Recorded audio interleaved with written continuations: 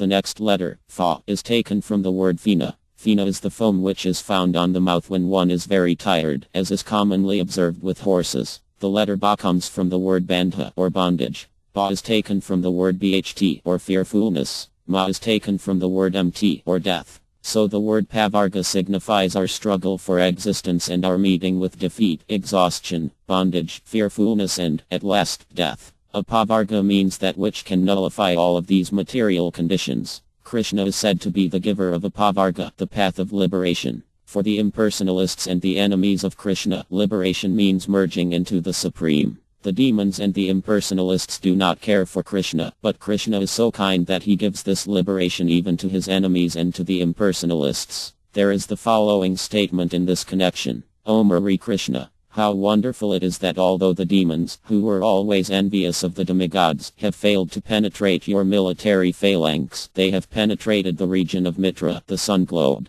The word Mitra is used metaphorically. Mitra means the sun globe and Mitra also means friend. The demons who opposed Krishna as enemies wanted to penetrate his military phalanx, but instead of doing this, they died in battle, and the result was that they penetrated the planet of Mitra, or the sun planet. In other words, they entered into the Brahman effulgence. The example of the sun planet is given here because the sun is ever illuminating, like the spiritual sky, where there are innumerable illuminating Vaikuha planets. The enemies of Krishna were killed, and instead of penetrating Krishna's phalanx, they entered into the friendly atmosphere of the spiritual effulgence. That is the mercy of Krishna, and therefore he is known as the deliverer of his enemies also. 60. The attractor of liberated souls. There are many examples of how Krishna attracted even great liberated souls like Ukadeva Gosvam and the Kumras. In this connection the following statement was given by the Kumras. How wonderful it is that although we are completely liberated, free from desire and situated at the stage of Paramahasa, we are still aspiring to taste the pastimes of RDH and Krishna. 61.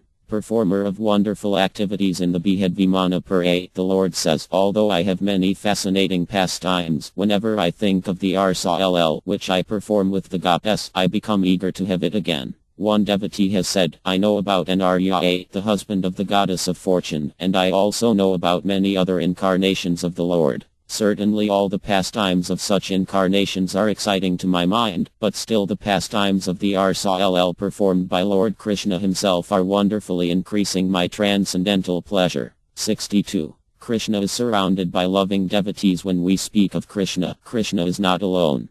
Krishna means his name, his qualities, his fame, his friends, his paraphernalia, his entourage, all of these are included. When we speak of a king, it is to be understood that he is surrounded by ministers, secretaries, military commanders and many other people. Similarly, Krishna is not impersonal. In his Vana LL especially, he is surrounded by the goddess, the cowherd boys, his father, his mother and all the inhabitants of Vana. In the 10th canto, 31st chapter, verse 15 of our Madhbh Gavatam, the goddess lament, My dear Krishna, during the daytime when you go out into the forest of Vana with your cows, we consider one moment to be 12 years, and it is very difficult for us to pass the time. And again when you come back at the end of the day, by seeing your beautiful face we are so much attracted that we are unable to stop looking upon you constantly. At these times, when there is occasional blinking of our eyelids, we condemn the Creator, Lord Brahm, as a dunce, because he does not know how to make perfect eyes. In other words, the goddess were disturbed by the blinking of their eyes because for the moment that their eyes were closed they could not see Krishna. This means that the goddess' love for Krishna was so great and ecstatic that they were disturbed by even his momentary absence. And when they saw Krishna, they were also disturbed. This is a paradox. One gop, expressing herself to Krishna, says, When we meet you at night we consider the duration of night to be very small. And why speak of only this night? Even if we had a night of Brahm we would consider it a very short time. We get an idea of Brahm's day from the following statement of Bhagavad Gita 8.17. By human calculation, 1,000 yuga cycles taken together is Brahm's one day, and such also is the duration of his night. The goddess said that even if they could have that duration of night, it would still not be sufficient for their meeting with Krishna. 4,300,000,000 solar years equals 12 hours, or one night, of Brahm. 63. Krishna's attractive flute in the 10th canto, 35th chapter, verse 15 of our Madhbh Gavatam. The gopas tell Mother Yad, when your son plays on his flute, Lord Eva, Lord Brahm and Indra, although they are supposed to be the greatest learned scholars and personalities, all become bewildered. Although they are all very great personalities, by hearing the sound of Krishna's flute they humbly bow down and become grave from studying the sound vibrated. In his book Vidagdha Amdava, R.R. Pagazvam thus describes the vibration of Krishna's flute. The sound vibration created by the flute of Krishna wonderfully stopped Lord Eva from playing his Ima drum, and the same flute has caused great sages like the four Kumras to become disturbed in their meditation. It has caused Lord Brahm, who was sitting on the lotus flower for the creative function, to become astonished, and Anantadeva, who was calmly holding all the planets on his hood, was moving in this way, and that due to the transcendental vibration from Krishna's flute which penetrated through the covering of this universe and reached to the spiritual sky. 64. Krishna's exquisite beauty in the 3rd canto, 2nd chapter, verse 12 of our Madhbh Gavatam. Uddhava tells Vidura, my dear sir, Krishna's form was most wonderful when he appeared on this planet and exhibited the potency of his internal energy. His wonderfully attractive form was present during his pastimes on this planet, and by his internal potency he exhibited his opulences, which are striking to everyone. His personal beauty was so great that there was no necessity for his wearing ornaments on his body. In fact, instead of the ornaments beautifying Krishna, Krishna's beauty enhanced the ornaments. Regarding the attractiveness of Krishna's bodily beauty and the sound vibration of his flute, in the 10th canto, 29th chapter, verse 40 of our Madhbh Gavatam, the gopas address Krishna as follows. Although our attitude toward you resembles loving affairs with a paramour, we cannot but wonder at how no woman can maintain her chastity upon hearing the vibration from your flute. And not only women, but even strong-hearted men are subject to falling down from their position at the sound of your flute. In fact, we have seen that in Vana even the cows, the deer, the birds, the trees, everyone has been enchanted by the sweet vibration of your flute and the fascinating beauty of your person. In our Pagazvam's Lalita Amdava, it is said, one day Krishna happened to see the shadow of his beautiful form reflected on the jeweled foreground. Upon seeing this bodily reflection, he expressed his feelings. How wonderful it is that I have never seen such a beautiful form. Although it is my own form, still, like RDHR, I am trying to embrace this form and enjoy celestial bliss. This statement shows how Krishna and his shadow reflection are one and the same. There is no difference between Krishna and his shadow reflection, nor between Krishna and his picture. That is the transcendental position of Krishna. The above statements describe some of the wonderful reservoirs of pleasure within Krishna, as well as the transcendental qualities of his personality. The transcendental qualities of Krishna are compared to the ocean. No one can estimate the length and breadth of the ocean. But as one can understand the ocean's contents simply by testing one drop of it, so these statements will give us some understanding of Krishna's transcendental position and qualities. In the 10th canto, 14th chapter, verse 7 of our Madhbh Gavatam, Lord Brahm says, my dear Lord, the inconceivable qualities, beauties and activities which you have revealed by your presence on this planet cannot be calculated by any material measurement. If one even tries to imagine, Krishna may be like this, that is also impossible. The day may come when the material scientist, after many, many births or after many, many years, will be able to estimate the atomic constitution of the whole world, or he may be able to count the atomic fragments that permeate the sky, or he may even give an estimate of all the atoms within the universe, but still he will never be able to count the transcendental qualities in your reservoir of transcendental bliss. Chapter 23 Krishna's personality. RLAR Pagazvam states that although Lord Krishna is the reservoir of unlimited pleasure and the greatest leader of all, he is still dependent upon his devotees in three ways. According to the emotional status of the devotee, the Supreme Personality of Godhead is appreciated in three ways: as the most perfect, as very perfect, and as perfect. When he exhibits himself in fullness, he is appreciated by great learned scholars as most perfect. When he exhibits himself in lesser degrees, he is called very perfect, and when he exhibits still less, he is called perfect. This means that Krishna is appreciated for 3 degrees of perfection.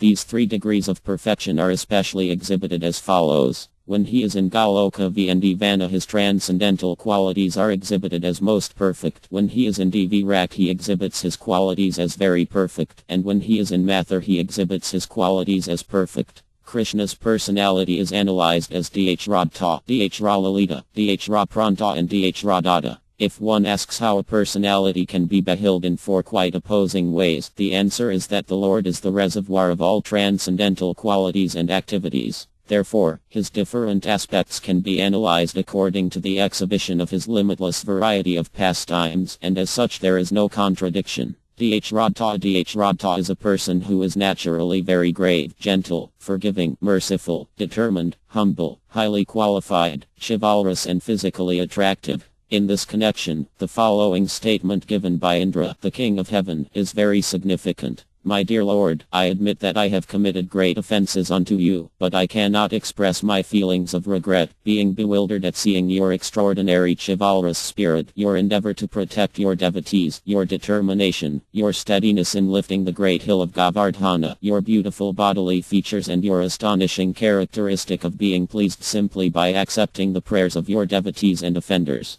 The above statement by the King of Heaven is an exact corroboration of Krishna's being Dhradta. Many learned scholars have agreed to also accept Lord Armakandra as Dhradta, but all of Lord Armakandra's qualities are also included in the character of Lord Krishna. Dhralalita person is called Dhralalita if he is naturally very funny, always in full youthfulness, expert in joking and free from all anxieties. Such a Dhralalita personality is generally found to be domesticated and very submissive to his lover. This Dhralalita trait in the personality of Krishna is described by Yayapatan, the wife of one of the Brahmas who were performing sacrifices in Vana. She tells her friends, one day Rdhr, accompanied by her associates, was taking rest in her garden, and at that time Lord R. Krishna arrived in that assembly. After sitting down, he began to narrate very impudently about his previous night's pastimes with Rdhr. While he was speaking in that way, Rdhr became very embarrassed. She was feeling ashamed and was absorbed in thought, and Krishna took the opportunity to mark her breasts with different kinds of tilaka.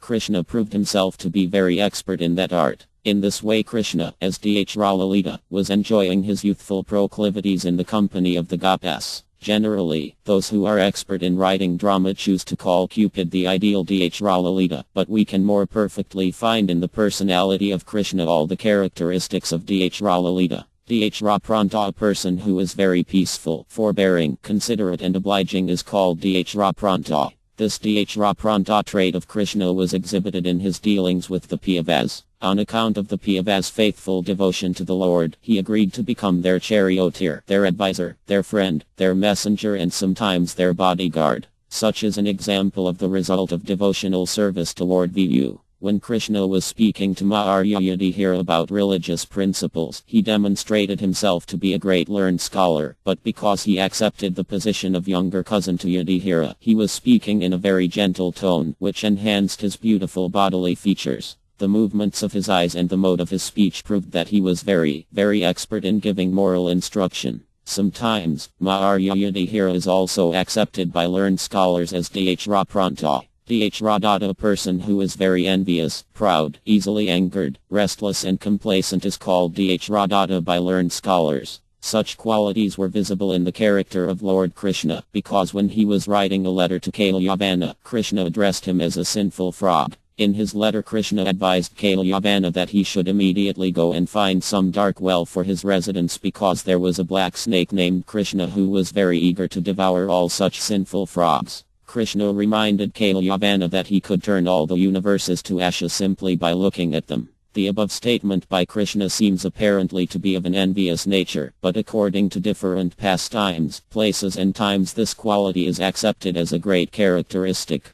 Krishna's Dhradada qualities have been accepted as great because Krishna uses them only to protect his devotees. In other words, even undesirable traits may also be used in the exchange of devotional service. Sometimes Bhishma, the second brother of the Pandavas, is also described as Dhradada. Once, while fighting with a demon who was appearing as a deer, Krishna challenged him in this way. I have come before you as a great elephant named Krishna. You must leave the battlefield, accepting defeat, or else there is death awaiting you. This challenging spirit of Krishna's is not contradictory to his sublime character. Because he is the Supreme Being, everything is possible in his character. There is a nice statement in the Kairamapur about these contradictory traits of the Supreme Personality of Godhead. It is stated there that the Supreme Person is neither very fat nor very thin. He is always transcendental to material qualities, and yet his bodily luster is blackish. His eyes are reddish, he is all-powerful, and he is equipped with all different kinds of opulences.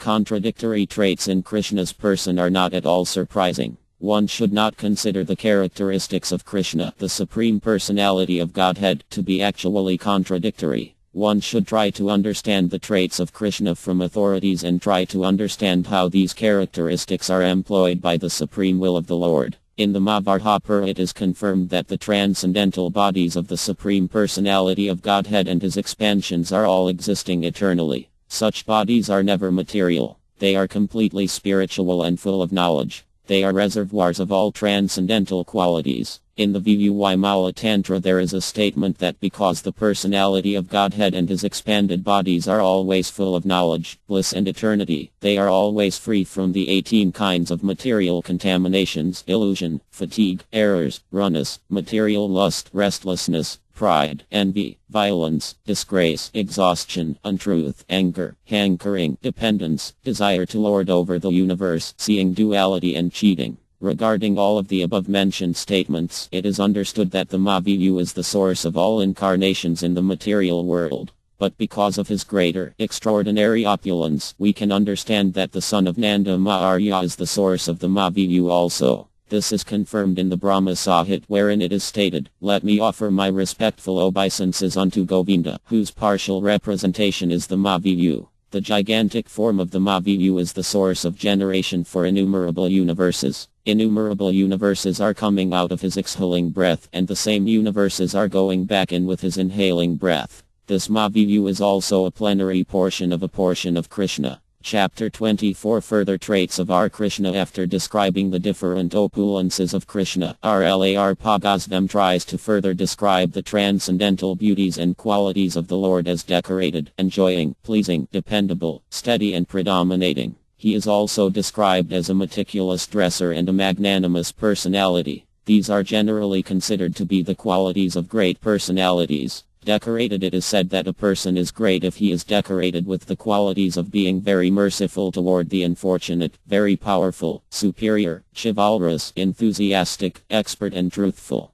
These decorations were manifested in the character of Krishna during his Govardhana LL. At that time the whole tract of land in Vrindavan was being disturbed by the rain sent by Indra, as described elsewhere. At first Krishna thought, "Let me retaliate against this vengeance of Indra by destroying his heavenly kingdom," but later on, when he thought of the insignificance of the king of heaven, Krishna changed his mind and felt merciful toward Indra. No one is able to tolerate the wrath of Krishna, so instead of retaliating against Indra, he simply showed his compassion for his friends in Vrindavan by lifting the whole of Govardhana hill to protect them. Enjoying. When a person is seen to be always happy and is accustomed to speak smilingly, he is considered to be in the mode of enjoyment. This trait was found in Krishna when he appeared at the sacrificial arena of King Kasa. It is described that the lotus-eyed Krishna entered among the wrestlers without being impolite to them, glanced over them with determination and seemed to them just like an elephant attacking some plants. Even while speaking to them Krishna was still smiling, and in this way he stood valiantly upon the wrestling days. Pleasing. When one's characteristics are very sweet and desirable, his personality is called pleasing.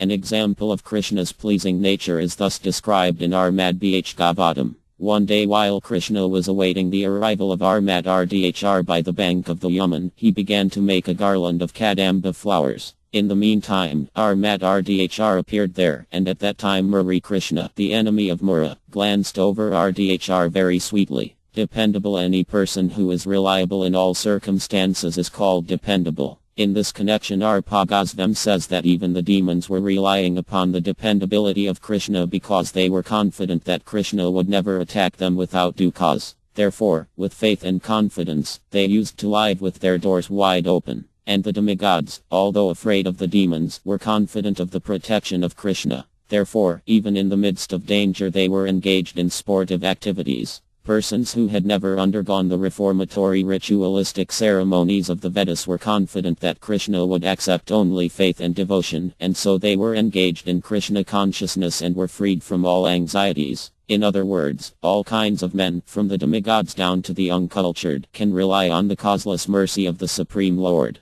Steady. A person who is not disturbed even in a situation of reverses is called steady. This steadiness was observed in Krishna in connection with his chastising the demon known as Bha. The Bha demon had many hands, and Krishna was cutting off these hands one after another. This Bha was a great devotee of Lord Eva and the goddess Durga. Thus, when Bha was being chastised, Lord Eva and Durga became very furious at Krishna. But Krishna did not care for them. Predominating. A person who can affect the mind of everyone is called predominating. As far as Krishna's predomination is concerned, in the 10th canto, 43rd chapter, verse 17 of Armad, Bhagavatam, Krishna is described thus by Ukadeva Gosvam to King Parkayat. My dear king, Krishna is a thunderbolt to the wrestlers. To the common man he is the most beautiful human being. To the young girls he is just like Cupid. To the cowherd men and women he is the most intimate relative. To the impious kings he is the supreme ruler. To his parents, Nanda and Yad, he is just a baby. To Kasa, the king of Bhoja, he is death personified.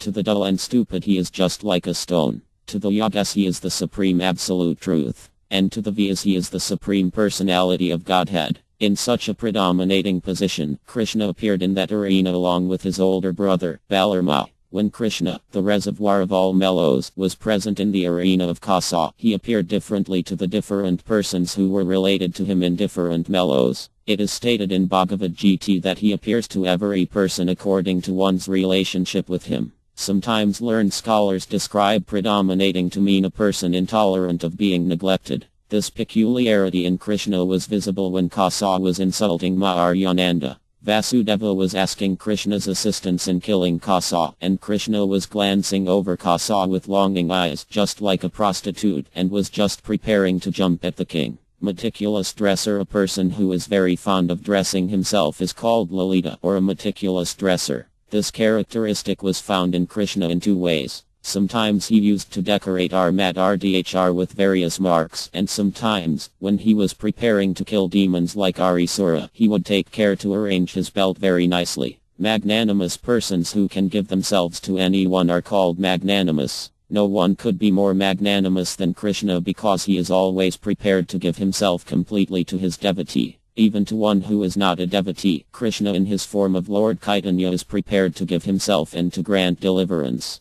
Although Krishna is independent of everyone, out of his causeless mercy he is dependent upon Gargai for religious instruction. For learning the military art he is dependent upon Astayaki. And for good counsel he is dependent upon his friend Uddhava. Chapter 25 Devotees of Krishna. A person who is always absorbed in Krishna consciousness is called a devotee of Krishna. RLAR Pagazvam says that all the transcendental qualities discussed previously are also found in the devotees of Krishna. The devotees of Krishna can be classified into two groups. Those who are cultivating devotional service in order to enter into the transcendental kingdom, and those who are already in the perfectional stage of devotional service. A person who has attained the stage of attraction for Krishna and who is not freed from the material impasse, but who has qualified himself to enter into the kingdom of God, is called a Astaka. Astaka means one who is cultivating devotion in Krishna consciousness. The description of such a devotee is found in the 11th canto, 2nd chapter, verse 46 of Armad Bhagavatam.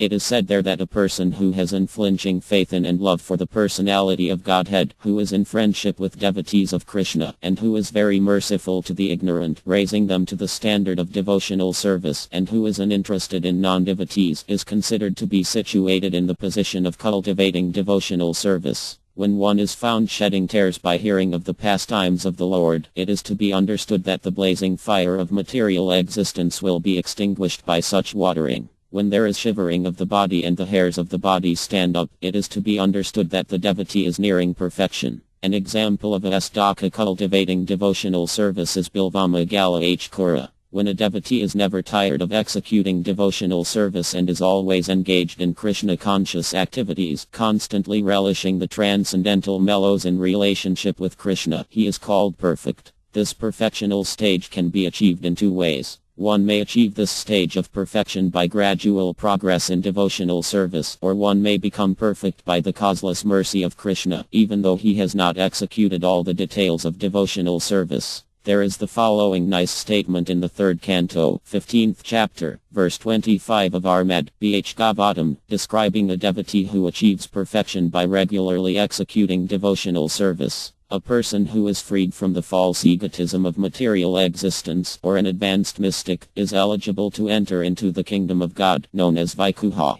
Such a mystic becomes so joyful by constant execution of the regulative principles of devotional service that he thereby achieves the special favor of the Supreme Lord. Yamraya, the mighty superintendent of death, is afraid to go near such a devotee. So we can imagine the potency of advanced devotional service, especially when devotees sit together and engage in talking of the pastimes of the Supreme Personality of Godhead. Those devotees express their feelings in such a way that they automatically melt with ecstasy, and many transcendental symptoms become manifested in their bodies. Anyone desiring advancement in devotional service must follow in the footsteps of such devotees. Praldama Arya said that no one can attain the perfectional stage of devotional service without bowing down before exalted devotees. Learned sages like Amrita Ai attained perfection in devotional service simply by executing such regulative principles of service. A person's achieving perfection in devotional service simply by the causeless mercy of the Lord is explained in Armad Bh Gavatam in connection with the Brahmas and their wives who were engaged in performing yaga, or sacrifice. When the wives of the Brahmas were favored by Lord Krishna and immediately attained the ecstasy of love of Godhead, their husbands said, "How wonderful it is that although these women have undertaken no reformatory performances such as accepting the sacred thread, have not resided in the monasteries of the spiritual master, have not observed the strict principles of celibacy, have not undergone any austerities and have not philosophized upon the observance of ritualistic ceremonies, they still have attained the favor of Krishna, which is aspired after even by great mystics. How wonderful it is that these women have attained such perfection, while we, although Brahmas who have performed all the reformatory activities, cannot attain to this advanced stage." There is a similar statement by Anuradha, addressed to Ukdeva Gosvam. "My dear Ukdeva Gosvam, you never took the trouble to reside under the care of a spiritual master, and yet you have attained such a great status of transcendental knowledge. You never took the trouble to undergo severe austerities, and still, how wonderful it is that you have been situated in the most perfect stage of love of Godhead." Ukdeva Gosvam and the wives of the Brahmas performing yaga are vivid examples of devotees who achieved the perfectional stage of devotional service by the grace of the Supreme Personality of Godhead. Eternal perfection persons who have achieved eternal, blissful life exactly on the level of our Krishna, and who are able to attract Lord Krishna by their transcendental loving service, are called eternally perfect. The technical name is Nityasiddha. There are two classes of living entities, namely, Nityasiddha and Nityabada. The distinction is that the Nityasiddhas are eternally Krishna conscious without any forgetfulness, whereas the Nityabadas, or eternally conditioned souls, are forgetful of their relationship with Krishna. The position of the Nityasiddhas is explained in the Padma Pura in connection with the narration of the Supreme Personality of Godhead and Satyabam Dev. The Lord tells Satyabam, "My dear Satyabam Dev, I have descended to this earthly planet by the request of Lord Brahm and other demigods. Those who are born into this family of Yadu are all my eternal associates. My dear wife, you should not consider that my associates are ever separated from me. They are my personal expansions, and as such you must know that they are almost as powerful as I am. Because of their transcendental qualities, they are very, very dear to me, as I am very, very dear to them." Anyone who becomes exhilarated by hearing of the pastimes of Lord Krishna when he was present on this earth with his associates is to be understood as Nityasiddha, eternally perfect. In the 10th canto, 14th chapter, verse 32 of Armad Bh Gavatam there is this statement, "How wonderful are the fortunate residents of Vindivana, such as Nanda and the other cowherd men. The Supreme Personality of Godhead, the Supreme Brahman, has actually become their intimate friend." A similar statement is there in the 10th canto, 26th chapter, verse 10 of Armad Bh Gavatam. When Lord Krishna lifted Govardhana hill, the cowherd men, under the protection of Lord Krishna, became struck with wonder and went to Nanda Maharya and inquired from him, "My dear Nanda Maharya, how is it that we are so intensely attached to Krishna and that Krishna is also so affectionately attached to us?" Does it mean that he is the super soul of everyone? All of the residents of VND Vana and DV namely, the cowherd men and the members of the Yadu family, are eternally perfect devotees of the Lord. As the Lord descends by his causeless mercy upon this planet, so, in order to help in the pastimes of the Lord, these devotees also come here. They are not ordinary living entities or conditioned souls. They are ever liberated persons, associates of the personality of Godhead. And just as Lord Krishna behaves like an ordinary man when he descends to this planet, so the members of the Yadu dynasty and the residents of VND Vana execute activities just like ordinary men. But they are not ordinary men. They are as liberated as Lord Krishna himself. In the Padma Purana Attarika section, it is stated, just as Lord Armakandra descends along with Lakma an expansion of Sakara and Bharata an expansion of Pradyumna, so the members of the Yadu dynasty and the cowherd men of VND Vana also descend with Lord Krishna in order to join in the transcendental pastimes of the Lord. When the Supreme Lord returns to his eternal abode, his associates return with him to their respective places. As such, these ever-liberated Vaivas are not bound by the material laws of birth and death. As stated in Bhagavad Gita by the Lord himself, his birth, deeds and activities are all transcendental. Similarly, the birth, deeds and activities of the associates of the Lord are also transcendental. And as it is an offense to consider oneself to be Krishna, so it is offensive to consider oneself to be Yad, Nanda or any other associate of the Lord. We should always remember that they are transcendental. They are never conditioned souls. It is described that Krishna, the enemy of Kasa, has 64 transcendental qualities, and all of the ever-liberated souls who accompany the Lord have the first 55 of the qualities, without any doubt. Such devotees are related to the Supreme Personality of Godhead in any of 5 transcendental mellows, namely, neutrality, servitorship, friendship, parenthood and conjugal love. These relationships with the Lord are eternal, and therefore Nitya-Siddha devotees do not have to strive to attain the perfectional stage by executing regulative devotional principles. They are eternally qualified to serve Krishna. Chapter 26 Stimulation for Ecstatic Love. Some things that give impetus or stimulation to ecstatic love of Krishna are his transcendental qualities, his uncommon activities, his smiling features, his apparel and garlands, his flute, his buffalo horn, his leg bells, his conch shell, his footprints, his places of pastimes, such as VND Vana, his favorite plant, tulas, his devotee and the periodical occasions for remembering him. One such occasion for remembrance is Ekta, which comes twice a month on the 11th day of the moon, both waning and waxing. On that day all the devotees remain fasting throughout the night and continuously chant the glories of the Lord. Krishna's transcendental qualities, his uncommon activities and his smile. As far as Krishna's transcendental qualities are concerned, they can be divided into 3 groups. Qualities pertaining to his transcendental body, qualities pertaining to his transcendental speech and qualities pertaining to his transcendental mind. Krishna's age, his transcendental bodily features, his beauty and his mildness are qualities pertaining to his body. There is no difference between Krishna and his body, and therefore the transcendental features pertaining to his body are the same as Krishna himself. But because these qualities stimulate the devotee's ecstatic love, they have been analyzed as separate causes of that love. To be attracted by the qualities of Krishna means to be attracted by Krishna himself, because there is no real distinction between Krishna and his qualities.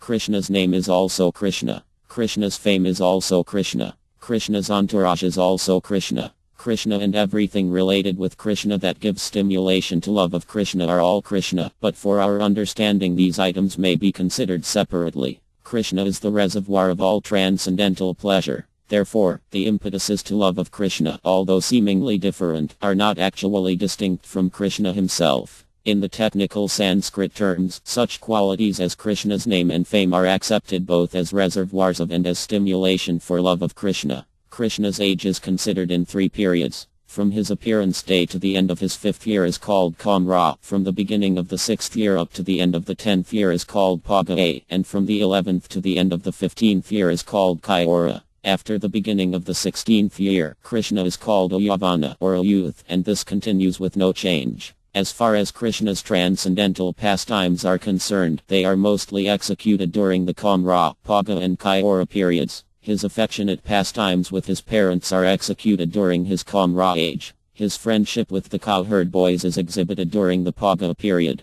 and his friendship with the goddess is exhibited during the age of Kyora. Krishna's pastimes in Vana are finished by the end of his 15th year, and then he is transferred to Mathur and Dvirak, where all other pastimes are performed. RLAR Pagazvam gives us a vivid description of Krishna as the reservoir of all pleasure in his Bhakti Rasamta Sindhu. Here are some parts of that description. Krishna's Kyora age may be divided into 3 parts. In the beginning of his Kyora age, that is, at the beginning of his 11th year, the luster of his body becomes so bright that it becomes an impetus for ecstatic love. Similarly, there are reddish borders around his eyes and a growth of soft hairs on his body. In describing this early stage of his Kyora age, Kundalat, one of the residents of Vana, said to her friend, "My dear friend, I have just seen an extraordinary beauty appearing in the person of Krishna. His blackish bodily hue appears just like the Indranela jewel. There are reddish signs on his eyes, and small soft hairs are coming out on his body.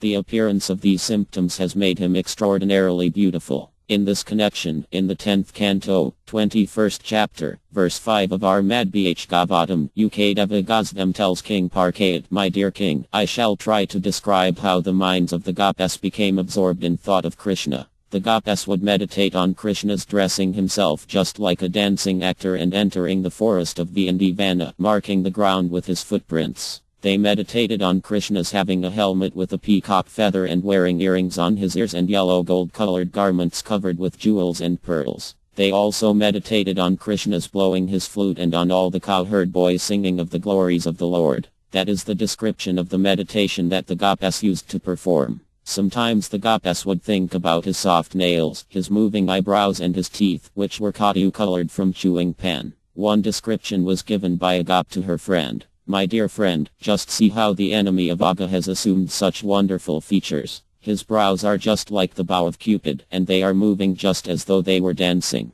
The tips of his nails are so soft, it is as if they were dried bamboo leaves. His teeth are reddish, and so it appears that he has assumed a feature of anger. Under the circumstances, where is the chance for a young girl not to be attracted by such beautiful features and not to be afraid of becoming a victim to such beauty?" Krishna's attractive features are also described by Vandi, the god after whom Vana was named. She told Krishna, "My dear Amdava, your newly invented smile has so captivated the hearts of the goddess that they are simply unable to express themselves. As such, they have become bewildered and will not talk with others. All of these goddesses have become so affected that it is as if they had offered 3 sprinkles of water upon their lips. In other words, they have given up all hope for their living condition." According to the Indian system, when a person is dead there is a sprinkling of water on the body. Thus, the statement of Vandi shows that the goddesses were so enchanted by the beauty of Krishna that because they could not express their minds, they had decided to commit suicide. When Krishna arrived at the age of 13 to 14 years, his 2 arms and chest assumed an unspeakable beauty, and his whole form became simply enchanting. When Krishna attained 13 years of age, his 2 thighs were challenging the trunks of elephants, his rising chest was trying to come to peace talks with doors of jewels, and his 2 arms were minimizing the value of the bolts found on doors. Who can describe the wonderful beauty of these features of Krishna? The special beauty of Krishna's body was his mild smiling, his restless eyes and his world-enchanting songs. These are the special features of this age. There is a statement in this connection that Krishna, on arriving at this age, manifested such beautiful bodily features that his restless eyes became the playthings of Cupid and his mild smile resembled the newly grown lotus flower. The enchanting vibration of his songs became a great impediment to the young girls, who were supposed to remain chaste and faithful to their husbands. At this age Krishna enjoyed the RSL, exhibiting his power of joking with the cowherd girls and enjoying their company in the bushes of the gardens by the bank of the Yaman.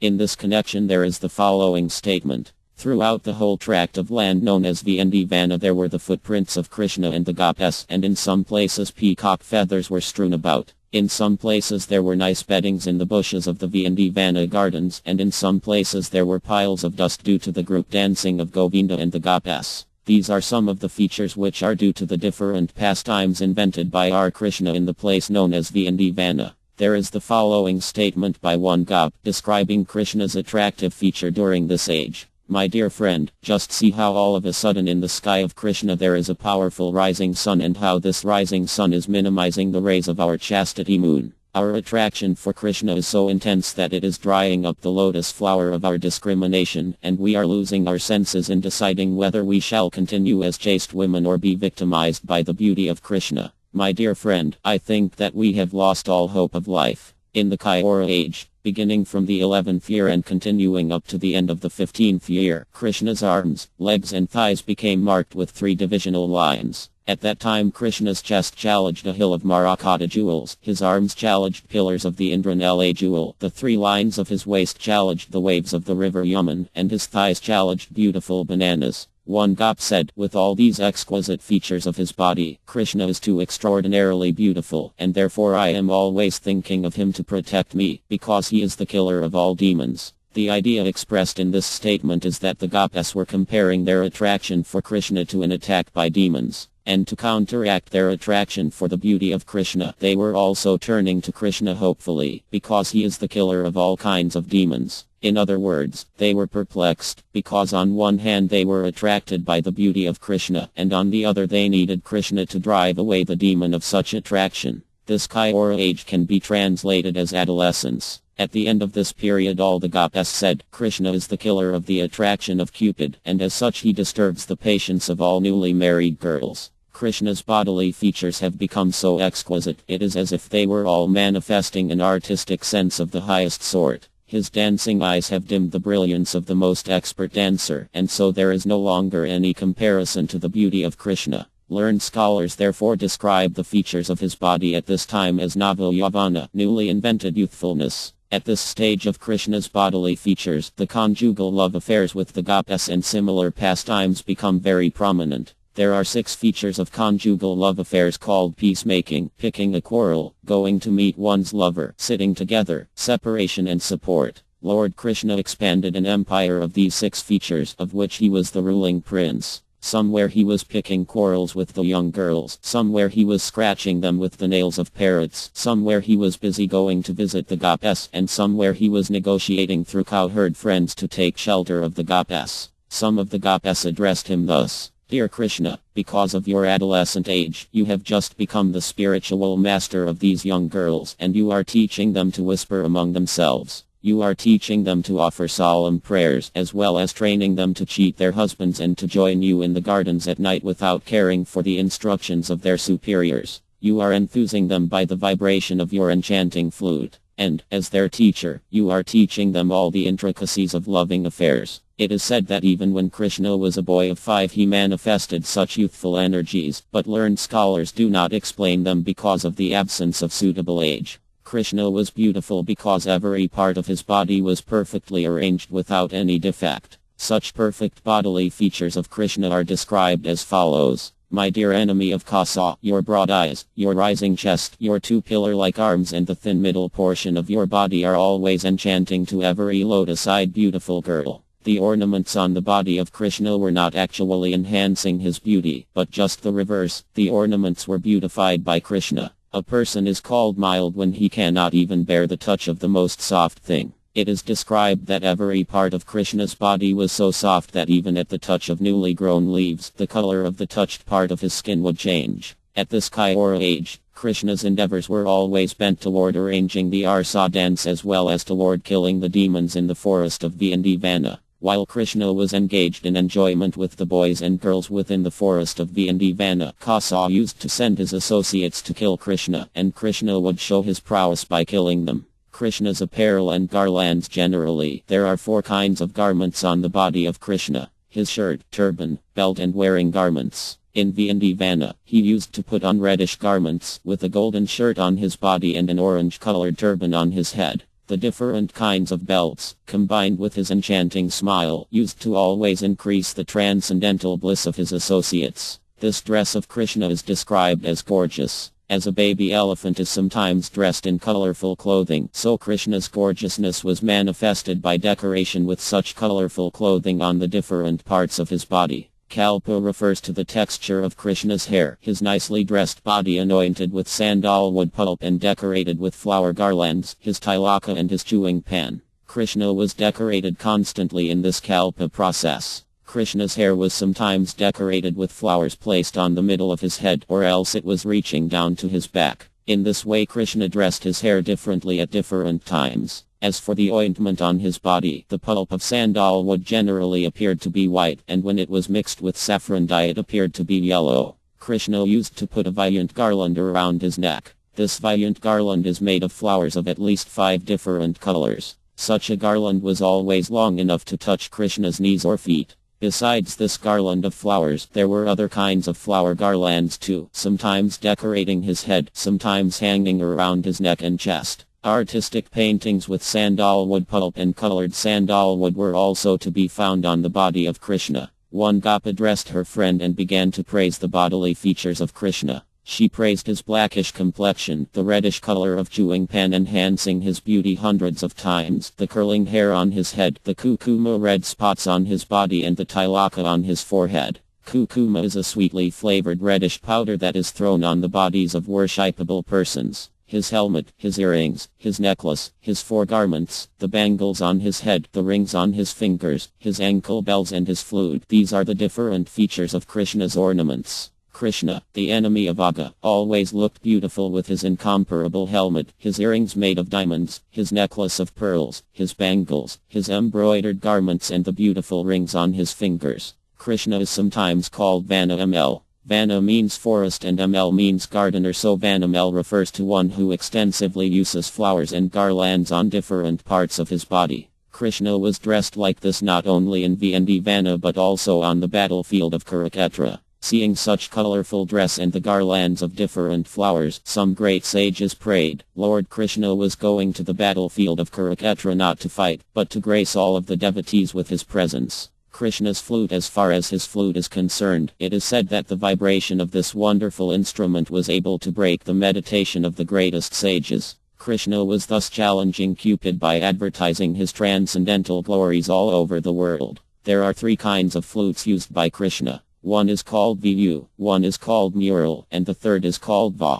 Vu is very small, not more than 6 inches long, with 6 holes for whistling. Mural is about 18 inches long with a hole at the end and 4 holes on the body of the flute. This kind of flute produces a very enchanting sound. The Va flute is about 15 inches long, with 9 holes on its body. Krishna used to play on these 3 flutes occasionally when they were needed. Krishna has a longer Va, which is called Manand, or Samoan. When it is still longer it is called Karai. When it is even longer it is called Nandan. The Nandan flute is very pleasing to the cowherd boys and is technically named Vaal. These flutes were sometimes bedecked with jewels. Sometimes they were made of marble and sometimes of hollow bamboo. When the flute is made of jewels it is called Samoan. When made of gold, it is called Karai. Krishna's buffalo horn. Krishna used a buffalo horn as a bugling instrument. This instrument was always highly polished and circled with gold bands, and on the middle there was a hole. Regarding these instruments, there is a metaphorical statement about a gop named Tarval. It is said that Tarval was bitten by the most venomous snake of Krishna's flute.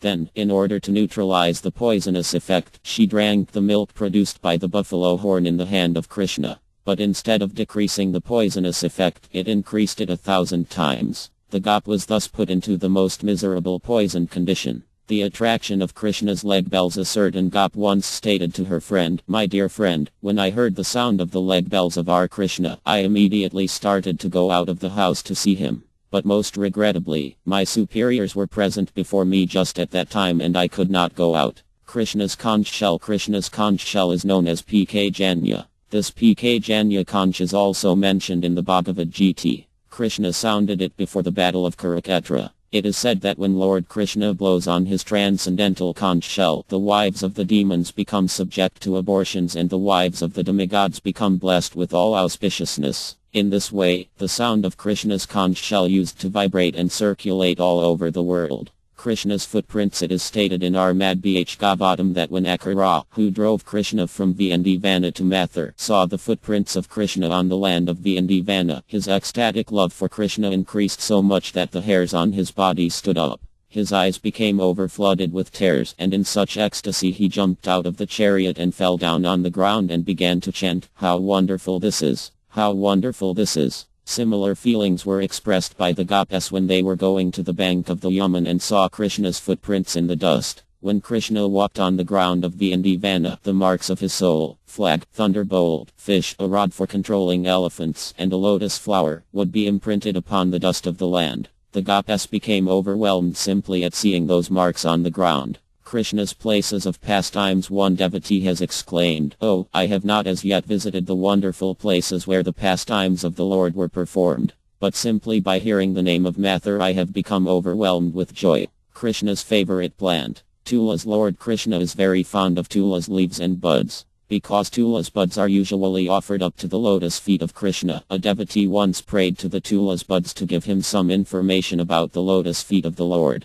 The devotee expected that the tulas buds would know something about the glories of Lord R. Krishna's lotus feet. Krishna's devotees. One may sometimes become overwhelmed with joy by seeing a devotee of the Lord. When Dhruva Maharya saw two associates of Arya approaching him, he immediately stood up out of sincere respect and devotion and remained before them with folded hands. But because of his ecstatic love, he could hardly offer them a proper reception. There is a statement by a gop who addressed Subala, a friend of Krishna. "My dear Subala, I know that Krishna is your friend and that you always enjoy smiling and joking with him. The other day I saw you both standing together. You were keeping your hand upon Krishna's shoulder, and both of you were joyfully smiling. When I saw the two of you standing like that in the distance, my eyes at once became overflooded with tears." Special days for remembering Krishna. There are many statements about the festive days in connection with Krishna's different activities. One of these festive days is Janmim, the day of Krishna's birth.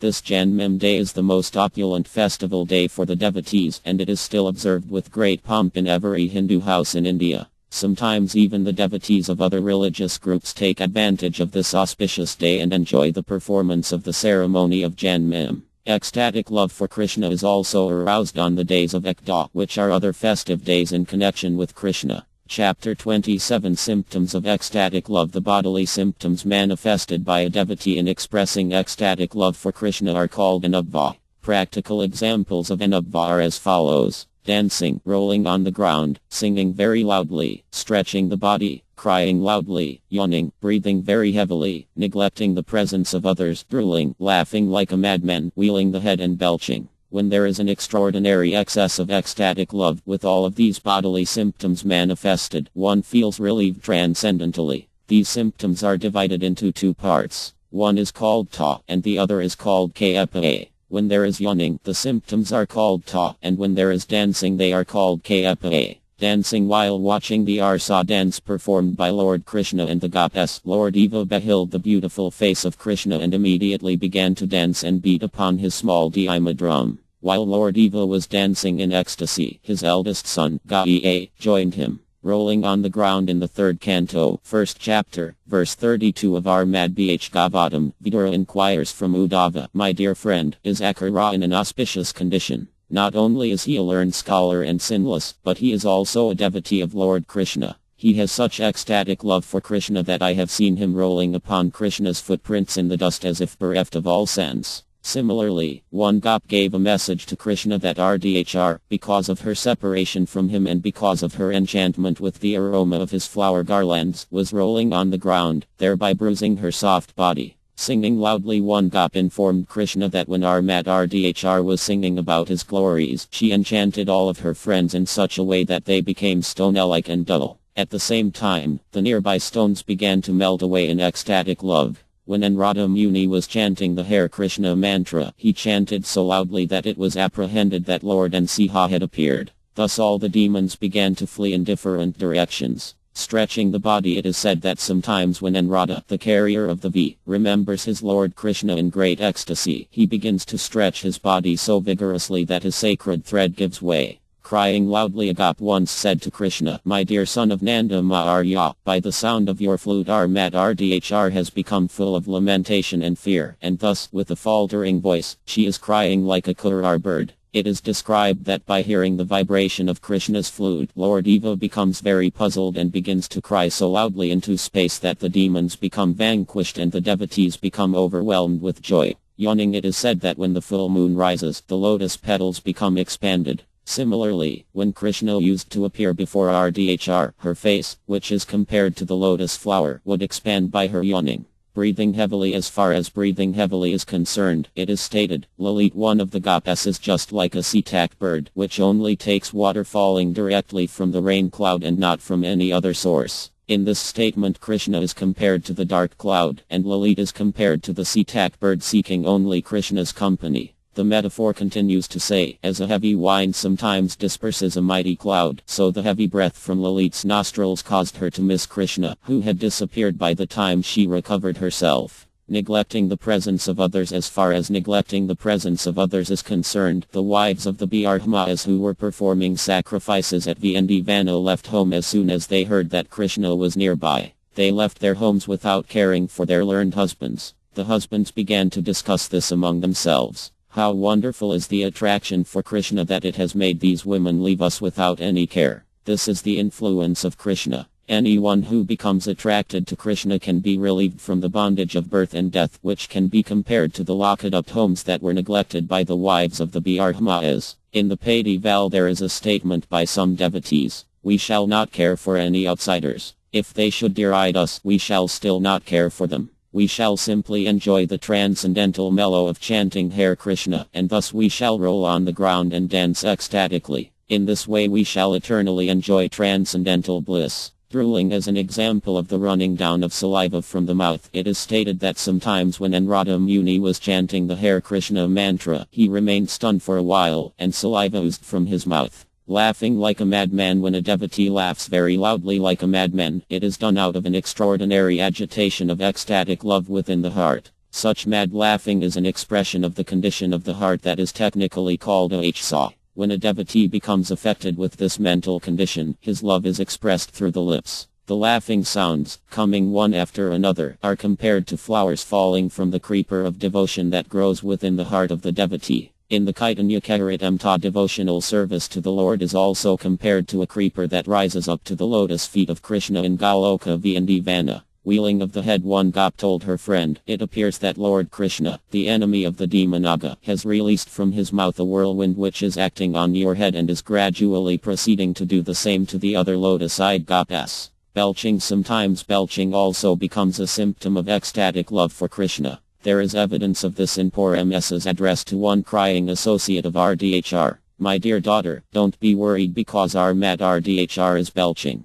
I am about to offer a remedial measure for this symptom. Do not cry so loudly. This belching is not due to indigestion. It is a sign of ecstatic love for Krishna. I shall arrange to cure this belching symptom immediately. Don't be worried. This statement by Poor MS is evidence that ecstatic love for Krishna is sometimes manifested through belching. Sometimes trembling of the whole body and hemorrhaging from some part of the body are also manifested in response to ecstatic love for Krishna, but such symptoms are very rare, and therefore our LAR Pagazvam does not discuss any further on this point. Chapter 28 Existential ecstatic love. When a devotee is always intensely affected by love for Krishna in a direct relationship with him, or even a little apart from him, his status is called existential ecstatic love. The symptoms originating from such existential ecstatic love are divided into three headings, namely, moist, burnt and dried up. Moist existential ecstatic love aroused in connection with Krishna is divided into two, direct and indirect. RDHR was weaving a garland of kunda flowers, and upon hearing the vibration of Krishna's flute, she immediately stopped her work. This is an example of direct moistened existential ecstatic love. Indirect moistened existential ecstatic love is described in the following statement. Krishna, who is also called Puruotama, is to the eyes of Mother Yod just like the cloud is to the eyes of the sea-tac bird. When Krishna had been brought to Mathur, Mother Yod, being very anxious and angry, began to rebuke the king of Mathur. Burnt existential ecstatic love is divided into three, and one example is as follows. One day, Mother Yod was dreaming that the gigantic demon P10 was lying on the courtyard of her house, and she immediately became anxious to seek out Krishna. When there are manifestations of ecstatic symptoms in the body of a non-devotee, these are called dried up symptoms of ecstatic love. The non-devotees are actually materialistic, but in contact with some pure devotee, they may sometimes manifest some symptoms of ecstasy. Devotional scholars call these dried up symptoms. There are 8 symptoms of existential ecstatic love.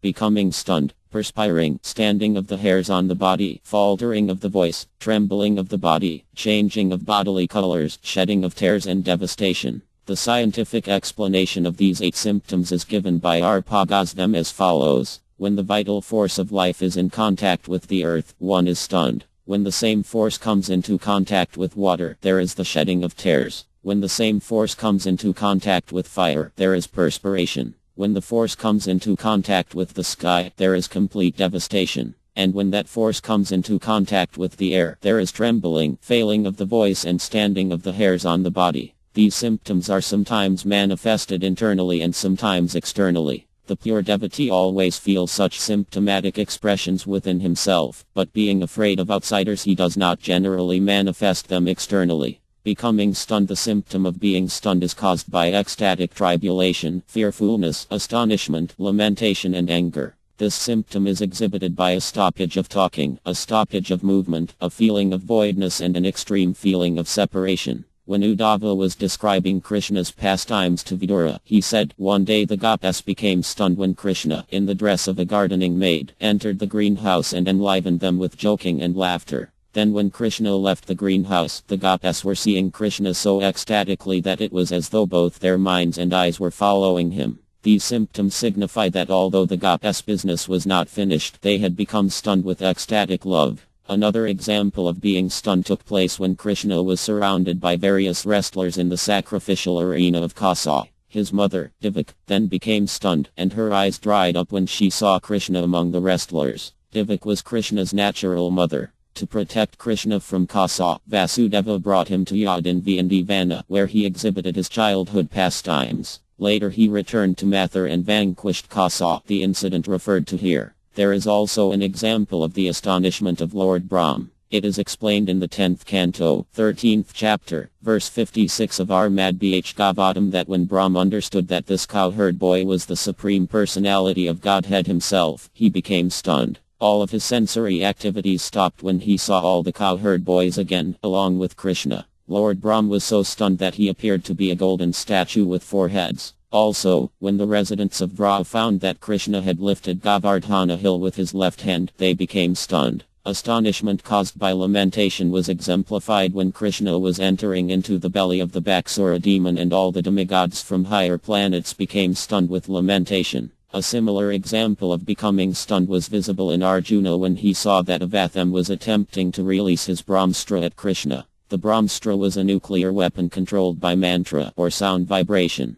Perspiring. An example of perspiring because of jubilation is described in our Madhbh Gavatam. One gop addressed RDHR thus, my dear RDHR, you are rebuking the sunshine unnecessarily, but I can understand that you are perspiring only because of your becoming too lusty at seeing Krishna. Perspiration caused by fearfulness was exhibited by Raktaka, one of the servants of Krishna. One day Krishna dressed himself just like Abhimanyu, the husband of RDHR. Abhimanyu did not like RDHR's association with Krishna, and therefore when Raktaka saw Krishna in the dress of Abhimanyu and thus mistook his identity, he began to strongly rebuke him. As soon as Raktaka finally understood that it was Krishna in the dress of Abhimanyu, he began perspiring. This perspiration was caused by fearfulness. Perspiration due to anger was exhibited by Grua, the eagle who is the carrier of Viyu. Once the heavenly king, Indra, was sending torrents of rain over Vindhyavana. Grua was observing the incident from above the clouds, and because of his anger, he began perspiring. Standing of the hairs on the body. The standing up of hair on the body was manifested when Mother Yod found within Krishna's mouth all of the universal planetary systems. She had asked Krishna to open his mouth wide just to see whether he had eaten dirt. But when Krishna opened his mouth, she saw not only the entire earth but also many other planets within his mouth. This caused a standing up of the hair on her body. The standing up of hair on the body resulting from jubilation is described in the 10th canto, 30th chapter, verse 10 of our Madhbh Gavatam in connection with the gopis engaged in the Arsa dance. During this Arsa dance Krishna disappeared all of a sudden with RDHR, and the gopis began to search him out. At that time they addressed the earth and said, Dear earthly planet, how many austerities and penances you must have undergone to have the lotus feet of Krishna always touching your surface. I think that you must be very jubilant, because the trees and plants, which are just like hairs on your body, are standing up so gloriously. May we ask when you first got these symptoms? Have you been enjoying this jubilation since you were touched by the incarnation Vimana or since you were delivered by the incarnation Vardha? Krishna would sometimes perform mock fighting along with the cowherd boys. When Krishna blew his horn in this mock fighting, RDM, who was on the opposing side, felt his bodily hairs stand up.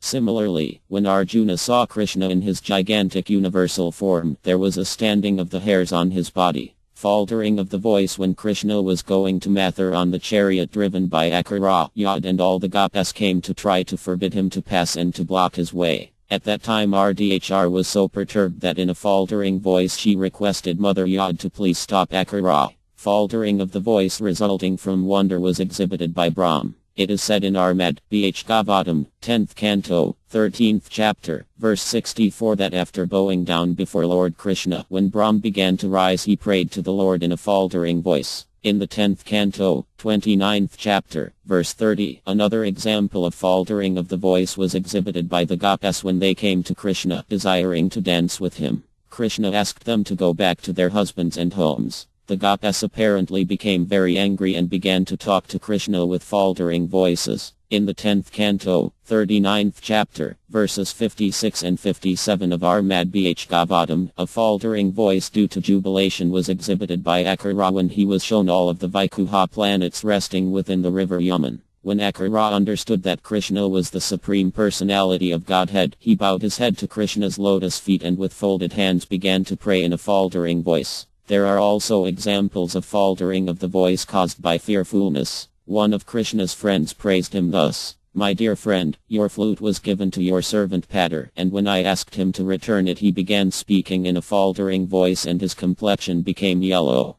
Trembling when Krishna was trying to capture the demon Aka, Rdhr began trembling out of fearfulness. Similar trembling of the body was exhibited in Sahadeva, the younger brother of Nakula. When Ayapala was vehemently blaspheming the Lord, Sahadeva began to tremble out of anger. Trembling of the body was also exhibited by Rdhr out of tribulation. Rdhr trembled as she told one of the Gopas, "Don't joke with this disappointing boy. Please ask him not to approach me, because he is always the cause of all grief for us." Changing of bodily color sometimes, due to great aggrievement caused by the dealings of Krishna, the body changes color. The Gopas therefore addressed the Lord thus, "Dear Krishna, due to separation from you, all of the denizens of the Vana have changed their color. And because of this change of color even the great sage Radha was thinking of the Vana as a white island in the ocean of milk." When Krishna and Balarama were present in the arena of Kasa, Kasa's body changed color.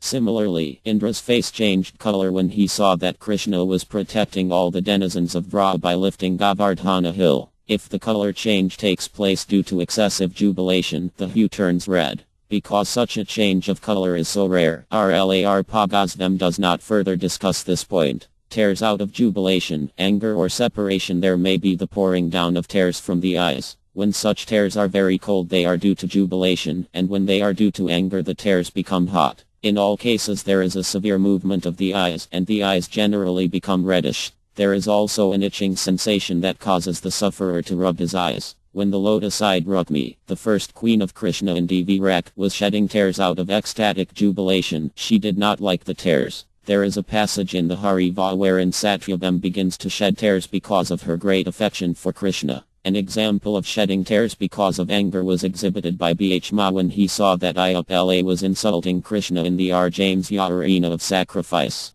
Bhma wanted to kill Ayapala immediately, but because Krishna did not order him to do so, he became morose with anger. It is described that there were hot tears covering his eyes, as a thin cloud sometimes covers the evening moon. In the evening, when the moon is slightly covered by a thin cloud, it looks very nice, and when Bhma was shedding tears on account of his anger, he also looked very nice. In the 10th canto of Armad Bh Gavatam, 60th chapter, verse 23, there is a nice example of Rukmi's shedding tears of lamentation. When Krishna and Rukmi were talking, Rukmi became frightened of separation from Krishna, and therefore she began scratching the earth with her red, lotus-like nails. Because she was shedding tears, the black ointment from her eyes was dripping, along with the tears, onto her breasts, which were covered with kukuma powder. Rukmi was so aggrieved that her voice was choked up.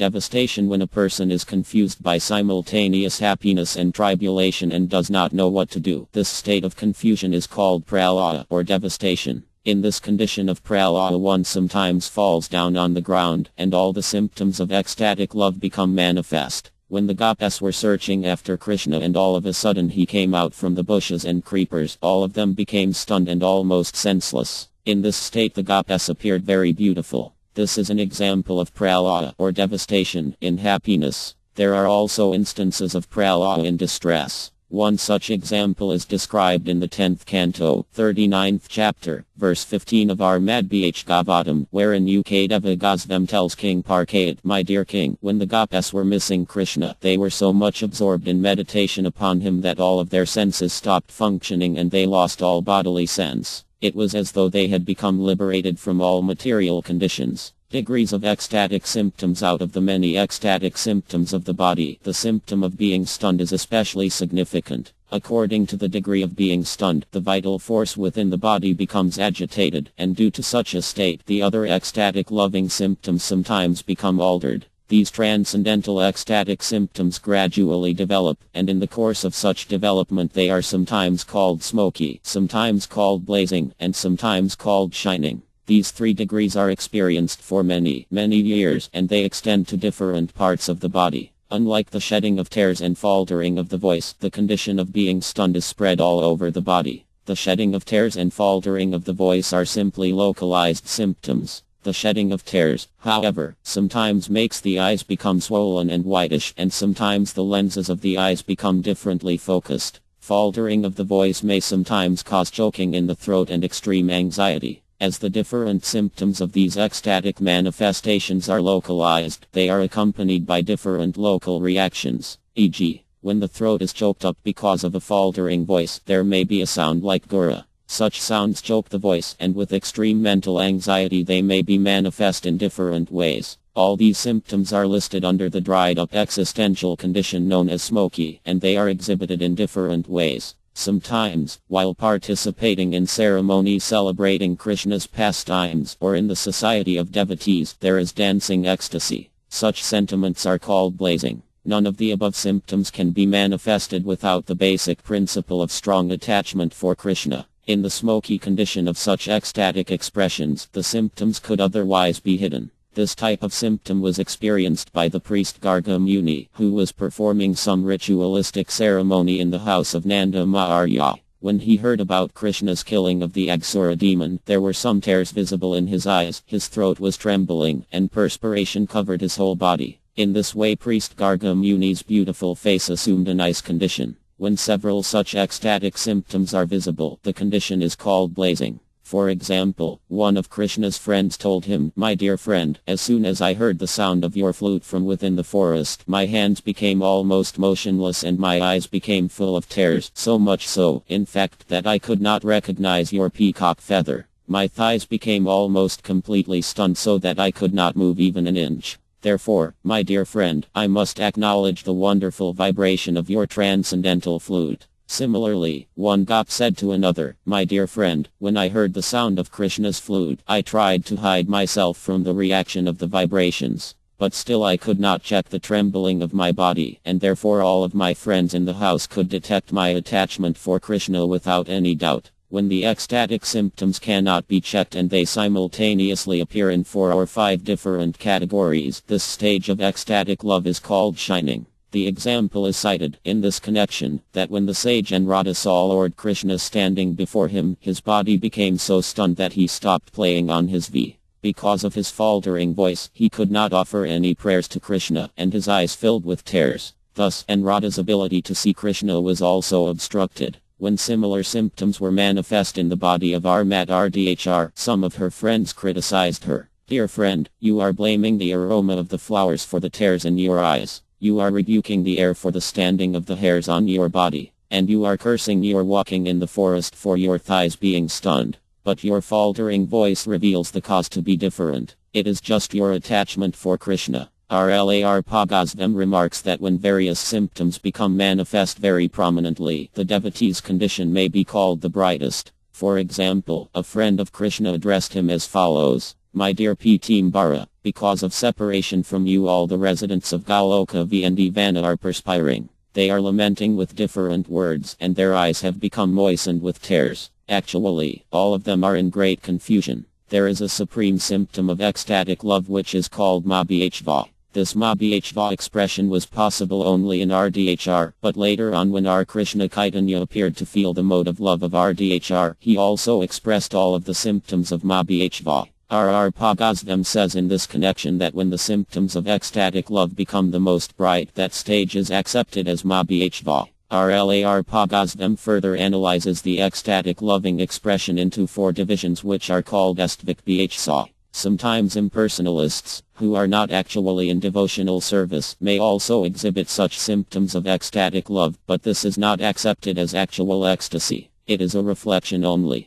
For example, sometimes in VRS, a holy city for impersonalist scholars, there may be seen a sannyas crying from hearing the glories of the Lord. Impersonalists also sometimes chant the Hare Krishna mantra and dance, but their aim is not to serve the Lord. It is to become one with the Lord and merge into his existence. Our Pagazvam therefore says that even if the reactions to chanting are manifested in the impersonalist's body, they should not be considered to be symptoms of actual attachment, but reflections only, just like the sun reflected in a dark room through some polished glass. The chanting of Hare Krishna, however, is so nice and transcendental that it will eventually melt even the hearts of persons who are impersonalists. Our Pagazvam says that the impersonalist's symptoms are simply reflections of ecstatic love, not the real thing. Sometimes it is found that when staunch logicians, without any trace of devotional service and without actually understanding the transcendental glories of the Lord, sit down to hear the glories of the Lord, they appear to be melting and shedding tears. In this connection there is a statement by a devotee who addresses the Lord thus: "My dear Mukunda, I cannot properly express the glories of your pastimes. Even when the non-devotees hear of your glorious pastimes they become affected and shed tears and start to tremble.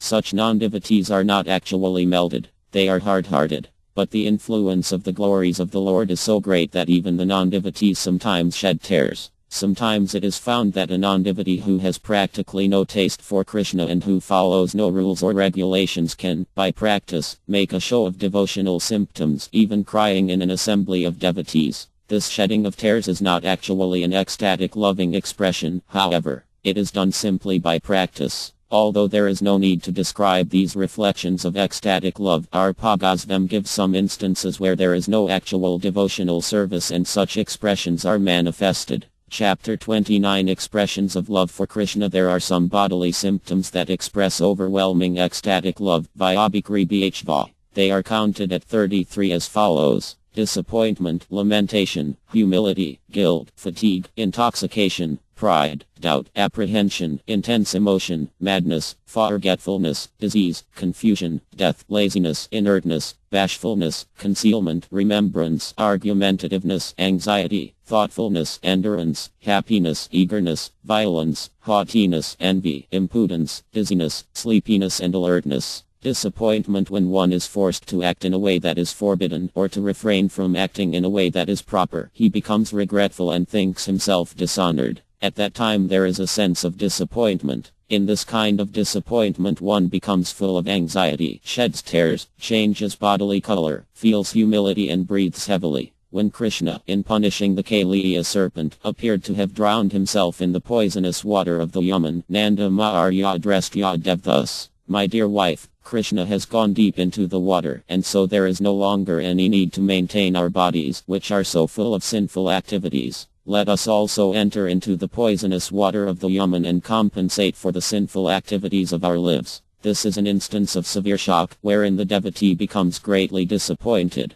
When Krishna left Vana, Subala, his intimate friend, decided to leave also. While leaving, Subala was contemplating that without Krishna there was no longer any pleasure to be found in Vana. The analogy is given that as the bees go away from a flower that has no honey, Subala left Vana when he found that there was no longer any relishable transcendental pleasure there. In Dinakali Commodore Mat RDHR addresses one of her friends in this manner: "My dear friend, if I cannot hear of the glorious activities of Krishna, it is better for me to become deaf. And because I am now unable to see him, it would be good for me to be a blind woman." This is another instance of disappointment due to separation from Krishna. There is a statement in the Hariva wherein Satyabhama, one of the queens of Krishna in Dvirak, tells her husband, "My dear Krishna, since I heard Radha glorifying Rukmi before you, I can understand that there is no need of any talking about myself." This is an instance of disappointment caused by envy.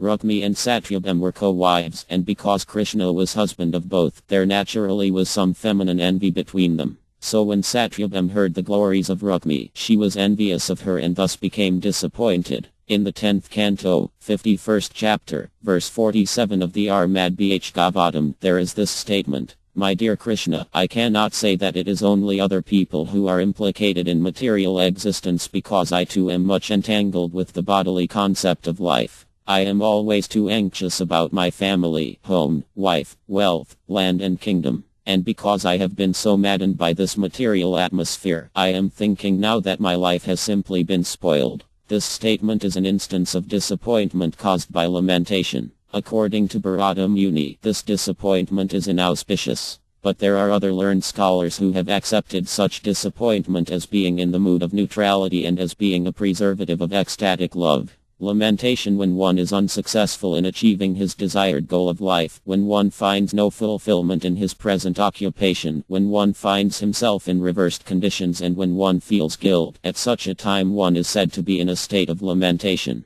In this condition of lamentation one becomes questioning, thoughtful, tearful, regretful and heavy-breathed. His bodily color changes and his mouth becomes dry. One aged devotee of Krishna addressed him in this way. "My dear Krishna, O killer of the demon Naga, my body is now invalid due to old age. I cannot speak very fluently, my voice is faltering, my mind is not strong, and I am often attacked by forgetfulness. But, my dear Lord, you are just like the moonlight, and my only real regret is that for want of any taste for your pleasant shining I did not advance myself in Krishna consciousness." This statement is an instance of lamentation due to one's being unable to achieve his desired goal. One devotee said, "This night I was dreaming of collecting various flowers from the garden, and I was thinking of making a garland to offer to Krishna. But I am so unfortunate that all of a sudden my dream was over, and I could not achieve my desired goal." This statement is an instance of lamentation resulting from non-fulfillment of one's duties. When Nanda Maharya saw his foster son Krishna embarrassed in the sacrificial arena of Kasa, he said, "How unfortunate I am that I did not keep my son bolted within a room. Unfortunately, I have brought him to Mathur, and now I see that he's embarrassed by this giant elephant named Kuvala. It is as though the moon of Krishna were eclipsed by the shadow of the earth." This is an instance of lamentation caused by reversed conditions. In the 10th canto, 14th chapter, verse 9 of the Bhagavatam there is a statement by Brahm. "My dear Lord, just see my impudence. You are the unlimited, the original personality of Godhead, the supersoul, and you rule over the most perfect illusory energies. And just see my impudence. I wanted to supersede you by my own personal power, and I was very puffed up with this tiny power of mine. Just as a simple spark from a fire cannot do any harm to the fire, so my bewildering potency was completely unsuccessful in thwarting your superior illusory power. Therefore I find myself to be most insignificant and think of myself as a most useless person." This statement by Brahm is an instance of lamentation caused by committing an offense.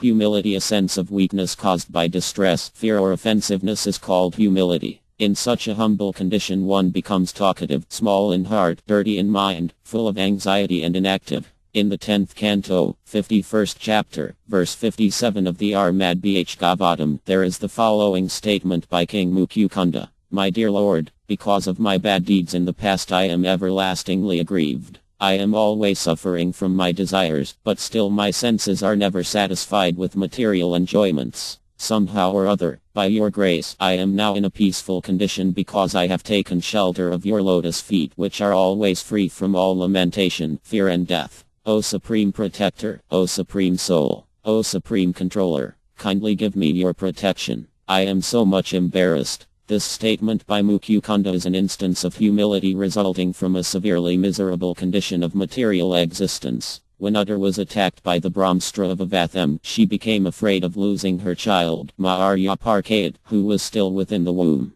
She immediately surrendered to Krishna and said, "My dear Lord, kindly save my child. I do not mind if I myself must be killed by the Brahmstra of Avatham." This is an instance of humility caused by fear. In the 10th canto, 14th chapter, verse 10 of the Armad Bhagavatam, Lord Brahm says, O infallible one, I am born in the mode of passion, and therefore I have been falsely proud of being the creator of this material world. My false pride was just like dense darkness, and in this darkness I had become blind. In my blindness I was considering myself a competitor to you, the Supreme Personality of Godhead. But, my dear Lord, even though I am accepted as the creator of this universe, I am eternally your servant. Therefore, kindly always be compassionate toward me and excuse me in that way. This statement by Brahm is another instance of humility resulting from committing an offense. Sometimes there is humility due to shyness. For example, when Krishna stole all of the garments from the gopis while they were bathing in the river, all of them begged Krishna not to commit this injustice upon them. The gopis addressed him thus. Dear Krishna, we know that you are the son of Nanda Maharya and that you are the most beloved of all Vandivana, and you are very much loved by us also. But why are you giving us this trouble? Kindly return our garments. Just see how we are trembling from the severe cold. This humility was due to their shyness from being naked before Krishna. Guilt. When a person blames himself for committing an inappropriate action, his feeling is called guilt. One day Armat Rdhr was churning yogurt for Krishna. At that time the jeweled bangles on her hands were circling around and she was also chanting the holy name of Krishna. All of a sudden she thought, I am chanting the holy name of Krishna, and my superiors, my mother-in-law and my sister-in-law, may hear me. By this thought Rdhr became over-anxious. This is an instance of feeling guilty because of devotion to Krishna. One day the beautiful-eyed Armat Rdhr entered into the forest to collect some flowers to prepare a garland for Krishna. While collecting the flowers, she became afraid that someone might see her, and she felt some fatigue and weakness. This is an instance of guilty feelings caused by labor for Krishna. There is a statement in Rasa Sudkara that after passing the night with Krishna, Rdhr became so weak that she was unable to get up from bed. When Krishna took her hand to help her, Rdhr felt guilty about having passed the night with him. Fatigue. One feels fatigue after walking a long distance, after dancing and after sexual activity. In this kind of fatigue there is dizziness, perspiration, inactivity of the limbs, yawning and very heavy breathing. One day Yad was chasing Krishna in the yard after he had offended her. After a while, Yad became very fatigued, and therefore she was perspiring, and her bunched hair became loosened. This is an instance of becoming fatigued because of working too much. Sometimes all of the cowherd friends of Krishna, along with Balarama, danced together in some ceremony. At these times the garlands on their necks would move and the boys would begin to perspire. Their whole bodies became wet from their ecstatic dancing. This is an instance of fatigue caused by dancing. In Armad Bhagavatam, 10th canto, 33rd chapter, verse 20, it is said that after enjoying love affairs with Krishna by dancing, embracing and kissing, the gopis would sometimes become very tired, and Krishna, out of his causeless mercy and compassion, would smear their faces with his lotus hands. This is an example of fatigue caused by laboring in the Arsa dance. Intoxication. When one becomes arrogant with false prestige due to drinking intoxicants or being too lustful, the voice becomes faulty, the eyes become swollen, and there are symptoms of redness on the body. There is a statement in the Lalita Amdava that Lord Baladeva, intoxicated from drinking excessive quantities of honey, once began to address the ants, O you kings of the ants, why are you hiding yourselves in these holes? At the same time he also addressed the king of heaven, O King Indra, you plaything of AC, why are you laughing?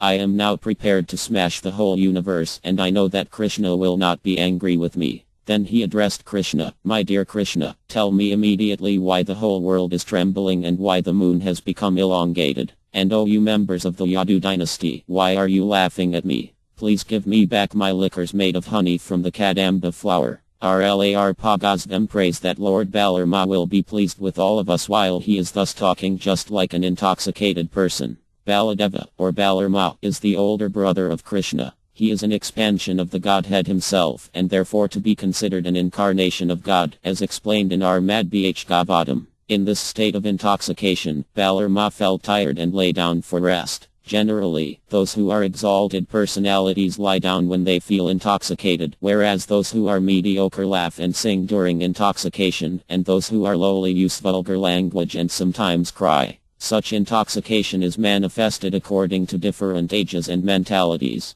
RLAR Pagazvam does not describe further in this direction because there is no necessity for such a discussion. There is another description of the symptoms of intoxication in the person of RRDHR after she saw Krishna. Sometimes she was walking hither and thither, sometimes she was laughing, sometimes she was covering her face, sometimes she was talking without any meaning, and sometimes she was praying to her associate Gopas. Seeing these symptoms in RDHR, the Gopas began to talk among themselves. Just see how RDHR has become intoxicated simply by seeing Krishna before her. This is an instance of ecstatic love and intoxication. Pride expressions of ecstatic love and pride may be the result of excessive wealth, exquisite beauty, a first-class residence or the attainment of one's ideal goal. One is also considered proud when he does not care about the neglect of others. Bilvama Gala H. Kura said, "My dear Krishna, you are leaving me, forcibly getting out of my clutches. But I shall be impressed by your strength only when you can go forcibly from the core of my heart."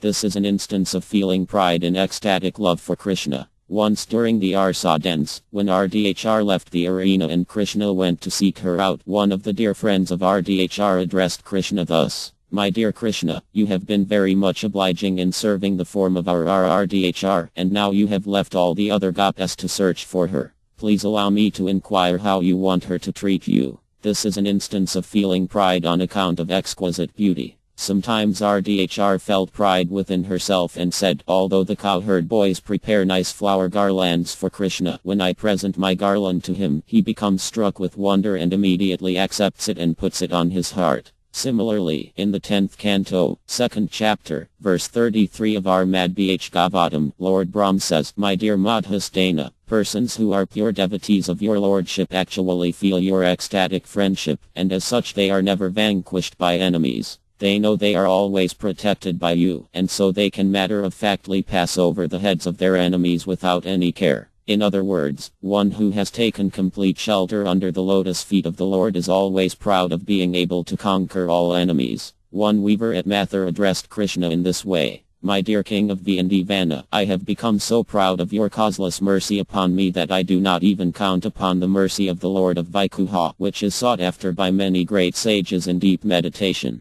In other words, although the yagas and great sages sit in meditation upon Lord Vivu, who is residing in Vaikuha, a devotee of Krishna is so proud that he does not consider such meditation to be very valuable. This feeling of pride is due to one's having achieved the highest goal of life, Krishna. Out after Lord Brahm had stolen all of the calves, cows and cowherd boys from Krishna, he was trying to go away. But all of a sudden he became doubtful about his stealing affairs and began to watch on all sides with his 8 eyes. Lord Brahm has 4 heads, and therefore he has 8 eyes. This is an instance of ecstatic love and doubt caused by stealing. Similarly, just to please Krishna, Akara stole the Siyamantaka Ma'ai, a stone that can produce unlimited quantities of gold, but later on he repented his stealing. This is another instance of ecstatic love for Krishna and doubt caused by stealing. When the king of heaven, Indra, was causing torrents of rain to fall on the land of Brahma, he was advised to surrender himself at the lotus feet of Krishna. At that time Indra's face became very dark because of doubt.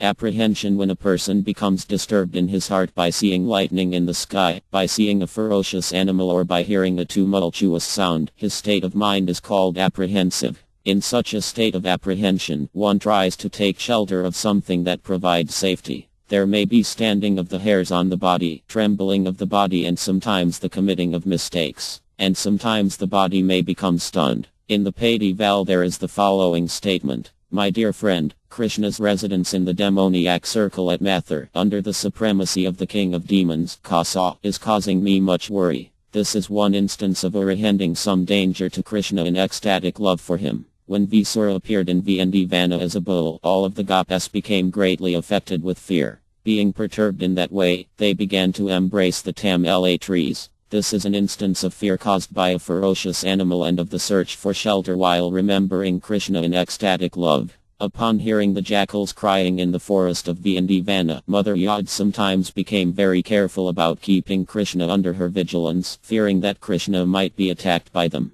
This is an instance of ecstatic love for Krishna in fear caused by a tumultuous sound. This kind of fear is a little different from being actually afraid. When one is afraid of something, he can still think of past and future. But when there is this kind of ecstatic apprehension, there is no scope for such thinking. Intense emotion. Emotion is caused by something very dear, by something very detestable, by fire, by strong wind, by strong rainfall, by some natural disturbance, by the sight of a big elephant or by the sight of an enemy. When there is emotion caused by seeing something very dear, one can speak very swiftly and use kind words. When there is emotion caused by seeing something detestable, one cries very loudly. When there is emotion caused by seeing fire, one tries to flee. There may also be trembling of the body, closing of the eyes and tears in the eyes. When one becomes emotional on account of a strong wind, one tries to run very swiftly and rubs his eyes. When one is emotional because of rainfall, one takes an umbrella and there is tension in his body. When there is emotion due to a sudden disturbance, one's face becomes discolored, one becomes struck with wonder, and there is trembling of the body. If there is emotion from seeing an elephant, one may jump and show various signs of fear, and sometimes one may keep looking behind him. When there is emotion due to the presence of an enemy, one looks for a fatal weapon and tries to escape. When Krishna returned from the forest of Vana, Mother Yod was so emotional from seeing her son that milk began to flow from her breasts. This is an instance of emotion caused by seeing a dear object. In the 10th canto, 23rd chapter, verse 18 of our Madbh Gavatam, Ukadeva Gosvam informs King Parkayat, my dear king, the wives of the Brahmas were usually very much attached to the glorification of Krishna, and they were always anxious to get an opportunity to see him. Because of this, when they heard that Krishna was nearby, they became very anxious to see him and immediately left their homes. This is an instance of emotional activity caused by the presence of someone very dear. When P10, the demoniac witch, was struck down and killed by Krishna, Mother Yod was struck with wonder and began to cry emotionally, "Oh, what is this? What is this?" When she saw that her dear baby Krishna was playing on the chest of the dead demoniac woman, Mother Yod, at a loss what to do, began to walk this way and that.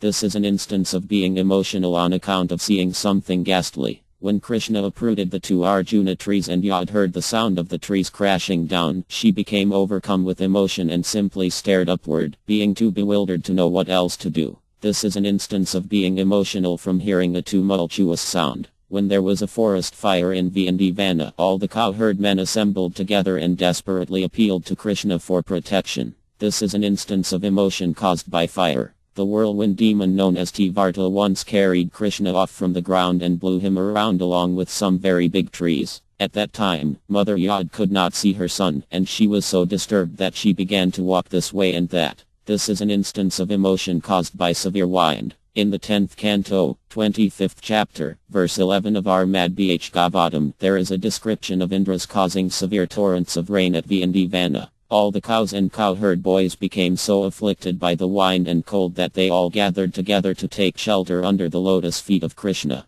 This is an instance of emotion caused by severe rainfall. There were severe torrents of hail when Krishna was staying in the forest of Vana, and the elderly persons bade him, "Krishna, don't you move now. Even persons who are stronger and older than you cannot move, and you are just a little boy. So please stay still." This is an instance of emotion caused by heavy hailing. When Krishna was chastising Kaliya in the poisonous water of the Yaman, Mother Yod began to speak emotionally. "Oh, see how the earth appears to be trembling. There appears to be an earth tremor, and in the sky tears are flying here and there. My dear son has entered into the poisonous water of the Yaman. What shall I do now?" This is an instance of emotion resulting from a natural disturbance. In the arena of Kasa, when Krishna was attacked by big elephants, all of the ladies present began to address him in this way. "My dear boy, please leave this place immediately. Please leave this place immediately. Don't you see the big elephants coming to attack you? Your innocent gazing upon them is causing us too much perturbation." Krishna then told Mother Yod, "My dear mother, don't be perturbed by the appearance of the elephants and horses that are so forcibly coming and raising dust, causing blindness to these lotus-eyed women. Let even the key demon come before me. My arms will still be adequate for victory. So please don't be perturbed." In the Lalita Amdava, a friend tells Mother Yod, "How wonderful it is that when the Akaka demon, vast and strong as a great hill, attacked your Cupid-like beautiful son, there was no one present in Vana to help. And yet the demon was killed by your little son. It appears to be due to the result of severe penances and austerities in your past lives that your son was saved in this way." In the same Lalita Amdava there is an account of Krishna's kidnapping Rukmi at her royal marriage ceremony. At that time all of the princes present began to converse among themselves, saying, "We have our elephants, horses, chariots, bows, arrows and swords, so why should we be afraid of Krishna? Let us attack him. He is nothing but a lusty cowherd boy. He cannot take away the princess in this way. Let us all attack him." This is an instance of emotion caused by the presence of enemies. RLAR Pagazvam is trying to prove by the above examples that in relationship with Krishna there is no question of impersonalism. All personal activities are there in relationship with Krishna. Madness RLA Bilvama Gala H. Kura prays in his book as follows. Let our Mat RDHR purify the whole world, because she has surrendered herself completely unto Krishna. Out of her ecstatic love for him, she sometimes acted just like an adult person and attempted to churn yogurt, although there was no yogurt in the pot. And seeing this, Krishna became so enchanted by RDHR that he began to milk a bull instead of a cow. These are some of the instances of insanity or madness in connection with the love affairs of RDH and Krishna. In our Mad Bh Gavatam it is said that when Krishna entered the poisonous waters of the Yaman, our Mat Yadev went insane. Instead of searching for curative herbs, she began to speak to the trees as if they were snake chanters. With folded hands she began to bow down to the trees, asking them, "What is the medicinal herb that can check Krishna's dying from this poisonous water?" This is an instance of insanity caused by some great danger. How a devotee can be in a state of insanity because of ecstatic love is described in the 10th canto, 30th chapter, verse 4 of our Mad Bh Gavatam, wherein the Gopis were searching for Krishna in the forests of Vana. The Gopis were loudly singing the glories of Krishna and wandering from one forest to another in search of him. They knew that Krishna is not localized but all-pervading. He is in the sky, he is in the water, he is in the air, and he is the super soul in everyone's heart. Thus the Gopis began to inquire from all kinds of trees and plants about the Supreme Personality of Godhead. This is an instance of ecstatic madness on the part of devotees. Similarly, there are symptoms of diseases caused by ecstatic love. This condition is credited by learned scholars as being Mabhva. This highly elevated condition is also called Divyanda or transcendental madness. Forgetfulness. When Krishna was absent from Vana and was staying in Mathur, our Mat RDHR sent news to him that his mother, the queen of Vraja, was feeling such separation from him that there was foam coming from her mouth, like the foam on the shore of the ocean. And sometimes she was raising her arms like the waves of the ocean, and because of her intense feelings of separation, she was rolling on the ground and creating a tumultuous roaring sound. And sometimes she was remaining completely silent, like a calm sea. These symptoms of separation from Krishna are called apasamra, or forgetfulness. One completely forgets his position when he manifests these symptoms in ecstatic love. Another message was once sent to Krishna informing him that after he had killed Kasa, one of Kasa's demon friends had gone insane. This demon was foaming at the mouth, waving his arms and rolling on the ground. This demoniac demonstration is in relationship with Krishna in a ghastly humor. This mellow or flavor is one of the indirect relationships with Krishna. The first 5 kinds of relationships are called direct, and the other 7 are called indirect. Some way or other, the demon must have had some relationship with Krishna, because these symptoms developed when he heard that Krishna had already killed Kasa. RLAR Pagazvam remarks that there is also transcendental excellence in this kind of symptom. Disease. When Krishna was absent from Vana and was staying at Mathur, some of his friends informed him, "Dear Krishna, because of their separation from you, the inhabitants of Vraja are so afflicted that they appear to be diseased. Their bodies are feverish and they cannot move properly. They are simply lying down on the ground and breathing heavily." In the 10th canto, 12th chapter, verse 44 of our Mad Bh Gavatam, Maharya Parkayat asked about Lord Ananta, and upon hearing this question, Ukadeva Gosvam began to show symptoms of collapsing. Yet he checked himself and answered King Parkayat's question in a mild voice. This collapsing condition is described as a feverish state resulting from ecstatic pleasure. There is another statement in our Mad Bh Gavatam telling of the damsels of Vraja meeting Krishna at the sacred place of Kurukshetra many years after their childhood pastimes. When they met in that sacred place, all the Gopis became stunned by the occurrence of a solar eclipse. Their breathing, blinking of the eyes and all similar activities stopped, and they stood before Krishna just like statues. This is another instance of a diseased condition resulting from exuberant transcendental pleasure. Chapter 30 Further features of ecstatic love for Krishna confusion. There is the following statement in the Hasadita. One day when Rdhr was feeling much affliction because of her separation from Krishna, she went to the bank of the Yaman with some of her friends. There Rdhr saw a cottage wherein she and Krishna had experienced many loving pleasures, and by remembering those incidents she immediately became overcome with dizziness. This dizziness was very prominently visible. This is an instance of confusion caused by separation. Similarly, there is a statement describing confusion caused by fearfulness. These symptoms were exhibited by Arjuna when he saw Krishna's universal form on the battlefield of Kurukshetra. His confusion was so strong that his bow and arrows fell from his hand and he could not perceive anything clearly. Death. Once the Baksura demon assumed the shape of a very big duck and opened his mouth in order to swallow Krishna and all the cowherd boys. When Krishna was entering into the demon's mouth, Balarama and the other cowherd boys almost fainted and appeared as though they had no life. Even if devotees are illusioned by some ghastly scene or by any accidental occurrence, they never forget Krishna. Even in the greatest danger they can remember Krishna. This is the benefit of Krishna consciousness. Even at the time of death, when all the functions of the body become dislocated, the devotee can remember Krishna in his innermost consciousness, and this saves him from falling down into material existence. In this way Krishna consciousness immediately takes one from the material platform to the spiritual world. In this connection there is a statement about persons who died at Mathur. These persons had a slight breathing exhilaration, their eyes were wide open, the colors of their bodies were changed, and they began to utter the holy name of Krishna. In this condition they gave up their material bodies. These symptoms are prior manifestations of death. Laziness. When, because of self-satisfaction or dislike of excessive labor, a person does not perform his duty in spite of having the energy, he is called lazy. This laziness is also manifested in ecstatic love of Krishna. For example, when some Brahmas were requested by Nanda Maharya to circumambulate Govardhana hill, they told him that they were more interested in offering benedictions than in circumambulating Govardhana hill. This is an instance of laziness caused by self-satisfaction. Once when Krishna, along with his cowherd boy friends, was having a mock battle, Subala showed the symptoms of fatigue. Krishna immediately told his other friends, Subala is feeling too fatigued from mock fighting with me. So please do not disturb him anymore by inviting him to fight. This is an instance of laziness caused by dislike of excessive labor. Inertness. In the 10th canto, 21st chapter, verse 13 of our Madhbh Gavatam, there is an appreciation by the Gopes of the inertia of the cows in Vindivana.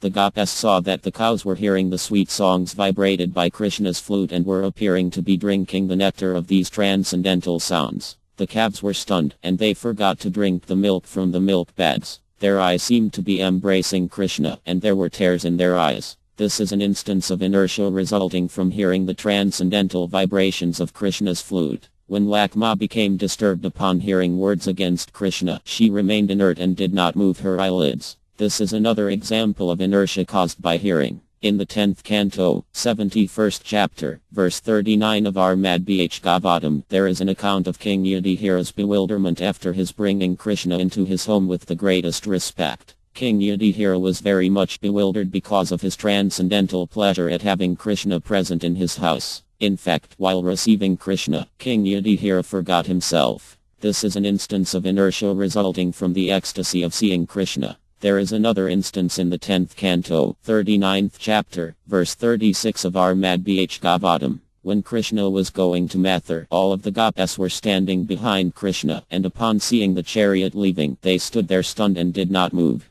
They remained like that until the flag of the chariot and the dust thrown up by its wheels became invisible. Krishna was once addressed by his friend thus: My dear Mukunda Krishna, due to their being separated from you, the cowherd boys are standing just like neglected deities in the house of a professional Brahma. There is a class of professional Brahmas who take to deity worship as a means of earning their livelihood. Brahmas in this class are not very interested in the deity. They are interested mainly in the money they can earn as holy men. So the deities worshipped by such professional Brahmas are not properly decorated, their dress is not changed, and their bodies are not cleaned. They look dirty and are not very attractive. Actually, deity worship should be done very carefully. The dress should be changed daily, and as far as possible there should be ornaments. Everything should be so clean that the deity is attractive to all visitors. Here the example is given of the deities in the house of a professional Brahma because such deities are not at all attractive.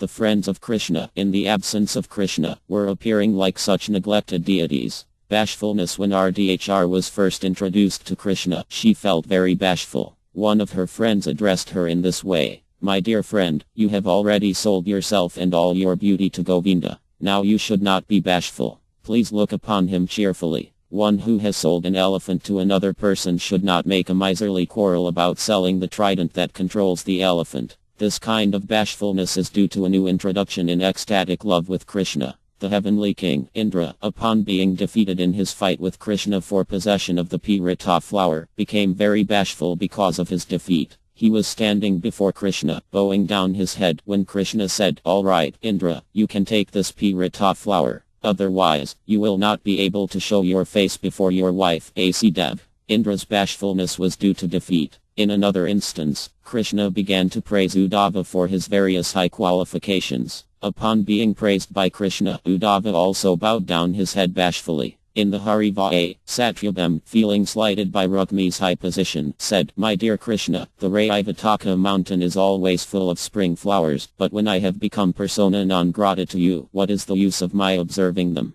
This is an instance of bashfulness resulting from being defeated. Concealment. There is a symptom of ecstatic love known as concealment, or trying to hide one's real mental condition by externally showing another attitude. In this state of mind, one tries to hide his mind by looking away in different directions, by unnecessarily trying for something that is impossible, or by using words that cover one's real thoughts. According to serious expert in the study of psychological activities, these attempts at hiding one's real affections are another part of ecstatic feeling for Krishna. In the 10th canto, 32nd chapter, verse 15 of our Madhbh Gavatam, Ukadeva Gosvam states, "My dear king, the Gopas were always beautiful and decorated with confidential smiles and alluring garments. In their movements, intended to give impetus to lusty feelings, they would sometimes press Krishna's hand on their laps, and sometimes they would keep his lotus feet on their breasts. After doing this, they would talk with Krishna as if they were very angry with him." There is another instance of this concealment in ecstatic love. When Krishna, the supreme joker, planted the Pirita tree in the courtyard of Satyabham, Rukmi, the daughter of King Vidarbha, became very angry, but due to her natural gentle behavior, she did not express anything. No one could understand Rukmi's real mental condition. This is an instance of competitive concealment. There is another instance in the 1st canto, 11th chapter, verse 32 of our Madhbh Gavatam. After entering Dvirak, Krishna was received in different ways by different members of his family. Upon seeing their husband from a distance, the queens of Dvirak immediately embraced him within their minds and slowly glanced over him. As Krishna came nearer, they pushed their sons forward to embrace him. Others were trying, out of shyness, not to shed tears, but they still could not keep the tears from gliding down. This is an instance of concealment caused by shyness. On another occasion, when RDHR thought that Krishna was involved with another woman, she addressed her friend in this manner: "My dear friend, as soon as I think of Krishna the cowherd boy attached to some other woman, I become stricken with fear and the hairs on my body stand up. I must be very careful that Krishna not see me at such times." This is an instance of concealment caused by shyness and diplomatic behavior. It has been stated, although RDHR developed a deep loving affection for Krishna, she hid her attitude in the core of her heart so that others could not detect her actual condition. This is an instance of concealment caused by gentleness. Once when Krishna and his cowherd friends were enjoying friendly conversation, Krishna began to address his associates in casual language. At that time Krishna's servant Patter was also enjoying the conversation. But then, remembering his position of servitude, Patter bowed down before his master, and with great respect and control, he stifled his smiling. This subdued smiling is an instance of concealment caused by a respectful attitude. Remembrance. There are many symptoms of ecstatic love caused by remembering Krishna. For example, one friend of Krishna informed him, "My dear Mukunda, just after observing a bluish cloud in the sky, the lotus-eyed RDHR immediately began to remember you. And simply by observing this cloud she became lusty for your association." This is an instance of remembering Krishna in ecstatic love because of seeing something resembling him. Krishna's bodily complexion is very similar to the bluish hue of a cloud, so simply by observing a bluish cloud, RDHR remembered him. One devotee said that even when he was not very attentive he would sometimes, seemingly out of madness, remember the lotus feet of Krishna within his heart. This is an instance of remembrance resulting from constant practice. In other words, devotees who are constantly thinking of the lotus feet of Krishna, even if they are momentarily inattentive, will see the figure of Lord Krishna appearing within their hearts. Argumentativeness. Madhumagala was an intimate friend of Krishna coming from the Brahma community. Krishna's friends were mostly cowherd boys belonging to the Vaya community, but there were others who belonged to the Brahma community. Actually, in Vana the Vaya community and the Brahma community are considered prominent. This Madhumagala one day addressed Krishna in this fashion. My dear friend, I can see that you are not aware of the peacock feathers that are falling on the ground, and at the same time you are unmindful of the flower garlands that are offered to you. I think I can guess the reason for your absent-mindedness when I see your two eyes flying over to the eyes of Armad Rdhr, just like black drones flying to lotus flowers. This is an instance of an argumentative suggestion in ecstatic love. Once while Krishna was out walking, one of the associates of Rdhr told her, My dear friend, do you think that this walking personality is a Tamla tree? If he is a Tamla tree, then how is it possible for him to walk and be so beautiful? Then, this personality might be a cloud. But if he's a cloud, then where is the beautiful moon within? Under the circumstances, I think it may be granted that this person is the same enchanting personality of Godhead by whose flute vibration the three worlds are captivated. He must be the same Mukunda who is standing before Govardhana hill. This is another instance of an argumentative presentation of ecstatic love. The Tamla tree is always described as being the same color as Krishna. Anxiety in the 10th canto, 29th chapter, verse 29 of Armad Bhagavatam. When Krishna asked all the gopas to go back to their homes, they did not like it. Because of their grief at this, they were sighing heavily and their beautiful faces appeared to be drying up. In this condition they remained, without making a sound. They began to draw lines on the ground with their toes, and with their tears they washed the black ointment from their eyes onto their breasts, which were covered with red kukuma powder. This is an instance of anxiety in ecstatic love. One of the friends of Krishna once informed him, My dear killer of the demon Mura, your kind and gentle mother is very anxious because you have not returned home, and with great difficulty she has passed the evening constantly sitting on the balcony of your home. It is certainly astonishing how you could forget your mother while you are off somewhere engaged in your playful activities. This is another instance of deep anxiety in ecstatic love. When Mother Yad was very anxiously waiting for Krishna to return from Mathur, Ma Aryananda gave her this solace. My dear Yad, please don't be worried. Please dry your beautiful lotus-like face. There is no need for you to breathe so hotly. I will go immediately with Akara to the palace of Kasa and get your son back for you. Here is an instance of anxiety in ecstatic love caused by Krishna's awkward position. Thoughtfulness in the Vaikamht Maya section of the Padma Pura devotee states that though in some of the 18 Puras the process of glorifying Lord Vivu is not mentioned and the glorifying of some demigod is offered, such glorification must be continued for millions of years. For when one studies the Puras very scrutinizingly, he can see that ultimately Lord Vivu is the Supreme Personality of Godhead. This is an instance of ecstatic love developed out of thoughtfulness. In the 10th canto, 60th chapter, verse 39 of Armad Bhagavatam, there is an account of Rukmi Devs writing a letter to Krishna requesting him to kidnap her before her marriage to another person. At that time the specific attachment of Rukmi for Krishna was expressed by Rukmi as follows. My dear Lord Krishna, your transcendental glories are chanted by great sages who are free from material contamination, and in exchange for such glorification you are so kind that you freely distribute yourself to such devotees. As one can elevate oneself simply by your grace, so also by your direction alone one may be lost to all benedictions under the influence of eternal time. Therefore I have selected your lordship as my husband, brushing aside personalities like Brahm and Indra, not to mention others. Rukmi enhanced her love for Krishna simply by thinking of him. This is an instance of thoughtfulness in ecstatic love. Endurance when a person is fully satisfied due to attaining knowledge, transcending all distress or achieving his desired goal of life in transcendental devotional service to God. His state of endurance or steady-mindedness is called DHT. At this stage one is not perturbed by any amount of loss, nor does anything appear to be unachieved by him.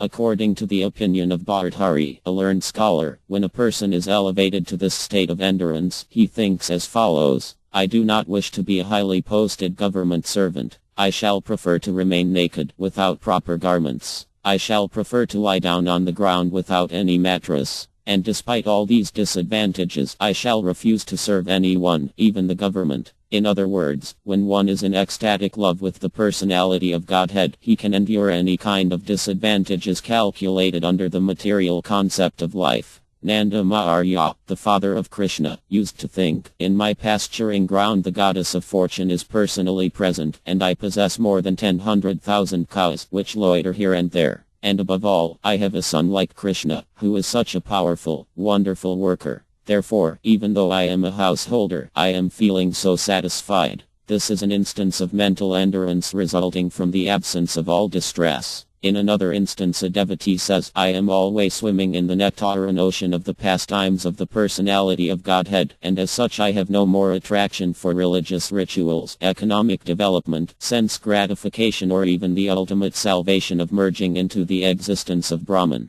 This is an instance of the mind's endurance due to achieving the best thing in the world. The best thing in the world is absorption in Krishna consciousness. Happiness. It is described in the Vipura that when Akara came to take Krishna and Balarama to Mathur, just by seeing their faces he became so cheerful that all over his body there were symptoms of ecstatic love. This state is called happiness. It is stated in the 10th canto, 33rd chapter, verse 11 of our Madhbhagavatam. Upon seeing that Krishna's arm was placed on her shoulder, one of the gopis engaged in the Arsa dance became so ecstatically happy that she kissed Krishna on his cheek. This is an instance of feeling happiness because of achieving a desired goal. Eagerness. In the 10th canto, 71st chapter, verse 33 of our Madhbhagavatam, it is said, when Krishna first came from his kingdom, Devirak, to Indraprastha, the young females of the city became so eager to see him that even at night, when they were lying down with their husbands, they could not restrain their eagerness. Even though they were not properly dressed and although their hair was loose and there were many household duties to perform, they still gave up everything and immediately went into the street to see Krishna. This is an instance of eagerness in ecstatic love. Indraprastha is the present-day Delhi. In his book Staffval, Raghunath Sagasvam has prayed for the mercy of Rdhr, who was so captivated by the flute vibrations of Krishna that she immediately asked information of his whereabouts from residents in the Vandivana forest. Upon first seeing Krishna, she was filled with such ecstatic love and pleasure that she began to scratch her ears. The damsels of Vra and Rdhr were very expert in talking cunningly, so as soon as they saw Krishna they began their talkings. And Krishna, pretending to go for some flowers for them, immediately left that place and entered into a mountain cave. This is another instance of eager loving exchanges on the parts of both the gopis and Krishna. Violence. When Krishna was fighting with the Kaliya snake by dancing on his heads, Kaliya bit Krishna on the leg. At that time Grua became infuriated and began to murmur, Krishna is so powerful that simply by his thundering voice the wives of Kaliya have had miscarriages.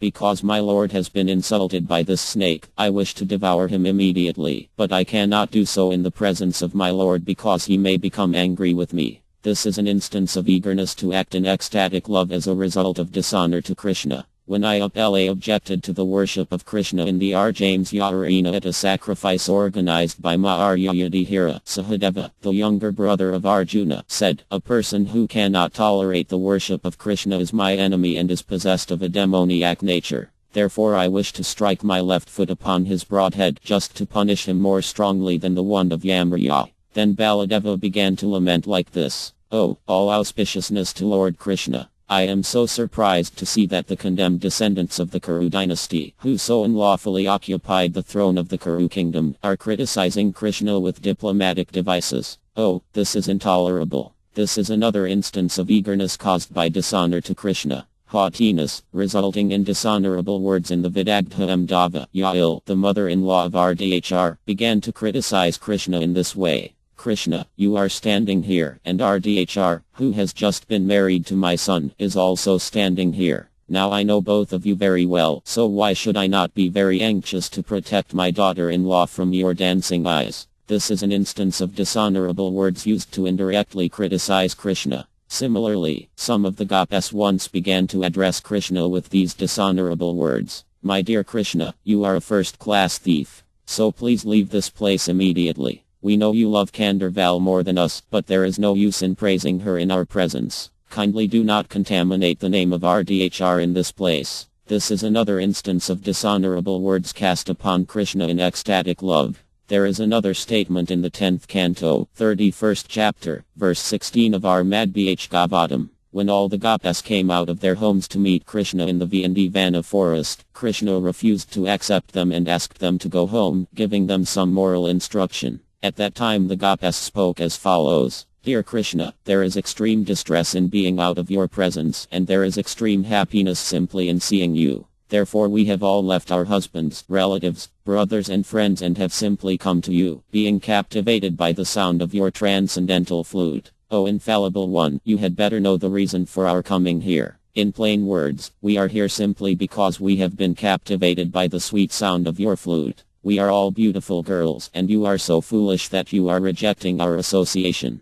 We do not know anyone other than yourself who would miss this opportunity to associate with young girls in the dead of night. This is another instance of indirect insults used against Krishna in ecstatic love. Envy in the Padival, one of the friends of RDHR once addressed her thus. My dear friend, please do not be too puffed up because Krishna has decorated your forehead with his own hand. It may be that Krishna is yet attracted by some other beautiful girl. I see that the decoration on your forehead is very nicely made, and so it appears that Krishna was not too disturbed in painting it. Otherwise, he could not have painted such exact lines. This is an instance of envy caused by RDH's good fortune. In the 10th canto, 30th chapter, verse 30 of our Madhbh Gavatam, there is the following statement. When the gopas were searching for Krishna and RDH after the Arsa dance, they thus began to speak among themselves. We have seen the footprints of Krishna and RDH on the ground of Vana, and they are giving us great pain, because although Krishna is everything to us, that girl is so cunning that she has taken him away alone and is enjoying his kissing without sharing him with us. This is another instance of envy of the good fortune of our Mad RDHR. Sometimes when the cowherd boys used to play in the forests of Vana, Krishna would play on one side, and Balarama would play on another.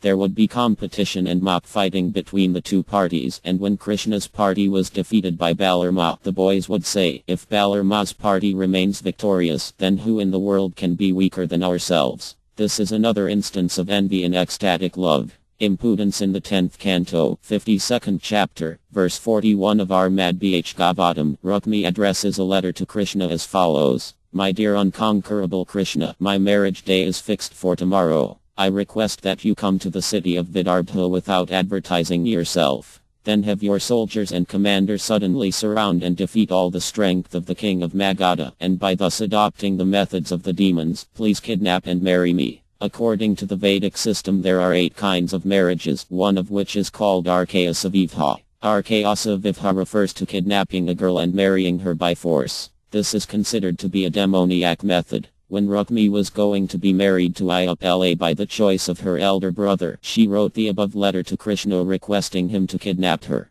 This is an instance of impudence in ecstatic love for Krishna. One of the gopas said, may Krishna's sweet flute be washed away by the waves of the Yaman, and let it fall into the ocean. The sweet sound of that flute is so impudent that it makes us lose all composure before our superiors. Dizziness every evening at sunset Krishna used to return from the pasturing ground where he herded cows. Sometimes when Mother Yad could not hear the sweet vibration of his flute she would become very anxious, and because of this she would feel dizzy. Thus, dizziness caused by anxiety in ecstatic love for Krishna is also possible. When Yad had tied Krishna up one time, she began to think, Krishna's body is so soft and delicate. How could I have tied him with rope?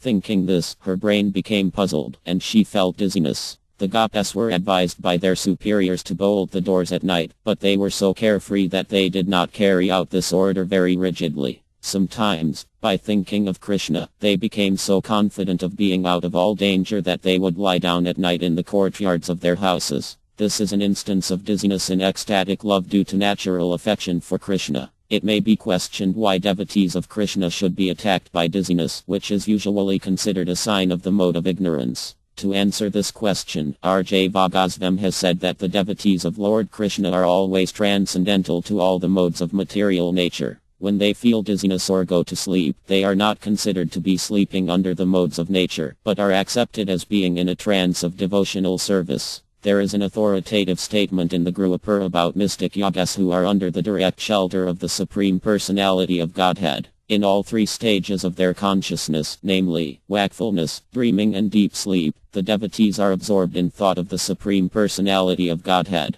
Therefore, in their complete absorption in thought of Krishna, they do not sleep. Sleepiness. Once Lord Baladeva began to talk in his sleep as follows. O lotus-eyed Krishna, your childhood adventures are manifest simply according to your own will. Therefore, please immediately dispose of the stubborn pride of this Kaliya serpent. By saying this, Lord Baladeva astonished the assembly of the Yadas and made them laugh for some time. Then, yawning so hard as to make ripples on his abdomen, Lord Baladeva, the bearer of the plough, returned to his deep sleep. This is an instance of sleepiness in ecstatic love. Alertness. A devotee once stated, I have already conquered the mode of ignorance, and I am now on the platform of transcendental knowledge. Therefore I shall be engaged only in searching after the Supreme Personality of Godhead. This is an instance of alertness in ecstatic love. Transcendental alertness is possible when the illusory condition is completely overcome. At that stage, when in contact with any reaction of material elements, such as sound, smell, touch or taste, the devotee realizes the transcendental presence of the Supreme Personality of Godhead. In this condition the ecstatic symptoms, e.g., standing of the hair on the body, rolling of the eyeballs and getting up from sleep, are persistently visible. When our Mat Rdhr first saw Krishna, she suddenly became conscious of all transcendental happiness and the functions of her different limbs were stunned. When Lalit, her constant companion, whispered into her ear the holy name of Krishna, Rdhr immediately opened her eyes wide. This is an instance of alertness caused by hearing the sound of Krishna's name. One day, in a joking mood, Krishna informed Rdhr, My dear Rdhr, I am going to give up your company. Upon saying this, he immediately disappeared, and because of this Rdhr became so afflicted that the hue of her body changed and she immediately fell down upon the ground of the Indivana. She had practically stopped breathing, but when she smelled the flavor of the flowers on the ground, she awoke in ecstasy and got up.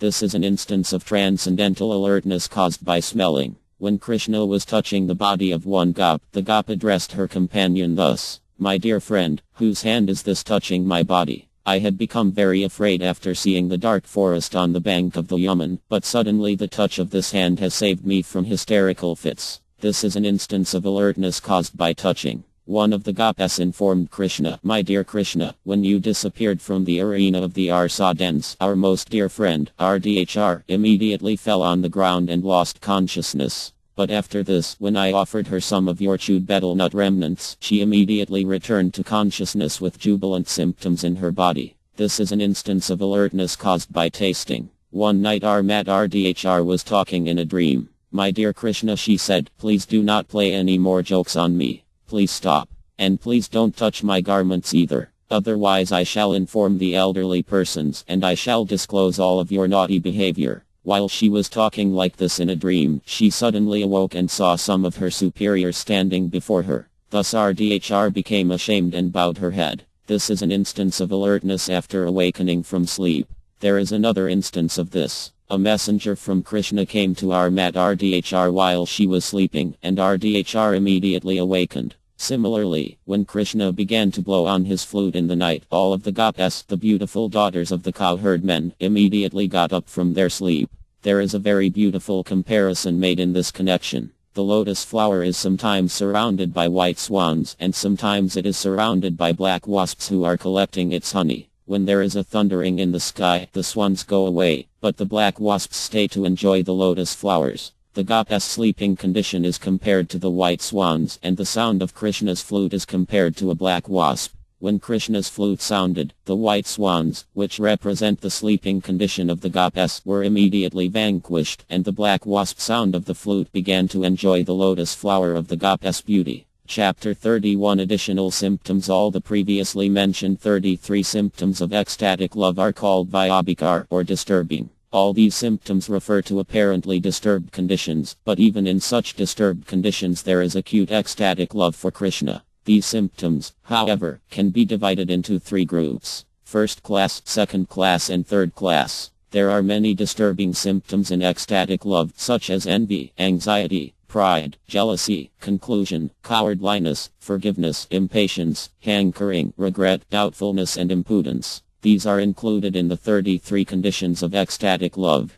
RLAR Pagazvam has very nicely analyzed the different kinds of disturbing symptoms, and although it is very difficult to find the exact English equivalents for many Sanskrit words used here, his analysis will now be presented. When one becomes malicious upon seeing another's advancement of life, his state of mind is generally called envy. When one becomes frightened at seeing a lightning bolt in the sky, that fearfulness brings on anxiety. Therefore, fearfulness and anxiety may be taken as one. One's desire to hide his real mentality is called avahith or concealment, and a desire to exhibit superiority is called pride. Both of these may be classified under pretension. In a pretentious attitude, both avahith and pride are to be found. One's inability to tolerate an offense committed by another is called amare, and one's inability to tolerate the opulence of another is called jealousy. Jealousy and amara are both caused by intolerance. One's ability to establish the correct import of a word may be called conclusiveness, and before such a conclusive determination of import there must be thoughtful consideration.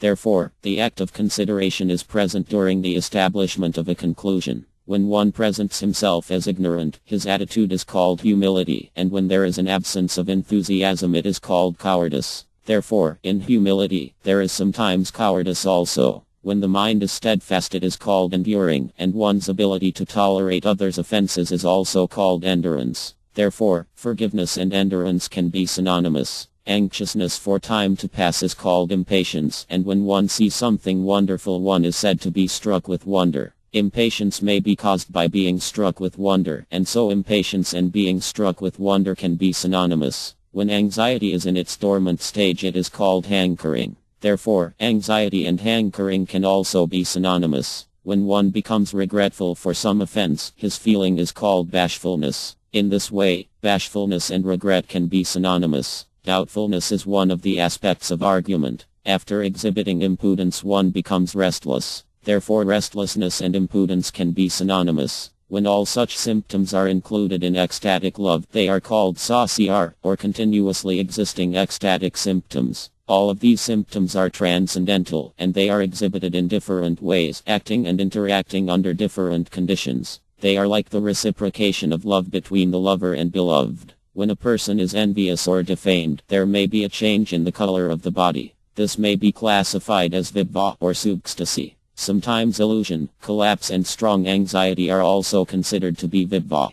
When there are many such symptoms, they can simply be grouped together under ecstatic love. RLAR Pagazvam says that fright, sleep, fatigue, laziness and the madness of intoxication are sometimes grouped under continuous symptoms of ecstatic love, and they are due to a strong attraction. False argument, determination, steadiness, remembrance, joyfulness, ignorance, humility and unconsciousness are also different symptoms of ecstatic love. Dependence is also grouped under ecstatic love, and this can be divided into superior dependence and inferior dependence. The direct differentiations between superior and inferior dependence are ascertained by R. Pagazvam and will be presented in due course. One devotee exclaimed, "Oh, I cannot see the district of Mathur. Even though by simply hearing the name of Mathur the hairs of my body are standing up, I cannot see the place. So of what use are my eyes?" This statement reveals a strong anxiety to see the district of Mathur resulting from a strong attachment to Krishna. There is another instance of this strong attachment for Krishna expressed by Bhishma when he began to murmur, "My arms are just like thunderbolts, but despite these arms I could not smash Ayapala," while he was blaspheming Krishna.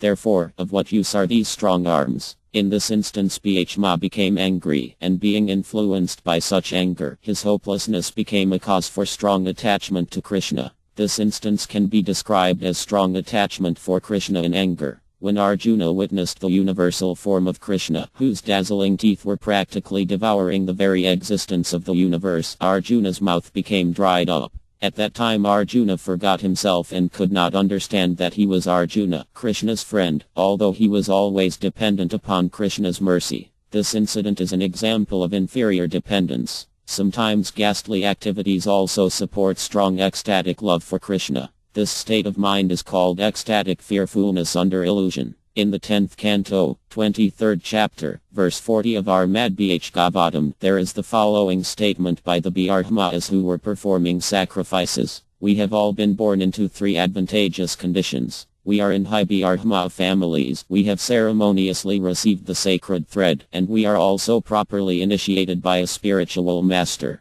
But alas, in spite of all these advantages, we are condemned. Even our observance of Brahmacharya is condemned. The Brahmas thus began to condemn their own activities. They realized that in spite of being so elevated by birth, education and culture, they still were under the spell of the illusory energy. They also admitted that even great yogas who are not devotees of the Lord are covered by the influence of material energy. This kind of hopelessness felt by the Brahmas who were performing ritualistic ceremonies shows practically no attachment for Krishna. There is another hopelessness, however, which shows attachment for Krishna. When the bull demon attacked the damsels of Vraja, they began to cry out, "Dear Krishna, please save us. We are now gone." This is hopelessness with attachment for Krishna. When the key demon was assassinated by Krishna, Kasa became hopeless. He said, "Kidatya was as dear to me as my own life, but he has been killed by some cowherd boy who is crude, uneducated and ignorant in fighting. Even though I have defeated the King of Heaven without difficulty, still I do not know the value of life."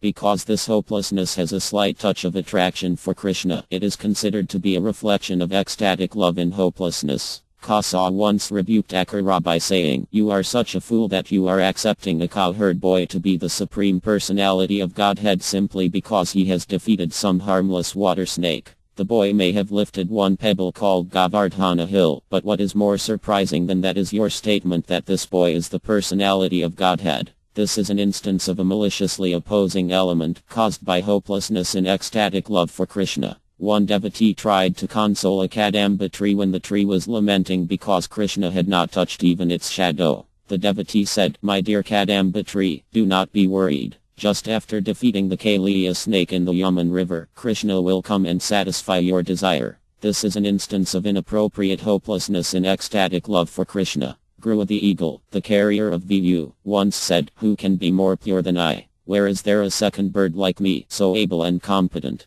Krishna may not like me, he may not wish to join my party, but still he has to take advantage of my wings." This is an instance of hopelessness in the neutral mood of ecstatic love. The symptoms of ecstatic love are sometimes grouped under four headings, namely, generation, conjunction, aggregation and satisfaction. Krishna once told Rdhr, "My dear friend, when you tried to meet me alone in the morning, your friend Mekal remained hungry with envy. Just look at her." When Krishna was joking with Rdhr in this way, Rdhr moved her beautiful eyebrows crossly. Our Pagazvam prays that everyone may become blessed by this movement of Armat Rdhr's eyebrows. This is an instance of the generation of malice in ecstatic love of Krishna. One night, after the Pitan demon had been killed, baby Krishna could be seen playing upon her breast. Upon seeing this, Yad became stunned for some time. This is an example of a conjunction of various symptoms of ecstatic love. The conjunction can be auspicious or inauspicious. That the Pitan demon had been killed was auspicious, but that Krishna was playing on her breast in the dead of night with no one to help him in case of trouble was inauspicious. Yad was caught between auspiciousness and inauspiciousness. After Krishna had just learned to walk, he was going in and out of the house very frequently. Yad became surprised and said, "This child is too restless and cannot be controlled. He is incessantly going about the neighborhood of Gokula and Vana, and then he is coming back inside the house. I see that the child is very fearless, but in spite of his fearlessness, I am becoming more and more afraid of his falling into some danger." This again is an instance of the conjunction of two opposing elements. The child was very fearless, but at the same time Yad was becoming fearful of some danger. Here danger is the cause, and Yad's feelings are in a conjunction of two opposing symptoms. In other words, Yad was feeling both happiness and doubt or growing fear. When Devak, the mother of Krishna, saw her son very jubilant in the presence of the wrestlers in Kasa's arena, two kinds of tears were simultaneously gliding down her cheeks. Sometimes her tears were warm, and sometimes they were cold. This is an instance of a conjunction of jubilation and lamentation due to different causes of ecstatic love. Once when Armat Rdhr was standing on the bank of the Yaman river in the forest of Vana, she was attacked by Krishna, who was stronger than she. Although she externally expressed a disturbed mood from this incident, within herself she was smiling and feeling great satisfaction. Externally she moved her eyebrows and made a show of rejecting Krishna. In this mood RDHR looked very beautiful, and RLAR Pagasvam glorifies her beauty. This is an instance of exhibiting varying feelings in ecstatic love, although the cause is one only, Krishna. Sometimes there were great festivals in the house of Nanda Maharya, and all of the inhabitants of VND Vana would assemble for these festivals. During one such festival, our Mat RDHR was seen wearing a golden necklace given to her by Krishna. This was immediately detected by Mother Yad as well as by RDHR's mother, because the necklace was too long for RDHR's neck. At the same time RDHR could see Krishna nearby, as well as her own husband, Abhimanyu. So all of these things combined to make RDHR feel very much ashamed, and with her face shriveled she began to look very beautiful. In this case there was a combination of bashfulness, anger, jubilation and lamentation. This is an instance of an aggregate of symptoms of ecstatic love. Kasa once said, "What harm can this boy do to me? He has no power." The next moment Kasa was informed that all of his friends had been killed by the boy. Then Kasa began to think in perplexity, "Shall I go immediately and surrender unto him? But how can a great warrior do this?" The next moment he thought, "Why should I be afraid of him? There are still so many wrestlers standing to support me." But the next moment he began to consider, the boy is certainly not common because he has lifted Govardhana hill with his left hand. So what can I do in this connection? Let me go to VND Vana and inflict pains on all the residents there. But still I cannot even go out because my heart is trembling from fear of this boy. This condition of Kasa's mind reveals an instance of pride, lamentation, humility, determination, remembrance, doubtfulness, anger and fear. Actually 8 different symptoms comprised the mental condition of Kasa.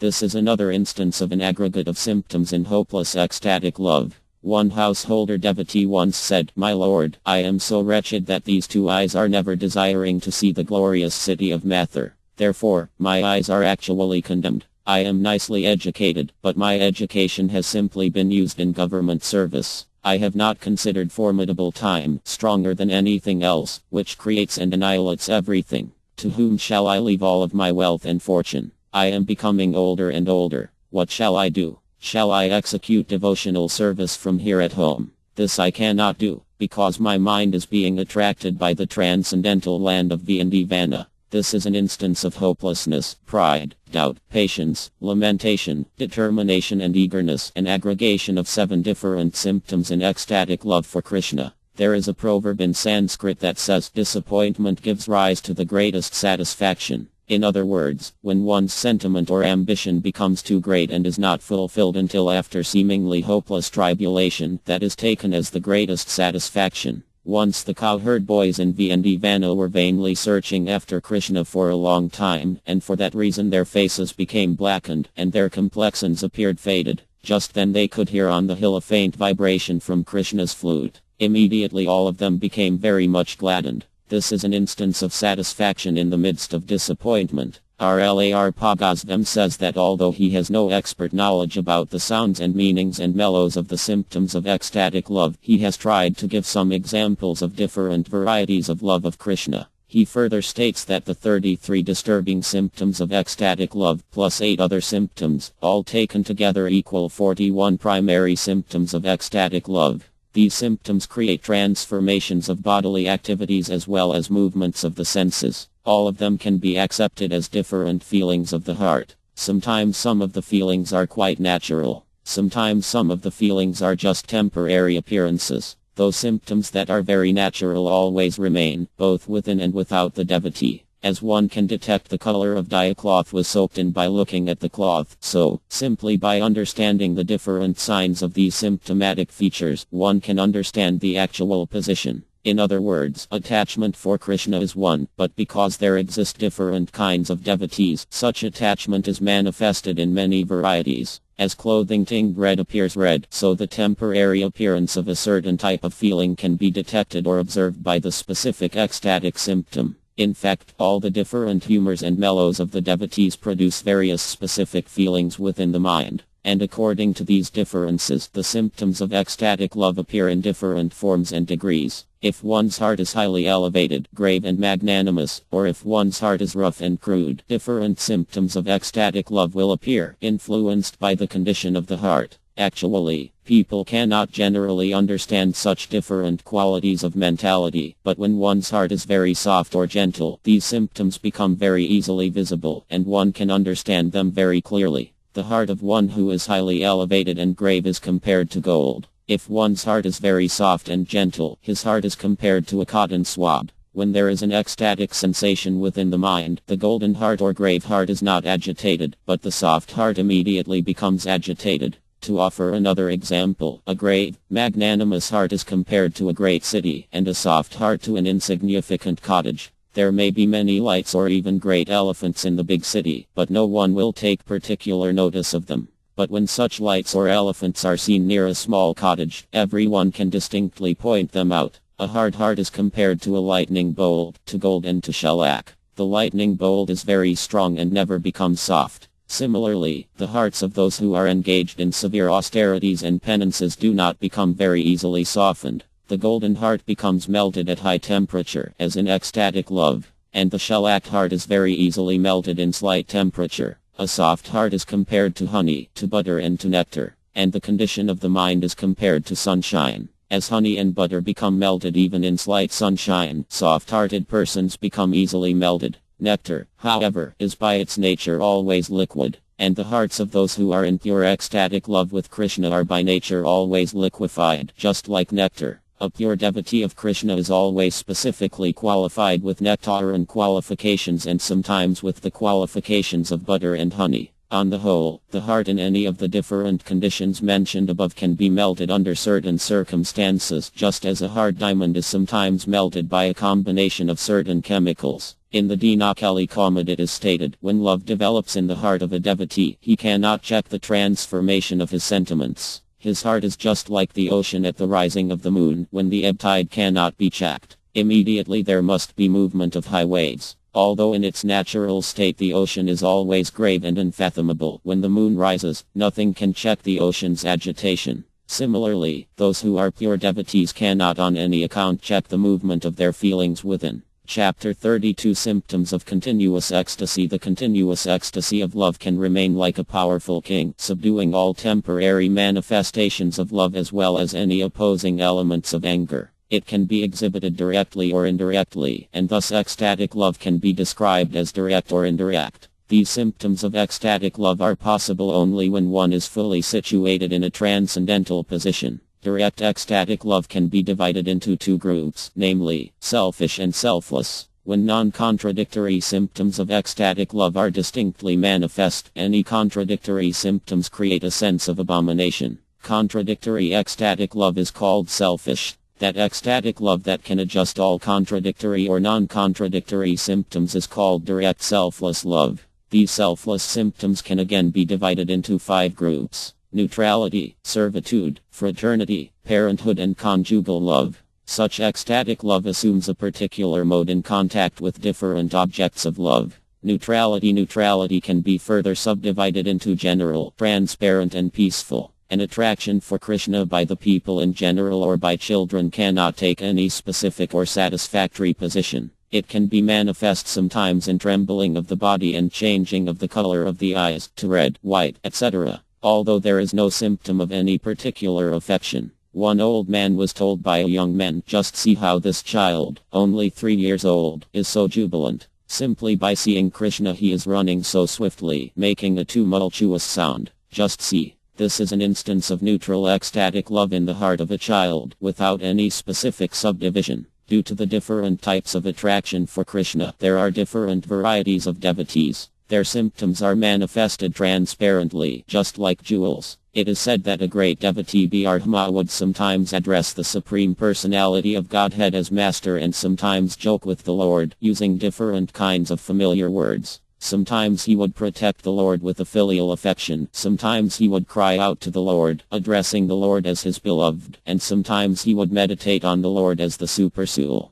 This means that the Bhardama expressed his ecstatic loving symptoms in different ways at different times. But in each instance, because of ecstatic love, the Bhardama immersed himself in the ocean of happiness and became situated in pure love. Thus he was a transparent medium, like a jewel that shows reality in varying colors according to its own nature. When the great sage Enrada was glorifying the pastimes of the Lord with his the four comrades, headed by Sanaka, although merged in the impersonal conception of Brahman, were trembling all over. Another devotee once exclaimed, "Although I can achieve liberation simply by serving the devotees, my mind is still very much anxious to see the Supreme Personality of Godhead, whose bodily complexion is just like a dark cloud." When a devotee is so anxious to contact the Supreme Personality of Godhead, that can also be accepted as a symptom of neutral love. Pure and mixed flavors generally. A devotee of Lord Krishna may be placed into one of three groups. One group consists of those who are completely dependent on the merciful affection of the Supreme Personality of Godhead. Another group consists of devotees who are dealing with Krishna on friendly terms. And the third group consists of those who are dealing with Krishna as his superiors, with parental affection. These three classes of devotees gradually develop different relationships of transcendental mellow with the personality of Godhead. When the attraction for Krishna is based on only one particular humor, that humor is called kaval, or the pure state. One in this pure state of devotional service gradually develops the desire to follow in the footsteps of an eternal associate of Krishna, e.g., to follow in the footsteps of Ras-La, the personal attendant of Krishna in Goloka and Ivana, or to follow Krishna's friends, like RDM and Sudam, or to follow Nanda and Yad, devotees in parenthood. Ecstatic love for Krishna is never manifested directly with Krishna himself.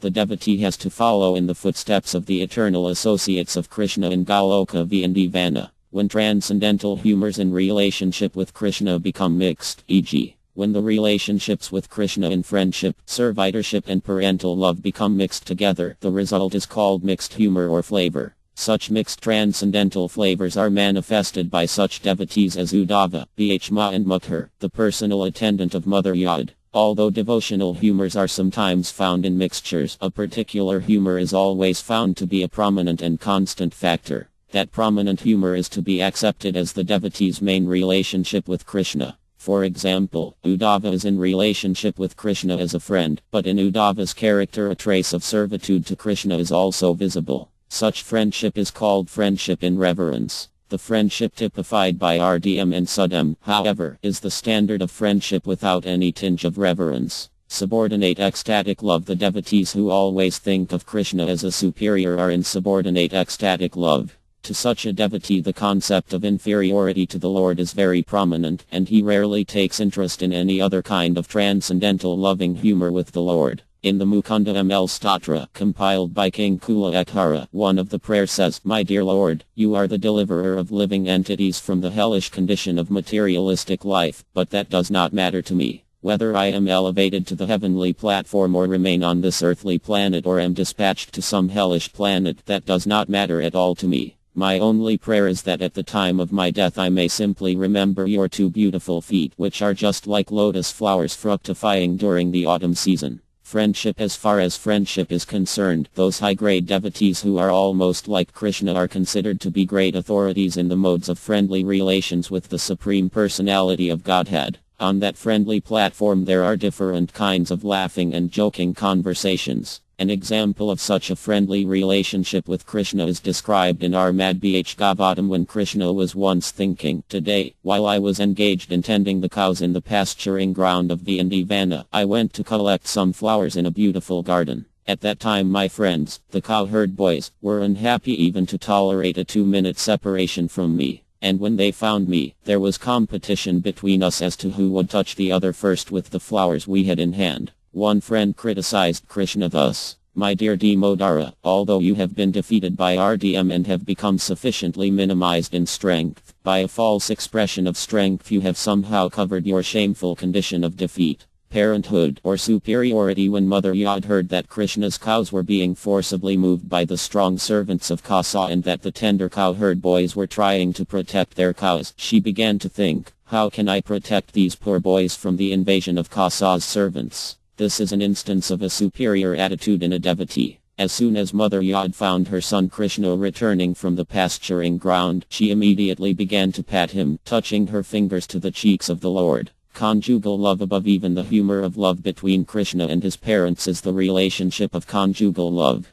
The Lord and the young goddess exhibit this in different ways, glancing, moving the eyebrows, speaking very sweet words and exchanging smiles. There is a statement in the Govinda Vilsa to this effect. Our Mad RDHR was looking for Krishna very anxiously and almost disappointedly. When there is such an indirect expression of conjugal love, there is smiling, astonishment, enthusiasm, lamentation, anger, dread and sometimes ghastliness. These 7 exchanges of conjugal love form another state of ecstatic love. In a direct relationship of conjugal love, there is laughter, astonishment, chivalry, lamentation, anger and dread, but there is no ghastliness. These expressions are considered to be great reservoirs of pleasure. When these 7 kinds of ecstatic loving exchanges are manifested, they attain the status of steadiness by which the taste of conjugal love expands. Chapter 33 Indirect Expressions of Ecstatic Love. Laughter. After he had stolen some yogurt from the pots of 2 gopis, Krishna told one of his gop friends, "My dear beautiful friend, I can take an oath that I have not stolen even a drop of yogurt from your pot.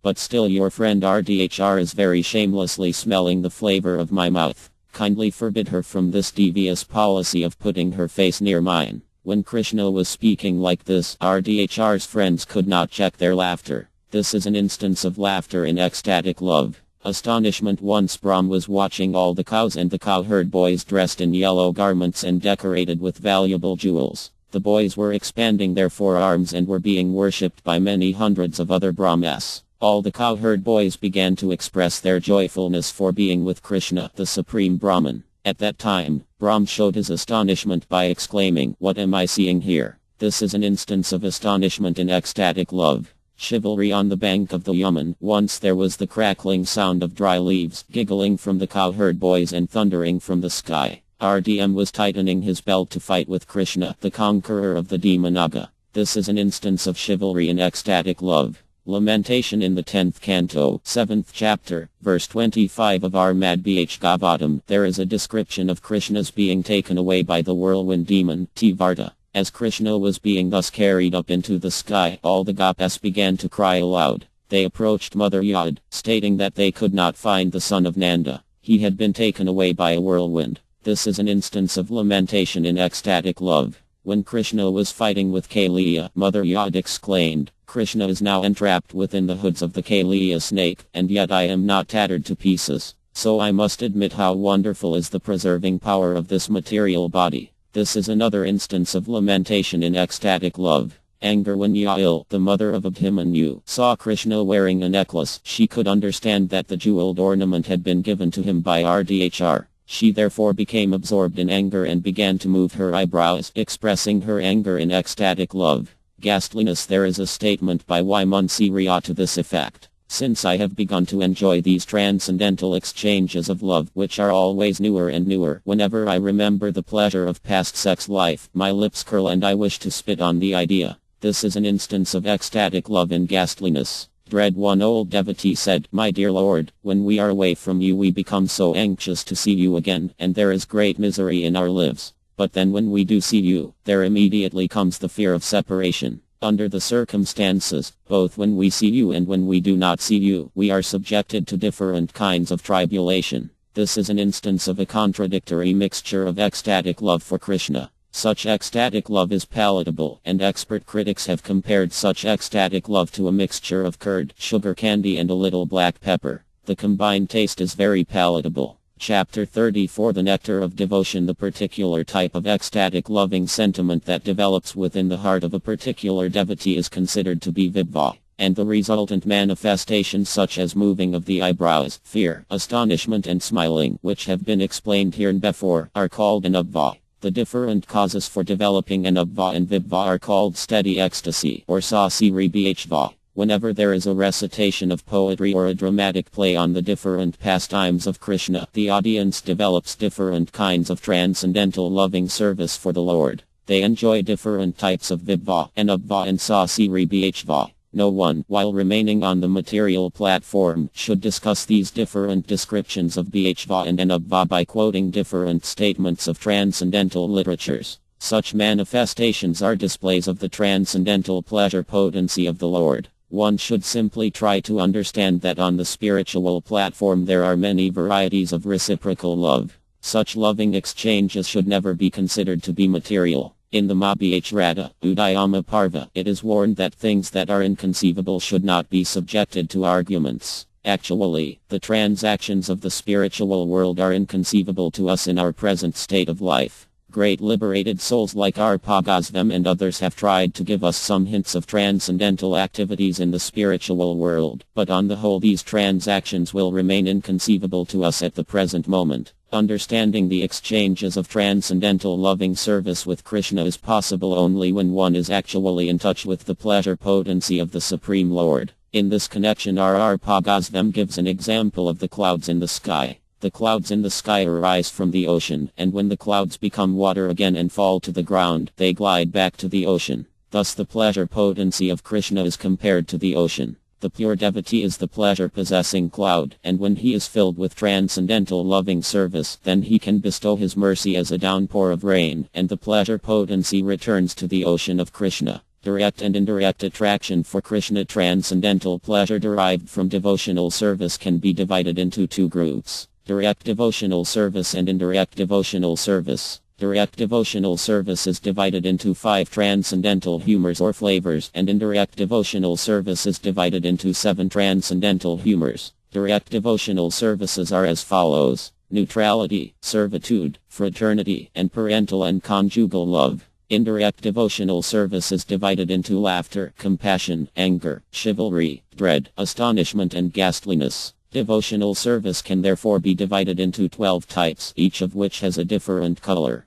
The colors are white, multicolored, orange, red, light green, gray, yellow, off-whitish, smoky, pink, black, and cloudy. The 12 different kinds of transcendental humors are controlled by different incarnations of God, such as Kapila, Amdava, Upendra, and Siha, Nanda Nandana, Balarma, Kairma, Kalki, Argava, Bhragava, Varha, and Matsya. Sustenance, manifestation, expansion, reflection, and lamentation are the 5 visible symptoms and exchanges of ecstatic love. The test of devotional service can therefore be made in terms of these 5 symptoms. In the devotional service of neutrality there is sustenance. In chivalrous devotional service there is expansion. In compassionate devotional service there is reflection. In angry devotional service there is lamentation, and so on. An apparently pitiable condition in devotional service may appear distressing to the inexperienced student, but the feelings of the devotee in this pitiable condition are considered to be ecstatic by expert devotees. For example, the subject matter of the RMYA is sometimes considered pitiable and distressing to the heart, but actually that is not the fact.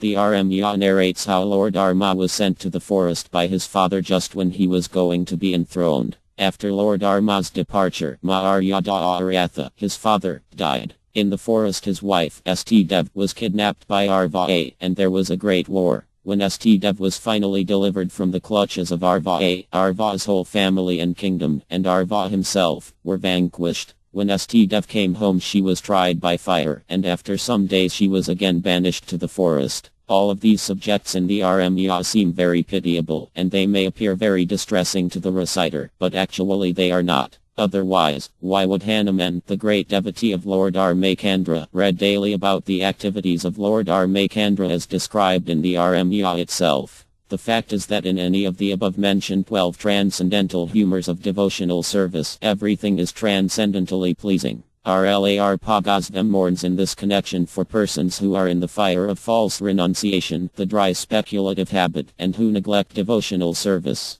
Persons who are attached to the ritualistic ceremonies recommended in the Vedas and to the impersonal Brahman cannot relish the transcendental pleasure of devotional service. Arpagosvam advises, therefore, that devotees who have already tasted the nectar of devotion be very careful to protect devotional service from such dry speculators, formal ritualistic elevationists, and impersonal salvationists. Devotees should protect their valuable jewel of spiritual love from the clutches of thieves and burglars. In other words, a pure devotee should not describe devotional service and its different analytical aspects to dry speculators and false renouncers. Those who are not devotees can never achieve the benefits of devotional service. For them the subject of devotional service is always very difficult to understand. Only persons who have dedicated their lives unto the lotus feet of the Supreme Personality of Godhead can relish the real nectar of devotion. When one transcends the status of ecstatic love and thus becomes situated on the highest platform of pure goodness, one is understood to have cleansed the heart of all material contamination.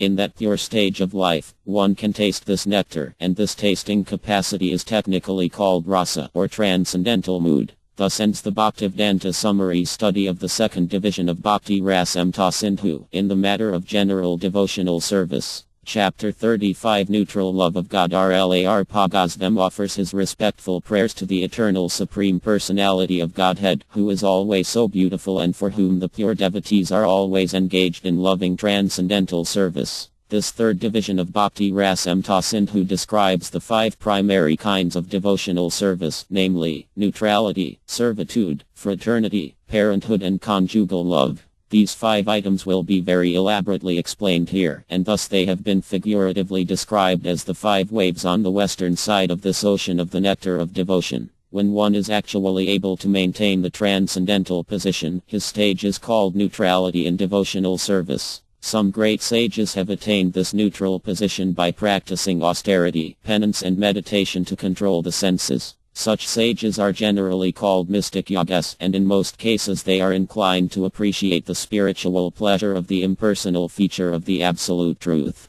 They are practically unaware of the transcendental pleasure derived from personal contact with the Supreme Godhead. Actually, the transcendental pleasure derived in association with the Supreme Person is far greater than the pleasure derived from impersonal Brahman realization, because of the direct meeting with the eternal form of the Lord. Impersonalists do not directly derive the transcendental pleasure of association with the Lord by hearing of his pastimes. As such, the impersonalists cannot derive any relishable transcendental pleasure from the topics of Bhagavad Gita, in which the Lord is personally talking with Arjuna. The basic principle of their impersonal attitude does not allow them the transcendental pleasure that is relished by a devotee whose basic principle of understanding is the Supreme Person. The impersonalistic commentary on Bhagavad Gita is therefore disastrous, because without understanding the transcendental pleasure of the Gita, the impersonalist wants to interpret it in his own way. If an impersonalist can, however, come in contact with a pure devotee, his transcendental position can be changed for greater elevation. Great sages are therefore recommended to worship the form of the Lord in order to achieve that highest transcendental pleasure. Without worshipping the Ark Vigraha, the form or deity of the Lord, one cannot understand such literature as Bhagavad Gita and Armad Bhagavatam. For those great sages situated in the position of transcendental neutrality, the beginning should be to take shelter of Lord Vivu, the four-handed eternal form of the Supreme Personality of Godhead. The mystic yogas are therefore advised to meditate on the form of Lord Vivu, as recommended by Kapila Muni in the Eskaya Yoga system. Unfortunately, many mystic yogas try to meditate on something void, and as stated in the GT, the result is that they simply undergo trouble and do not achieve any tangible result. When some great saintly persons who had undergone penances and austerities saw the four-handed transcendental form of Vivu, they remarked, "This four-handed form of the Lord, manifested in a bluish color, is the reservoir of all pleasure and the center of our living force." Actually, when we see this eternal form of Vivu, we, along with many other Paramahasas, become immediately captivated by the beauty of the Lord. This appreciation of Lord Vivu by saintly persons is an instance of situation in Dharasa, or the neutral stage of devotional service. In the beginning, those who are aspiring for salvation try to get out of the material entanglement by performing painful austerities and penances, and ultimately they come to the impersonal status of spiritual realization. At this Brahma Bhakta stage of liberation from material entanglement, the symptoms, as explained in Bhagavad Gita, are that one becomes joyous beyond any hankering or lamentation and gains a universal vision. When the devotee is situated in the dharasa, or neutral stage of devotional service, he appreciates the Vivu form of the Lord. Actually, all Vedic culture is aiming at understanding Lord Vivu. In the Jivada one mantra says that any advanced saintly person is always aspiring to be fixed in meditation upon the lotus feet of Vivu. In Armad Bhagavatam it is said that the foolish do not know that Vivu is the ultimate goal of life. According to the conclusion of all authoritative Vedic scriptures, when a person comes to the stage of appreciating Vivu, he is at the beginning of devotional service. If one cultivates devotional service further and further, under proper guidance, other features of devotional service will gradually become manifest. At this stage of Dharasa, one can see Lord Vivu, the Supreme Personality of Godhead, the deliverer of even the demons. The Lord is appreciated by such would-be devotees as the eternal transcendental form, the chief of all self-realized souls, the Supersoul and the Supreme Brahman. He is also appreciated as being completely peaceful, completely controlled and pure, merciful to the devotees and untouched by any material condition. This appreciation of Lord Vivu in awe and veneration by the saintly is to be understood as the sign that they are situated in the Dharasa, or the neutral stage of devotional service. This stage of Dharasa can be attained by the impersonalists only when they are in association with pure devotees. Otherwise it is not possible. After Brahman realization, when a liberated soul comes in contact with a pure devotee of Lord Krishna and submissively accepts the teachings of Lord Krishna without misinterpretation, he becomes situated in this neutral stage of devotional service. The best example of saintly persons situated in the Dharasa are Sanaka, Santana, Sananda and Sanat Kumra, the Kumra brothers. These four saintly persons, known as Katu Sana, are sons of Lord Brahma. After their birth, when they were ordered by their father to become householders and increase human society, they refused the order. They said that they had already decided not to become entangled with family life. They would rather live as saintly Brahmacharis for their own perfection. So these great saints have been living for millions of years now, but still they appear to be just like boys of 4 or 5 years. Their complexions are very fair, there is an effulgence in their bodies, and they always travel naked. These four saintly persons almost always remain together. In one of the prayers of the Kumra brothers, this declaration is made: O Lord Mukunda Krishna, the giver of liberation, only so long as one does not happen to see your eternal form of bliss and knowledge, appearing just like a newly grown tamala tree, with a bluish hue, only for so long can the impersonal feature of the absolute truth, known as Brahman, be very pleasing to a saintly person.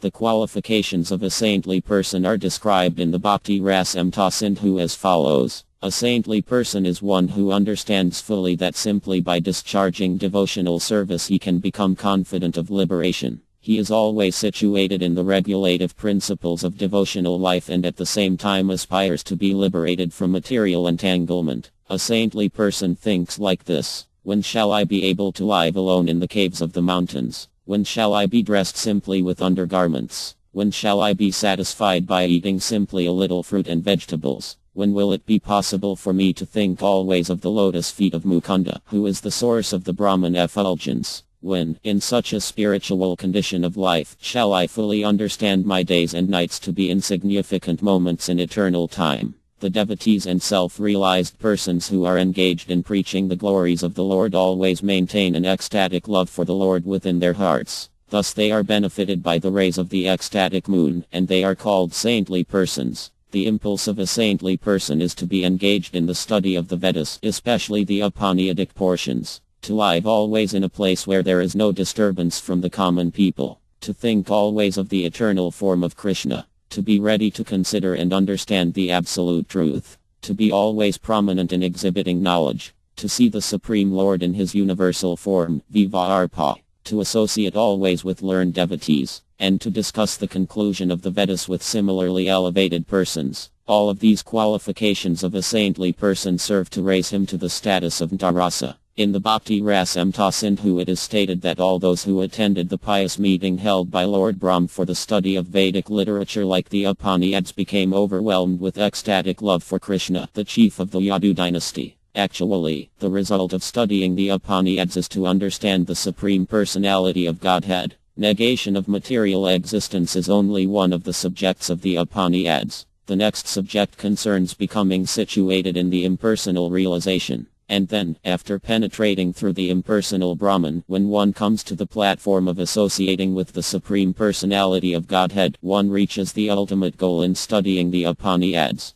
Those who are situated on the platform of Dharasa get their impetus for advancement in devotional service by smelling the tulas offered at the lotus feet of the Lord, by hearing the sound of his conch shell, by seeing a sanctified place in some mountain or hill, by observing a forest like the ones in Vindhyavana, by going to a place of pilgrimage, by visiting the course of the Ganges River, by being victorious over the dictations of bodily demands, i.e., eating, sleeping, mating and defending, by understanding the devastation of eternal time and by constantly associating with devotees engaged in Krishna consciousness. All these different items are favorable in elevating saintly persons situated in Dharasa to the advanced stage of devotional service. In the 3rd canto, 15th chapter, verse 43 of the Armad Bhagavatam, there is a statement by the 4 saintly persons known as Katu Sana, headed by Sanaka Kumra. They went to visit the Lord of Vaikuhaloka in the spiritual sky, and when they bowed down before the Lord, the aroma of the tulas, mixed with saffron, entered their nostrils and immediately attracted their minds. Although these 4 saintly persons were always absorbed in the thought of impersonal Brahman, from association with the Lord and from smelling the tulas leaves, the hairs on their bodies immediately stood up.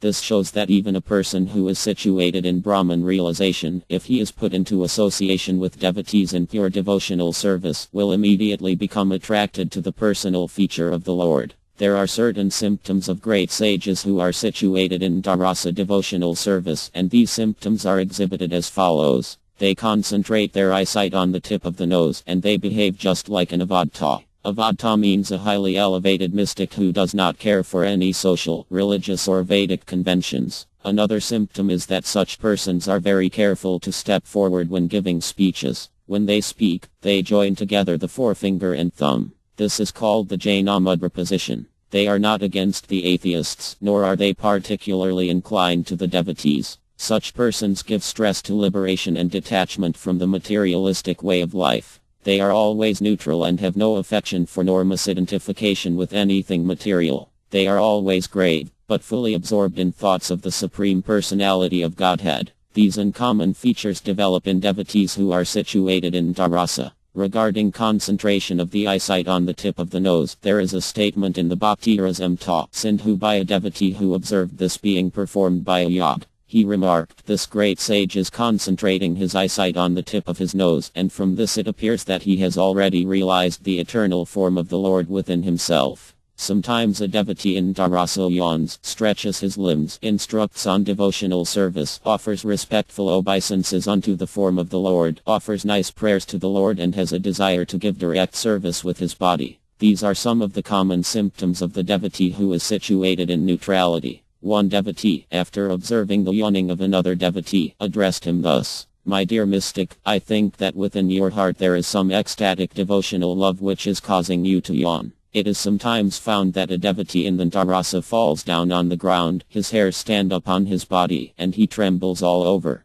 In this way, different symptoms of ecstatic trance are exhibited automatically by such devotees. In the Bhakti Rasamrita Sindhu it is said that when Lord Krishna was blowing his conch shell known as Pkjanya, many great sages who were living in the caves of the mountains immediately reacted, being awakened from their trance of meditation. They immediately saw that the hairs of their bodies were standing. Sometimes devotees in Dharasa become stunned, peaceful, jubilant, deliberate, reflective, anxious, dexterous and argumentative. These symptoms indicate continuous ecstasy or established emotion. Once a great realized sage was lamenting that the Supreme Lord Krishna was living in Dvirak but that he was unable to take advantage of seeing him. After thinking this, the sage immediately became stunned. He was thinking that he was simply wasting his time. In other words, the sage lamented because the Supreme Personality of Godhead was personally present but he still could not take advantage of this because of his meditation. When a mystic is transcendental to all kinds of mental concoctions and is situated in Brahman, his state is called trance, beyond the influence of the material conception of life. In that stage, when one hears about the transcendental pastimes of the Lord, there may be shivering in the body. When a Brahman realized devotee who has come to the stage of steady trance comes into contact with the eternal form of Krishna, his transcendental pleasure increases millions of times. One great sage once inquired from another, "My dear friend, do you think that after I perfect the eightfold yoga performance I shall be able to see the eternal form of the Supreme Personality of Godhead?" This inquiry from the sage is an instance of inquisitiveness in a devotee situated in the neutral stage of devotional service. When Lord Krishna, along with his elder brother Balarama and sister Subhadra, came to Kurukshetra in a chariot on the occasion of a solar eclipse, many mystic yogas also came. When these mystic yogas saw Lord Krishna and Balarama, they exclaimed that now that they had seen the excellent bodily effulgence of the Lord, they had almost forgotten the pleasure derived from impersonal Brahman realization. In this connection, one of the mystics approached Krishna and said, "My dear Lord, you are always full with transcendental bliss, excelling all other spiritual positions. And so, simply by seeing you from a distant place, I have come to the conclusion that there is no need of my being situated in the transcendental bliss of impersonal Brahman." When a great mystic was once awakened from his meditative trance by hearing the vibration of Krishna's Janya conch shell, the mystic became overpowered, so much so, in fact, that he began to bash his head on the ground, and with eyes full of tears of ecstatic love, he violated all the rules and regulations of his yoga performances. Thus he at once neglected the process of Brahman realization. Bilvamagala H. Kura, in his book Krishna Karamta, says, "Let the impersonalists be engaged in the process of transcendental realization by worshipping the impersonal Brahman. Although I was also initiated into that path of Brahman realization, I have now become misled by a naughty boy, one who is very cunning, who is very much attached to the goddess and who has made me his maidservant. So I have now forgotten the process of Brahman realization." Bilvamagala H. Kura was first spiritually initiated for impersonal realization of the absolute truth, but later on, by his association with Krishna in Vrindavan, he became an experienced devotee. The same thing happened to Ukadeva Goswami, who also reformed himself by the grace of the Lord and took to the path of devotional service, giving up the way of impersonal realization. Ukadeva Goswami and Bilvamagala H. Kura, who gave up the impersonal conception of the absolute truth to take to devotional service, are the best examples of devotees situated in the neutral state. According to some authorities, this condition cannot be accepted as one of the transcendental humors or rasas, but Rlar Goswami says that even if one does not accept it as a transcendental humor, one must still accept it as the beginning position of devotional service. However, if one is not further raised to the platform of actual service to the Lord, he is not considered to be on the platform of transcendental mellow. In this connection, in the 11th canto of Armad Bh Gavatam, Lord Krishna personally instructs Uddhava like this: "The state of being established in my personal form is called Dharasa, and without being situated in this position, no one can advance to actual pure devotional service." In other words, no one can be situated in the personal feature of the Supreme Personality of Godhead without being situated at least in Drasa. Chapter 36 Transcendental Affection, Servitude. The transcendental mellow of affection has been accepted by authorities like Ardhara Svm as a perfectional stage of devotion. It is just above the humor of neutrality and is a requisite for the development of the serving humor. In literature such as Enmakamad, this state of existence is accepted as continuous affection for or attraction to Krishna. Authorities like Ukadeva consider this stage of affection to be in the neutral stage, but in any case this affection is relished by the devotees in different transcendental tastes, and therefore the general name for this state is affection, or pure affection for Krishna. Devotees engaged in servitude are attached to Krishna in the affection of reverence. Some of the inhabitants of Gokula, Vrindavan as exhibited on earth, are attached to Krishna on this platform of affection in reverence. The inhabitants of Vrindavan used to say, "Krishna is always manifest before us with a complexion like a blackish cloud. He holds his wonderful flute in his lotus hands. He is dressed in yellow silks and bedecked with a peacock feather on his head." When Krishna walks near Govardhana hill with these personal features, all the inhabitants of the heavenly planets, as well as the inhabitants of this earth, feel transcendental bliss and consider themselves the eternal servants of the Lord.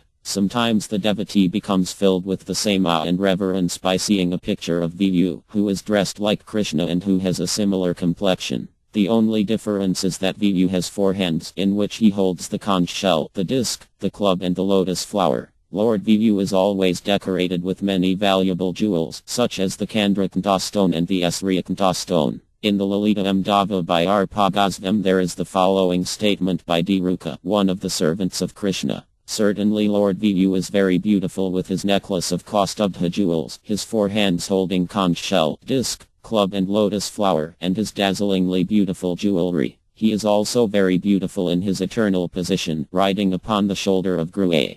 But now the same Lord Vibhu is present as the enemy of Kasa, and by his personal feature I am completely forgetting the opulence of Vaikuha. Another devotee once said, "This supreme personality of Godhead from whose bodily pores come millions of universes, permanently rising, who is the ocean of mercy, who is the owner of inconceivable energies, who is always equipped with all perfections, who is the origin of all incarnations, who is the attraction for all liberated persons. This very supreme personality of Godhead is the supreme controller and the supremely worshipable. He is all cognizant, fully determined and fully opulent. He is the emblem of forgiveness and the protector of surrendered souls. He is munificent, true to his promise, expert, all auspicious, powerful and religious. He is a strict follower of the scripture. He is the friend of the devotees, and he is magnanimous, influential, grateful, reputable, respectable, full of all strength, and submissive to pure love. Surely he is the only shelter of devotees who are attracted to him by the affection of servitorship.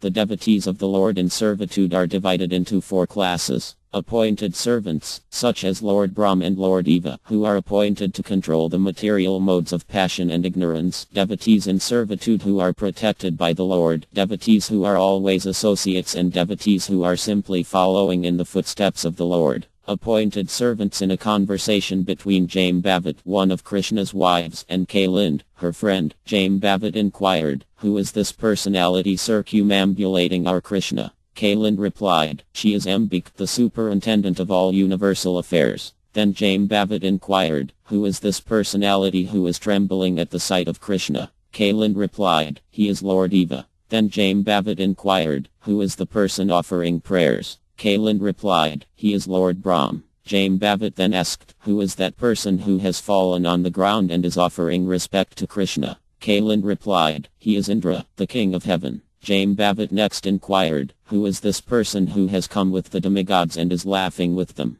Kalind replied, "He is my elder brother, Yamraya, the superintendent of death." This conversation offers a description of all the demigods, including Yamraya, who are engaged in services appointed by the Lord. They are called Adhiktadivat, or demigods appointed to particular types of departmental service. Devotees under the protection and shelter of the Lord. One resident of Vindivana once told Lord Krishna, "My dear Krishna, O pleasure of Vindivana, being afraid of this material existence, we have taken shelter of you, for you can completely protect us. We are well aware of your greatness. As such, we have given up our desire for liberation and have taken complete shelter under your lotus feet. Since we have heard about your ever-increasing transcendental love, we have voluntarily engaged ourselves in your transcendental service." This statement is by a devotee who is under the protection and shelter of Lord Krishna. Upon being chastised by Krishna's constant kicking on his head, Kaliya, the black snake of the Yaman, came to his senses and admitted, "My dear Lord, I have been so offensive unto you, but still you are so kind that you have marked my head with the impression of your lotus feet."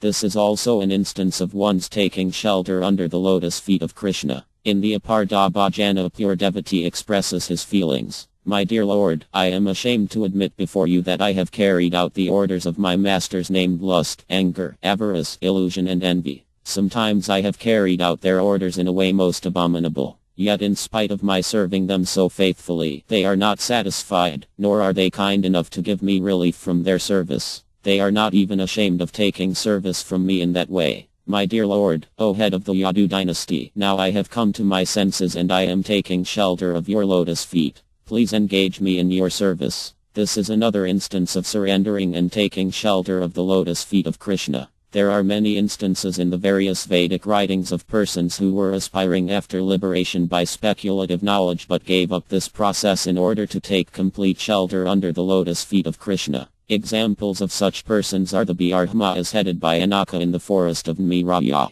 Learned scholars accept them as devotees having complete wisdom. There is a statement in the Hari Bhakti Sudhoda in which these great Brahmas and sages, headed by Anaka, told Astagazvam, "My dear great soul, just see how wonderful it is. Although as human beings we are contaminated with so many taints of material existence, simply by our conversing with you about the Supreme Personality of Godhead we are now gradually decrying our desire for liberation." These are the Brahmas to whom our Madbhgavatam was spoken by Astagazvam, as described in the author's our Madbhgavatam, 1st Canto, 1st Chapter. In Padivala devotee says, persons who are attached to speculative knowledge for self-realization, who have decided that the supreme truth is beyond meditation and who have thus become situated in the mode of goodness, let them peacefully execute their engagement. As for us, we are simply attached to the Supreme Personality of Godhead, who is by nature so pleasing, who possesses a complexion like a blackish cloud, who is dressed in yellow garments and who has beautiful lotus-like eyes. We wish only to meditate upon him.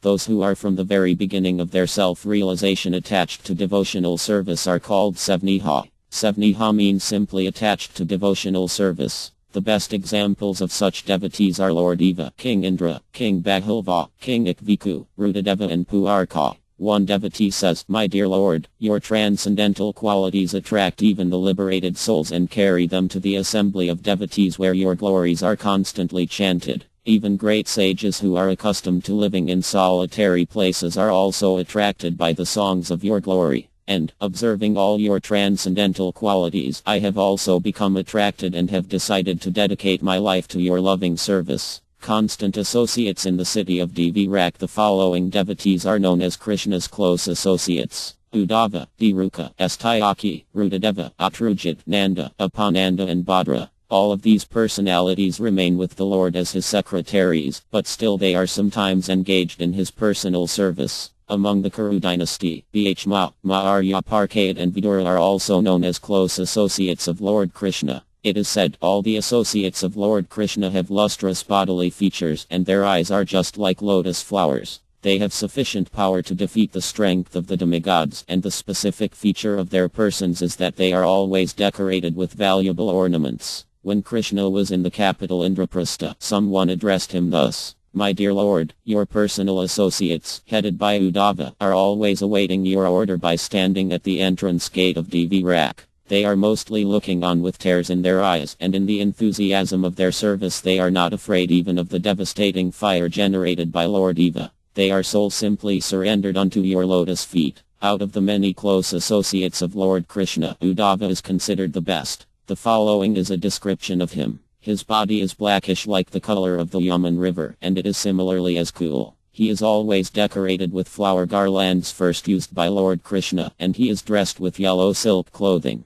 His two arms are just like the bolts of a door, his eyes are just like lotus flowers, and he is the most important devotee among all the associates. Let us therefore offer our respectful obeisances unto Uddhava's lotus feet. Uddhava has described the transcendental qualities of our Krishna as follows: Lord our Krishna, who is our master and worshipable deity, the controller of Lord Eva and Lord Brahm, and the controller of the whole universe as well, accepts the controlling orders of Ugrasena, his grandfather. He is the proprietor of millions of universes, but still he begged a little land from the ocean. And although he is just like an ocean of wisdom, he sometimes consults me. He is so great and magnanimous, yet he is engaged in his different activities just like an ordinary person. Followers of the Lord, those who are constantly engaged in the personal service of the Lord, are called anugas, or followers. Examples of such followers are Sukandra, Maana, Stamba and Sutamba. They are all inhabitants of the city of Dvirak, and they are dressed and ornamented like the other associates.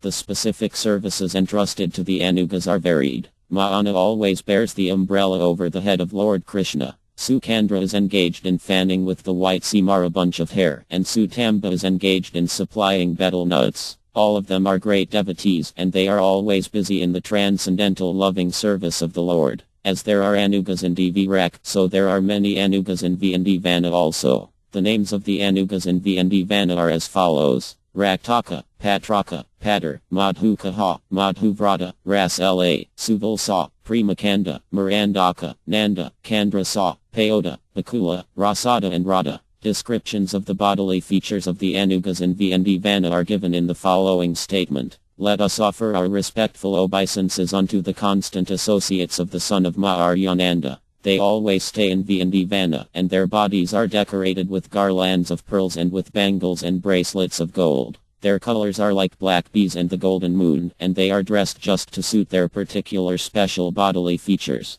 Their specific duties can be understood from a statement by Mother Yad, who said, "Bakula, please cleanse the yellowish dress of Krishna. Virika, you just flavor the bathing water with aguru scent. And Ras-La, you just prepare the betel nuts. You can all see that Krishna is approaching. There is dust overhead, and the cows can be seen very distinctly. Among all the Anugas, Raktaka is considered to be the chief. The description of his bodily features is as follows. He wears yellow clothing, and his bodily color is just like newly grown grass. He is very expert in singing and is always engaged in the service of the son of Maharyananda. Let us all become the followers of Raktaka in offering transcendental loving service to Krishna. An example of the attachment felt by Raktaka toward Lord Krishna can be understood from his statement to Rasada. Just hear me. Please place me so that I may always be engaged in the service of Lord Krishna, who has now become famous as the lifter of the Govardhana hill. The devotees of Krishna engaged in his personal service are always very cautious because they know that becoming personal servitors of Lord Krishna is not an ordinary thing. A person who offers respect even to the ants engaged in the service of the Lord becomes eternally happy. So what is there to say of one who offers Krishna direct service? Raktaka once said within himself, not only is Krishna my worshipable and servable Lord, but also the girlfriends of Krishna, the gopis, are equally worshipable and servable by me. And not only the gopis, but anyone who is engaged in the service of the Lord is also worshipable and servable by me. I know that I must be very careful not to become overly proud that I am one of the servitors and devotees of the Lord. From this statement one can understand that the pure devotees, those who are actually engaged in the service of the Lord, are always very cautious and are never overly proud of their service. This mentality of the direct servitor of Krishna is called Dhriya. According to expert analytical studies of the direct associates of the Lord, RLAR Pagosvam has divided these into three classes, namely, Dhriya, Dhra and Vira. Raktaka is classified among the Dhriya, or those who are always attached to serving the most beloved gopis. One Dhra associate of Krishna is the son of Satyabham's nurse. Satyabham is one of the queens of Lord Krishna in Dvirak, and when she was married to Krishna, the son of her nurse was allowed to go with her because they had lived together from childhood as brother and sister. So this gentleman, the son of Satyabham's nurse, used to live with Krishna as his brother-in-law, and sometimes as brother-in-law he used to play jokes with Krishna. He once addressed Krishna in this way. My dear Krishna, I never tried to gain the favor of the goddess of fortune, who is married to you, but still I am so fortunate that I am considered one of the members of your house, the brother of Satyabham. A Vira associate once expressed his pride, declaring, Lord Baladeva may be a great enemy of Pralamsura, but I have nothing to worry about from him. And as far as Pradyumna is concerned, I have nothing to take from him, because he is simply a boy. Therefore I do not expect anything from anyone else. I simply expect the favorable glance of Krishna upon me, and so I am not even afraid of Satyabham, who is so dear to Krishna. In the 4th canto of Armad Bhagavatam, 20th chapter, verse 28, King Pithu addresses the Lord, saying, My dear Lord, it may happen that the goddess of fortune becomes dissatisfied with my work, or I may even have some misunderstanding with her, but I will not mind this, because I have full confidence in you. You are always causelessly merciful to your servants, and you consider even their menial service to be very much advanced. So I have confidence that you will accept my humble service, although it is not worthy of being recognized. My dear Lord, you are self-sufficient. You can do anything you like without the help of anyone else. So even if the goddess of fortune is not satisfied with me, I know that you will always accept my service anyway. Devotees attached to the transcendental loving service of the Lord may be described either as surrendered souls, as souls advanced in devotional knowledge, or as souls completely engaged in transcendental loving service.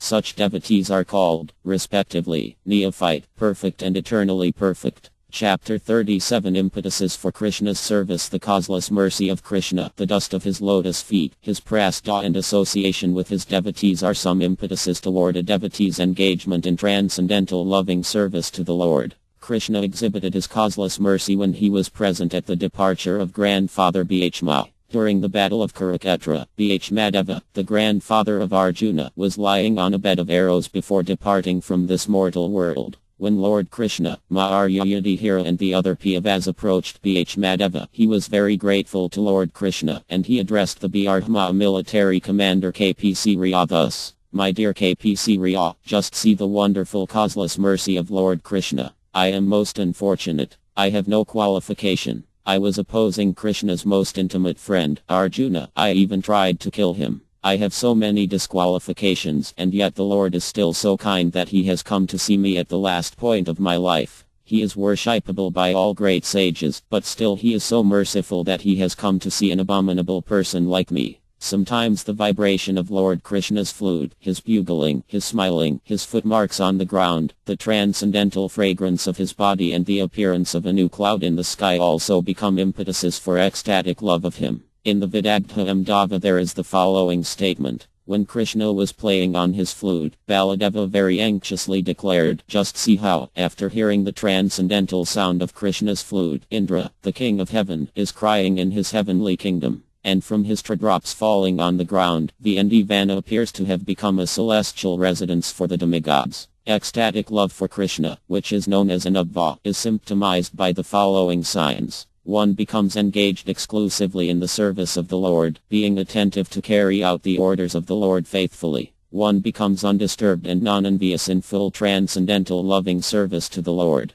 And one makes friendship with the devotees of the Lord who are situated in faithful service to him. All of these symptoms are called anubhava, ecstatic love. The first symptom of anubhava, or engagement in a particular type of service, is exemplified by Dhiruka, a servant of Krishna who used to fan Krishna with a simara, a bunch of hair. When he was engaged in such service, he was filled with ecstatic love, and the symptoms of ecstatic love became manifest in his body. But Dhiruka was so serious about his service that he checked all of these manifestations of ecstatic love and considered them hindrances to his engagement. He did not care very much for these manifestations, although they automatically developed. In Armadbhgavatam, 10th canto, 86th chapter, verse 38, there is a statement of how Rudadeva, a Brahma from the country called Middle in northern India, became so overpowered with joy as soon as he saw Krishna that immediately after bowing to the Lord's lotus feet he stood up and began to dance, raising his two arms above his head.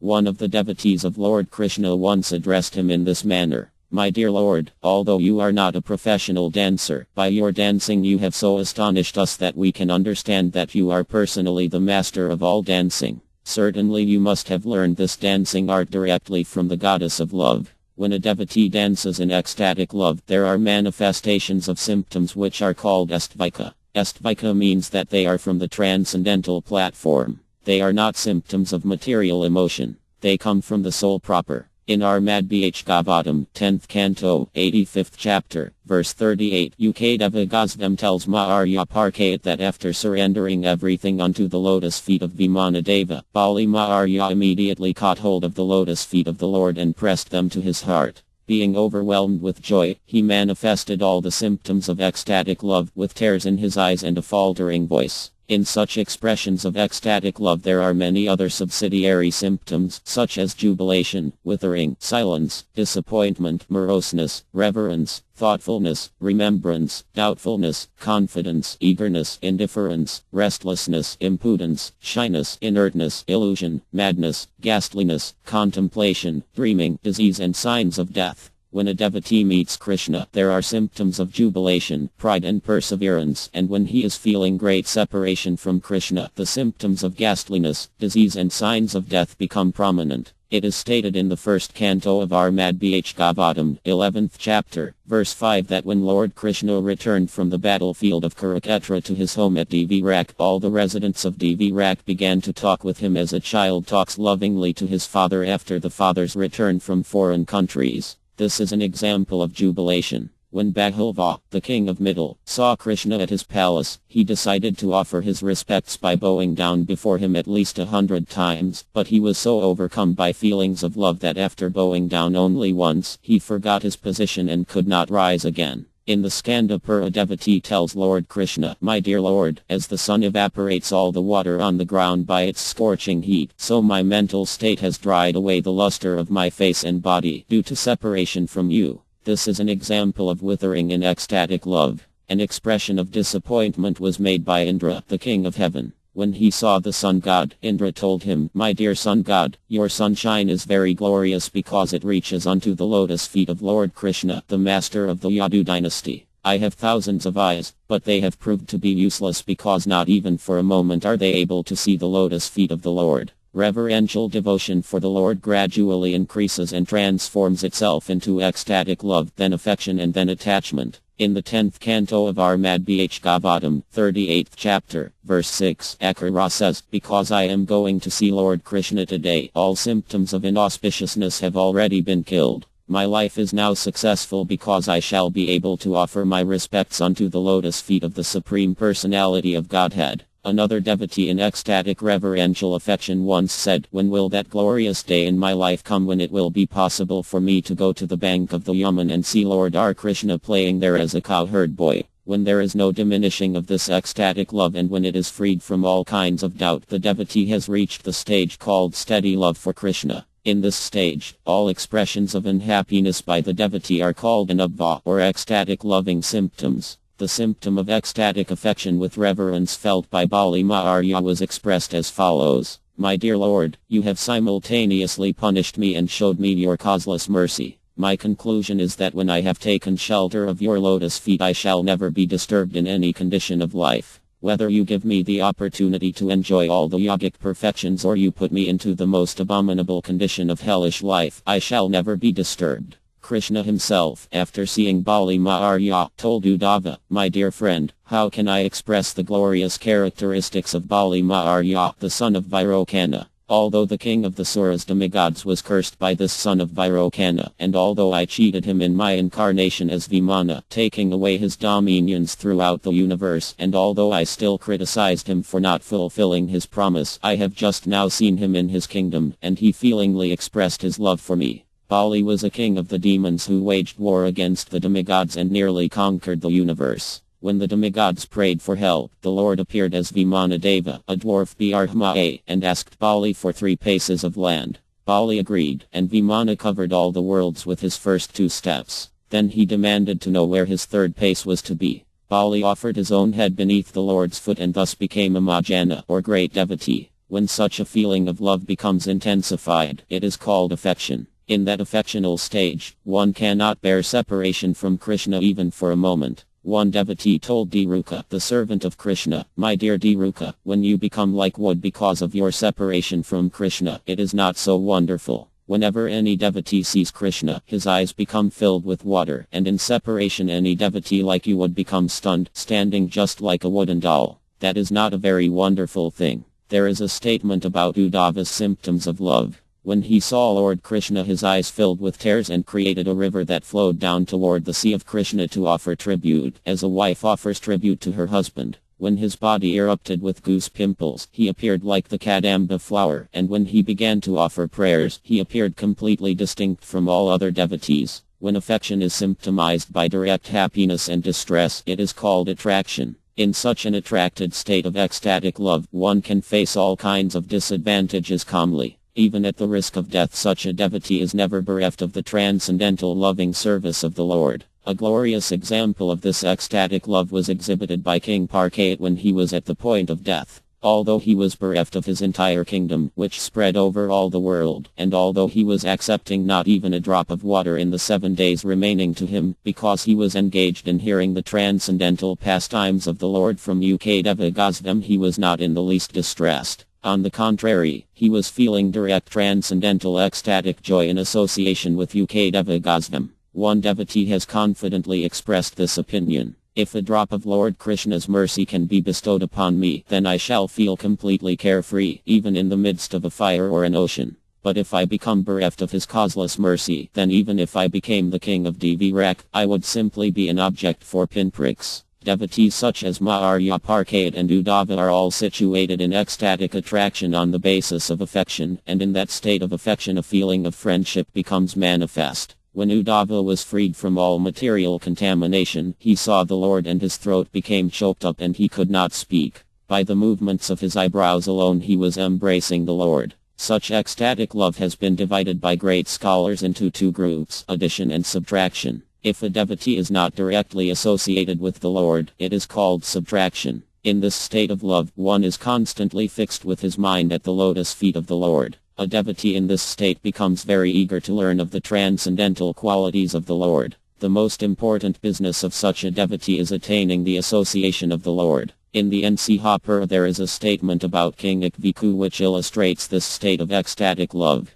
Because of his great affection for Krishna, King Ikviku became greatly attached to the black cloud, the black deer, the deer's black eyes and the lotus flower, which is always compared to the eyes of the Lord. In the 10th canto, 38th chapter, verse 10 of the Bhagavatam, Akara thinks, since the Lord has now appeared to diminish the great burden of the world and is now visible to everyone's eyes in his personal transcendental body, when we see him before us, is that not the ultimate perfection of our eyes? In other words, Akara realized that the perfection of the eyes is fulfilled when one is able to see Lord Krishna. Therefore, when Lord Krishna was visible on the earth by direct appearance, everyone who saw him surely attained perfection of sight. In the Krishna Karamta, written by Bilvamagala H. Kura, there is this expression of eagerness in ecstatic love. How miserable it is, my dear Krishna, O friend of the hopeless. O merciful Lord, how can I pass these thankless days without seeing you? A similar sentiment was expressed by Uddhava when he wrote a letter to Krishna and said, my dear Supreme King of Brahma, you are the vision of nectar for the eyes, and without seeing your lotus feet and the effulgence of your body, my mind is always morose. I cannot perceive any peace under any circumstance. Besides that, I am feeling every moment's separation to be like the duration of many, many long years. In the Krishna Karamta it is also said, my dear Lord, you are the ocean of mercy.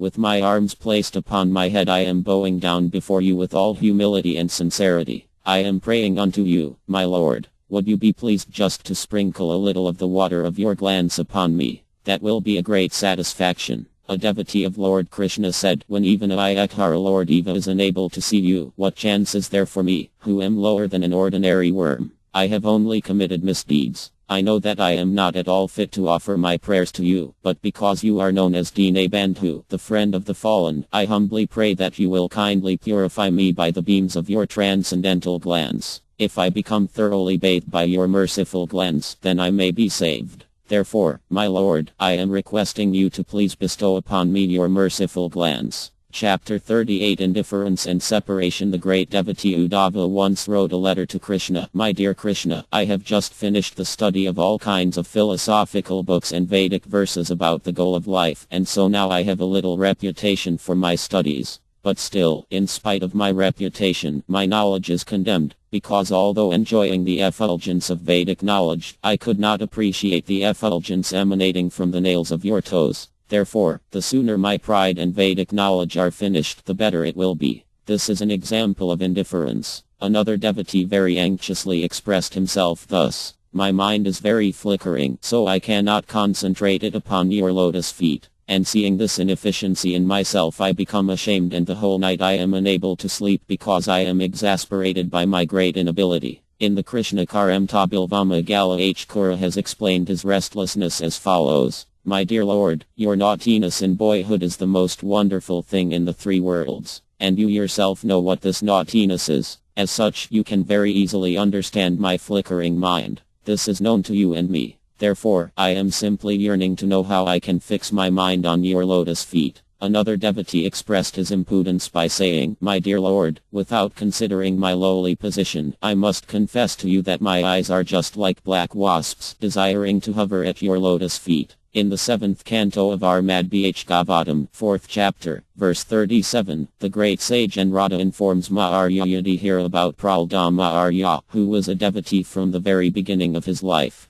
The proof of Prahlada's natural devotion is that even when he was a small child he did not play with his playmates but was always eager to preach the glories of the Lord. Instead of joining in their sportive acrobatic feats, he remained an inactive child because he was always in trance, meditating on Krishna. As such, there was no possibility of his being touched by the external world. The following statement is about a Bhardama devotee. This Bhardama is very expert in all kinds of activities, but I do not know why he is looking up without moving his eyes. It appears that his body is fixed motionless just like a doll's. I can guess that in this condition he has been captivated by the transcendental beauty of that expert flute player, our Krishna, and being attached to him, he is simply staring at the black cloud, remembering the bodily hue of our Krishna. This is an example of how a devotee can become inert due to ecstatic love. In our Bhagavatam, 7th canto, 4th chapter, verse 40, Prahlada Maharya says that even in his childhood, when he was loudly speaking the glories of the Lord, he used to dance just like a shameless madman.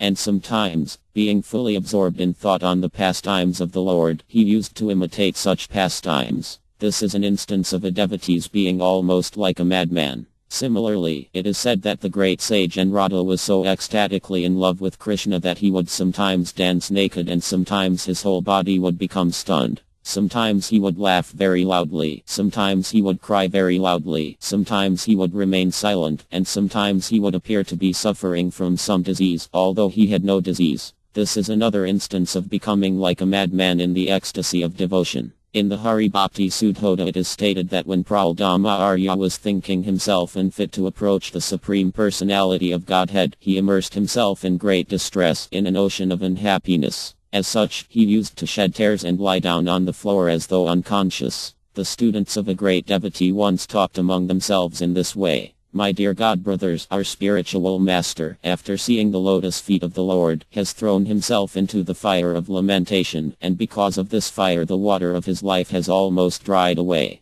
Let us now pour the nectar of the holy name through his ears, and by our doing so the swan of his life may again show signs of life. When Lord Krishna went to the city of Oitapura to fight with Bali's son Bia and to cut off all his hands, Uddhava, being separated from Krishna and thinking of his fight, was almost completely stunned into unconsciousness. When a devotee is fully in love with the Supreme Personality of Godhead, there may be the following symptoms due to his feelings of separation from the Lord. A feverish condition of the body, withering of the body, lack of sleep, non-attachment, inertness, appearing diseased, madness, unconsciousness and sometimes death. As far as the feverish condition of the body is concerned, Uddhava once told Anrada, my dear great sage, the lotus flower that is a friend of the sun may be a cause of distress for us, the fire in the ocean may cause us some burning sensation, and Invara, the friend of the moon, may distress us in various ways, we do not mind. But the most regrettable factor is that all of them remind us of Krishna, and this is giving us too much distress. This is an instance of the feverish condition which is due to being separated from Krishna. Some of the devotees who went to see Krishna at Dvirak and were detained at the door said, my dear Krishna, O friend of the Piyas, as the swan loves to dive into the water among the lily flowers and would die if taken from the water, so we wish only to be with you. Our limbs are shrinking and fading because you have been taken away from us. The king of Bahula, although very comfortably situated in his palace, began to think the nights very long and distressing because of his separation from Krishna. King Yudhishthira once said, Krishna, the chariot driver of Arjuna, is the only relative of mine within the three worlds. Therefore, my mind is becoming maddened day and night with separation from his lotus feet, and I do not know how to situate myself or where I shall go to attain any steadiness of mind. This is another example of lack of sleep. Some of the cowherd friends of Krishna said, Dear Krishna, O enemy of the Mura demon, just think of your personal servant Raktaka. Simply because he saw a peacock feather, he is now closing his eyes and is no longer attentive to pasturing the cows. Rather, he has left them in a faraway pasture and has not even bothered to use his stick to control them. This is an instance of mental imbalance due to separation from Krishna. When Lord Krishna went to the capital of King Yudhishthira, Uddhava was so afflicted by the fire of separation from our Krishna that the perspiration from his inflamed body and the tears from his eyes poured from him, and in this way he became completely stunned. When our Krishna left the city of Dvirak to seek out the Syamantaka jewel and he was late returning home, Uddhava became so afflicted that the symptoms of disease became manifest on his body. Actually, due to his excessive ecstatic love for Krishna, Uddhava became known in Dvirak as crazy. To his great fortune, on that day Uddhava's reputation as a crazy fellow was firmly established. Uddhava's craziness was practically proved when he went to Raivataka hill to minutely observe the congested black clouds. In his disturbed condition, he began to pray to these clouds, and he expressed his jubilation by bowing down before them.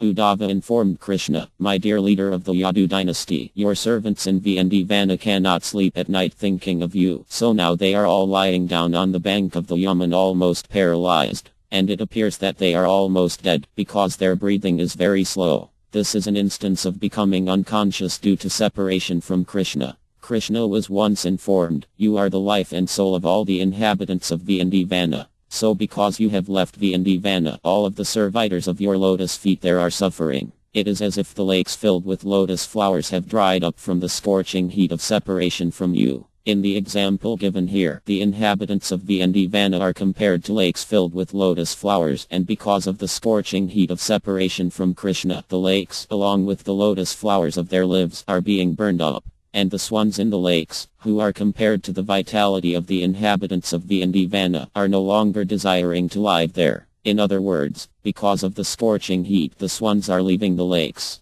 This metaphor is used to describe the condition of the devotees separated from Krishna. Chapter 39 Ways of Meeting Krishna. When Krishna and his devotees meet, the meeting is technically called yoga, or linking up with the Lord. Such meetings between Krishna and his devotees can be divided into three classes, namely, perfection, satisfaction and steadiness. When the devotee meets with Krishna in great eagerness, that state of meeting is called perfection. In the Krishna Karamta, Bilvama Gala H. Kura describes how Krishna meets his devotee with peacock feather on his head, with Marakata jewels on his chest, and with his ever-enchanting smile, his restless eyes and his very delicate body. In the 10th canto of our Madhbh Gavatam, 38th chapter, verse 34, Ukadeva Gosvam tells King Parkayat, "My dear king, as soon as Akara the chariot driver saw Lord Krishna and his elder brother Balarama in Vana, he immediately got down from the chariot and, being greatly afflicted by affection for the transcendental Lord, fell down upon his lotus feet to offer respectful obeisances."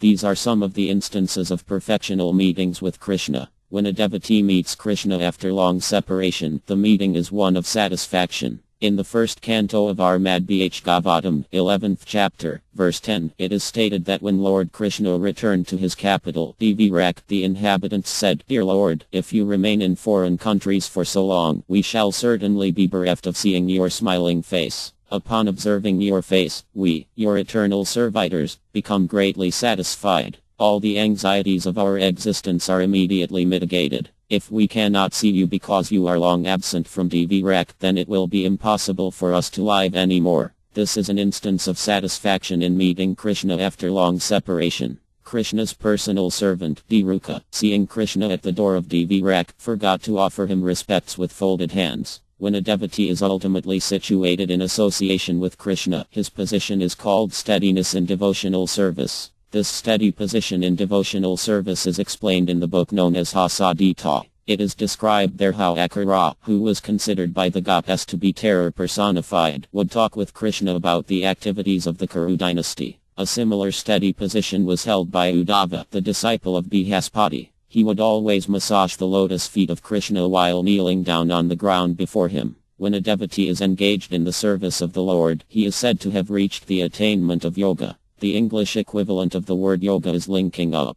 So actual linking up with Krishna, the Supreme Personality of Godhead, begins when the devotee renders service unto him. Devotees situated in the transcendental rasa of servitorship render their particular service whenever there is an opportunity. Sometimes they sit down in front of Krishna to receive orders. Some persons are reluctant to accept this level of devotional service as actual bhakti yoga, and in some of the puras also this servitorship in devotional service to Krishna is not accepted as the actual bhakti yoga system. But our Madhbh Gavatam has clearly indicated that the servitor relationship with Krishna is the actual beginning of yoga realization. In the 11th canto of our Madhbh Gavatam, 3rd chapter, verse 32, it is stated that when devotees are engaged in the discharge of bhakti yoga, sometimes they cry from thinking of Krishna, sometimes they laugh, sometimes they become jubilant, and sometimes they talk in very uncommon ways. Sometimes they dance, sometimes they sing, sometimes they are actually engaged in the service of the Lord, and sometimes they sit down silently as if absorbed in trance. Similarly, in the 7th canto of our Madhbh Gavatam, chapter 7, verse 34, Praldama Arya says to his friends, "My dear friends, as soon as pure devotees of Lord Krishna hear of the transcendental pastimes of the Lord, who is the eternal reservoir of pastimes, or hear about his transcendental qualities, they become overpowered with jubilation. Ecstatic symptoms are manifested in their bodies.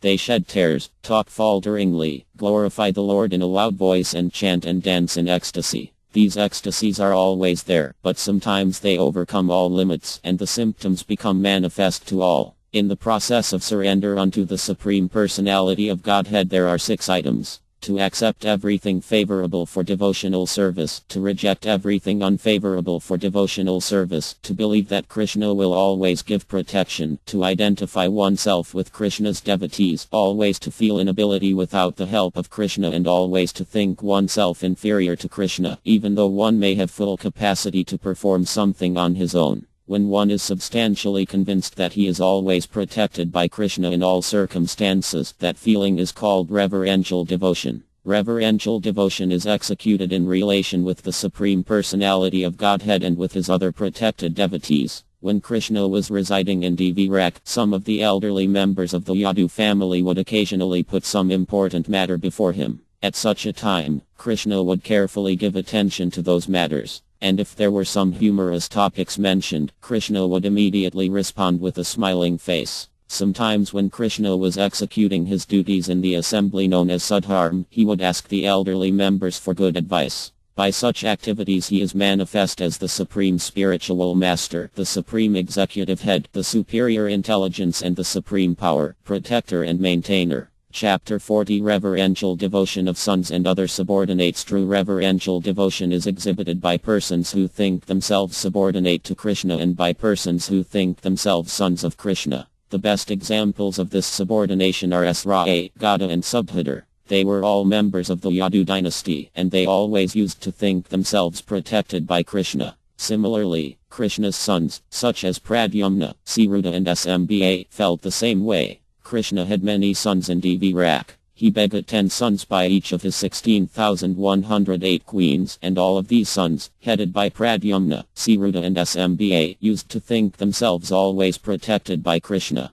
When Krishna's sons dined with him, they would sometimes open their mouths for Krishna to feed them. Sometimes when Krishna would pat one of his sons, the son would sit on Krishna's lap, and while Krishna was blessing the son's head by smelling it, the others would shed tears, thinking how many pious activities he must have performed in his previous life. Out of Krishna's many sons, Pradyumna, a son of Krishna's chief queen, Rukmi, is considered the leader. Pradyumna's bodily features resemble Krishna's exactly. Pure devotees of Krishna glorify Pradyumna because he is so fortunate. Like father, like son. There is a description in the Hariva of Pradyumna's activities when he kidnapped Prabhat. Pradyumna addressed Prabhat at that time and said, "My dear Prabhat, just look at the head of our family, our Krishna. He is Viju himself, the supreme driver of Guru, and he is our supreme master. Because we have become so proud and confident of his protecting us, we sometimes do not even care about fighting with Tripuri Lord Eva." There are two kinds of devotees engaged in devotional service with awe and veneration, the Lord's subordinates and his sons. The servitors in the abode of Dvirak always worship Krishna as the most respectable and revered personality of Godhead. They are captivated by Krishna because of his super excellent opulences. The members who always thought themselves protected by Krishna could readily convert their conviction into practical demonstration, because it was sometimes found that the sons of Krishna acted very unlawfully in various places but were nonetheless given full protection by Krishna and Balarama. Even Balarama, the elder brother of Krishna, sometimes unknowingly offered respect to him. Once when Krishna came before Lord Balarama, Krishna was anxious to offer his respects to his elder brother, but at that time Balarama's club was lowered down upon Krishna's lotus feet. In other words, the club in Balarama's hand offered its own respects to Krishna. These feelings of subordination, as explained above, are sometimes manifested as an abha. When demigods from the heavenly planets came to our Krishna, all of Krishna's sons followed them, and Lord Brahm sprinkled water from his Kamalu upon them. When the demigods came before Krishna, the sons, instead of sitting on golden chairs, sat down on the floor, which was covered with deerskin. Sometimes the behavior of Krishna's sons appear similar to the behavior of his personal servants. For example, the sons used to offer their obeisances. They were silent, submissive and gentle, and they were always ready to carry out Krishna's orders, even at the risk of life. When present before Krishna, they bowed down on the ground. They were very silent and steady, and they used to restrain coughing and laughing before the Lord. Also, they never discussed Krishna's pastimes in conjugal love. In other words, devotees who are engaged in reverential devotional service should not discuss the conjugal love affairs of Krishna. No one should claim his eternal relationship with Krishna unless he is liberated. In the conditioned state of life, the devotees have to execute the prescribed duties as recommended in the codes of devotional service. When one is mature in devotional service and is a realized soul, he can know his own eternal relationship with Krishna. One should not artificially try to establish some relationship. In the premature stage, it is sometimes found that a lusty, conditioned person will artificially try to establish some relationship with Krishna in conjugal love. The result of this is that one becomes prktasahaji, or one who takes everything very cheaply. Although such persons may be very anxious to establish a relationship with Krishna in conjugal love, their conditioned life in the material world is still most abominable. A person who has actually established his relationship with Krishna can no longer act on the material plane, and his personal character cannot be criticized. When Cupid came on one occasion to visit Lord Krishna, some devotee addressed him thus: "My dear Cupid, because you have been so fortunate as to have placed your eyesight on the lotus feet of Krishna, the drops of perspiration on your body have become frozen, and they resemble kaak fruits, a kind of small fruit found in thorny bushes. These are signs of ecstasy and veneration for the Supreme Personality of Godhead." When the princes of the Yadu dynasty heard the vibration of Krishna's Janya conch shell, the hairs on their bodies immediately stood up in ecstatic jubilation. It seemed at that time that all the hairs on the bodies of the princes were dancing in ecstasy. In addition to jubilation, there are sometimes symptoms of disappointment. Pradyumna once addressed SMBA with these words: "My dear SMBA, you are such a glorified personality. I have seen that once when you were playing on the ground, your body became covered with dust. Yet our father, Lord Krishna, still took you up on his lap. But I am so unfortunate that I could never get such love from our father." This statement is an example of disappointment in love. To regard Krishna as one's superior is called reverential feeling, and when, in addition to this, a devotee feels that Krishna is his protector, his transcendental love for Krishna is increased, and his combined feelings are called reverential devotion. When this steady reverential devotion increases further, it is called love of Godhead in reverential devotion. Attraction and affection are two prominent symptoms of this stage. In this reverential devotional attitude, Pradyumna never talked to his father in a loud voice. In fact, he never so much as unlocked the lips of his mouth, nor did he ever show his face filled with tears. He would always glance only at the lotus feet of his father. There is another example of steady and fixed love for Krishna in the instance of Arjuna's informing him of the death of Arjuna's son, Abhimanyu, who was also the nephew of Krishna. Abhimanyu was the son of Subhadra, Krishna's younger sister. He was killed at the Battle of Kurukshetra by the combined efforts of all the commanders in King Duryodhana's army, namely, Kare, Avatham, Jyadratha, Bhishma, Kapsirya and Drosirya. In order to assure Krishna that there was no change of love on Subhadra's part, Arjuna informed him, "Although Abhimanyu was killed almost in your presence, Subhadra's love for you is not agitated at all, nor has it even slightly changed its original color." The affection that Krishna has for his devotees was expressed by him when he asked Pradyumna not to feel so bashful before him. He addressed Pradyumna thus: "My dear boy, just give up your feeling of inferiority, and do not hang your neck. Just talk with me in a clear voice and do not shed tears. You may look straight at me, and you may place your hands on my body without any hesitation. There is no need of exhibiting so much reverence before your father." Pradyumna's attachment for Krishna was always exhibited by his action. Whenever he was ordered by his father to execute something, he would immediately execute the order, taking the task as nectar even though it may have been poison.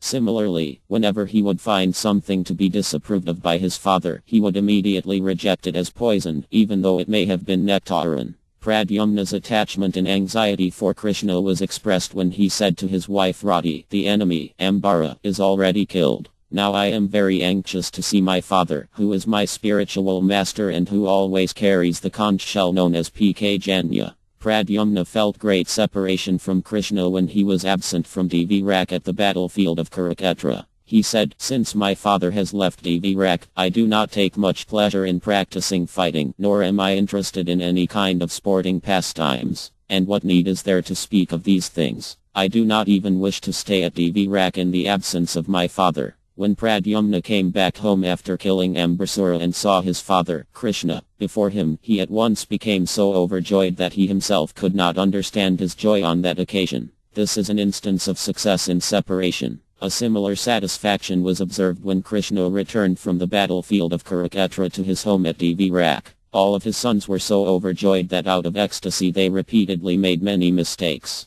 These mistakes were a sign of complete satisfaction. Every day Pradyumna looked over Krishna's lotus feet with tears in his eyes. These signs of reverential devotion on the part of Pradyumna may be described in the same way they have been described in the cases of other devotees. Chapter 41 Fraternal Devotion. When a devotee is permanently situated in devotional service and by different symptoms of ecstasy he has developed and matured a fraternal mellow or flavor in relationship with the personality of Godhead, his feeling is called fraternal love of Godhead. The impetus for such fraternal love of God is God himself. When one is liberated and discovers his eternal relationship with the Supreme Lord, the Lord himself becomes the impetus for increasing fraternal love. The eternal associates of the Lord in Vana have described this as follows. The Lord, Hari, whose bodily hue is like the Indranela jewel, whose smiling is as beautiful as the Kunda flower, whose silk dress is as yellow as golden autumn foliage, whose chest is beautified with garlands of flowers and who is always playing upon his flute. This enemy of the Aga demon is always attracting our hearts by wandering about Vana.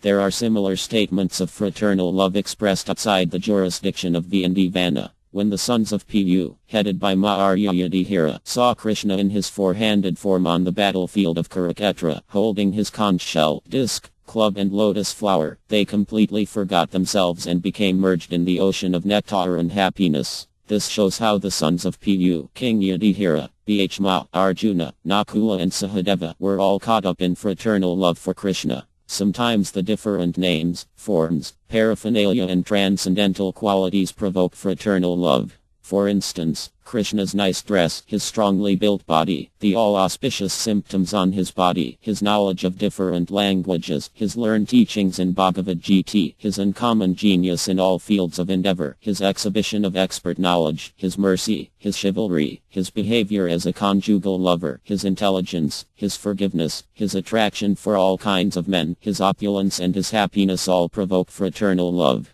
The impetus to fraternal love upon seeing the associates of Krishna in Vana is also very natural, for their personal bodily features, their qualities and their dress are all equal to Krishna's. These associates are always happy in their service to Krishna, and they are generally known as Vaisyas, or friends of the same age. The Vaisyas are fully confident of protection by Krishna. Devotees sometimes pray, "Let us offer our respectful obeisances unto the Vaisyas of Krishna, who are firmly convinced of Krishna's friendship and protection and whose devotion to Krishna is ever fixed. They are fearless, and on a level equal with Krishna they discharge their transcendental loving devotional service." Such eternal Vaisyas are also found beyond the jurisdiction of Vana in places such as Dvirak and Hastinpura. Except for Vana, all the places of Krishna's pastimes are called Puras, towns. Mathur and Hastinpura, the capital of the Kuras, are both Puras. Personalities like Arjuna, Bhishma, Draupadi and Rdmbharma are counted among Krishna's fraternal devotees in the Puras. How the sons of Pu, the Pandavas, enjoy Krishna's association is described as follows. When our Krishna arrived in Indraprastha, the capital of the Kuras, Maharya Yudhishthira immediately came out to smell the flavor of Krishna's head.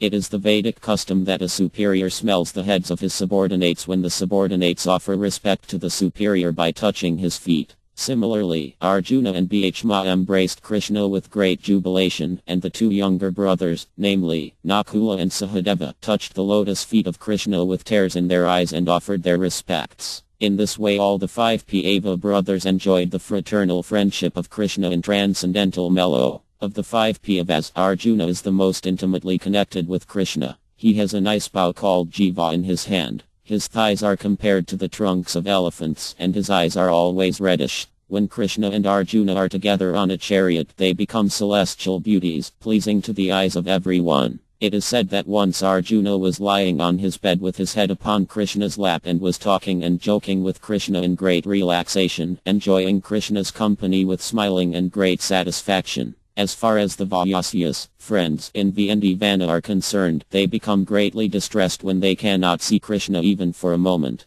There is the following prayer by a devotee for the Vaisyas in Vana. All glories to Krishna's Vaisyas, who are just like Krishna in their age, qualities, pastimes, dress and beauty. They are accustomed to playing on their flutes made of palm leaves, and they all have buffalo horn bugles ornamented like Krishna's with jewels such as Indranela and with gold and coral. They are always jubilant like Krishna. May these glorious companions of Krishna always protect us. The Vaisyas and VND Vana are in such intimate friendship with Krishna that sometimes they think themselves as good as Krishna. Here is an instance of such friendly feeling. When Krishna was holding up Govardhana hill with his left hand, the Vaisyas said, "Dear friend, you have been standing for the last 7 days and nights without any rest. This is very troublesome for us, because we see that you have undertaken a severely laborious task. We think, therefore, that you need not continue to stand in that way holding the hill. You can just transfer it onto Sudam's hand. We are very much aggrieved to see you in this position. If you think that Sudam is not able to support Govardhana hill, then at least you should change hands. Instead of supporting it with your left hand, please transfer it to your right hand, so that we can give your left hand a massage."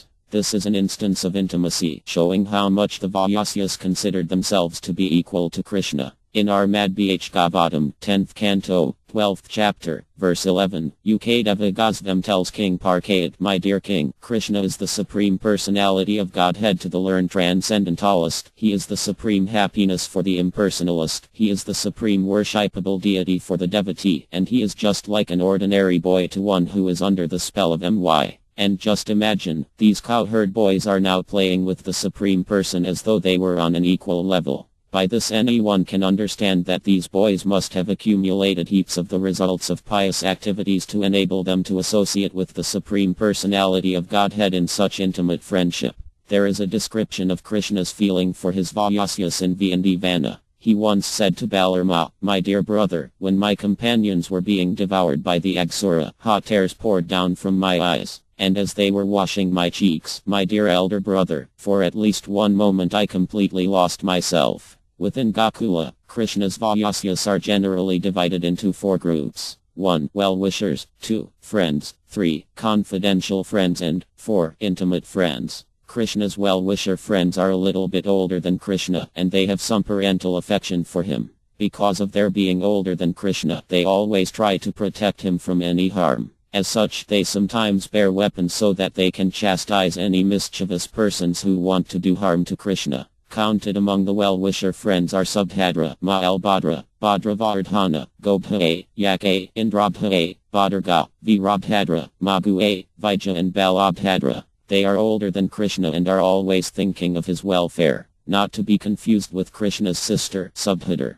One of the elderly friends said, "My dear Mahalbhadra, why are you wielding a shining sword as though you were running toward Arisura to kill him? My dear Baladeva, why are you unnecessarily bearing that heavy plow? My dear Vijaya, don't be unnecessarily agitated. My dear Bhadravardhana, there is no need to make these threatening motions. If you will all look more closely you will see that it is only a thundercloud upon Govardhana hill. It is not the Arisura in the shape of a bull, as you have imagined." These older, well-wishing friends of Krishna had imagined a large cloud to be the Arisura, appearing in the shape of a huge bull. In the midst of their excitement one of them ascertained that it was actually only a cloud on Govardhana hill. He therefore informed the others not to take the trouble of worrying about Krishna, because there was no present danger from Arisura. Among the well-wisher friends, Mahalbhadra and Balabhadra are the chiefs. Mahalbhadra is described as follows. His complexion is yellowish and his dress is very attractive. He always carries a stick of various colors.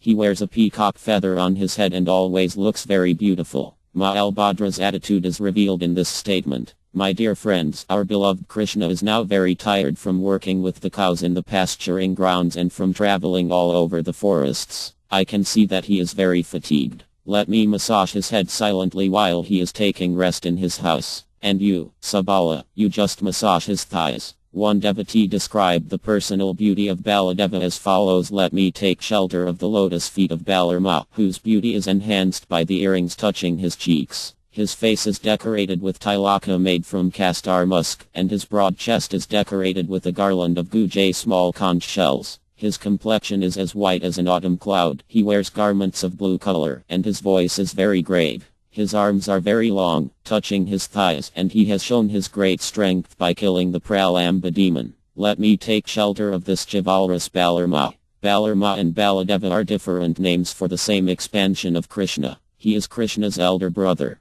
Baladeva's affection for Krishna is illustrated in this statement to Sabala. "My dear friend, please inform Krishna not to go to Kailaya's lake today. Today is his birthday, and so I wish to go along with Mother Yod to bathe him. Tell him he should not leave the house today. This shows how Balarama, Krishna's elder brother, took care of Krishna with parental love within the scope of fraternal affection. Friends who are younger than Krishna, who are always attached to him and who give him all kinds of service are called ordinary friends, or, simply, friends. Such ordinary friends are called Sakas, and the names of some Sakas are Vla, Vyabha, Ojas, Divaprastha, Varthapa, Miranda, Kuzampa, Maibandha and Karandhama. All of these Sak friends of Krishna seek only to serve him. Sometimes some of them would rise early in the morning and immediately go to Krishna's place and wait at the door to see Krishna and to accompany him to the pasturing grounds. In the meantime, Krishna would be dressed by Mother Yod, and when she would see a boy standing at the door, she would call him, "Well, Vla, why are you standing there?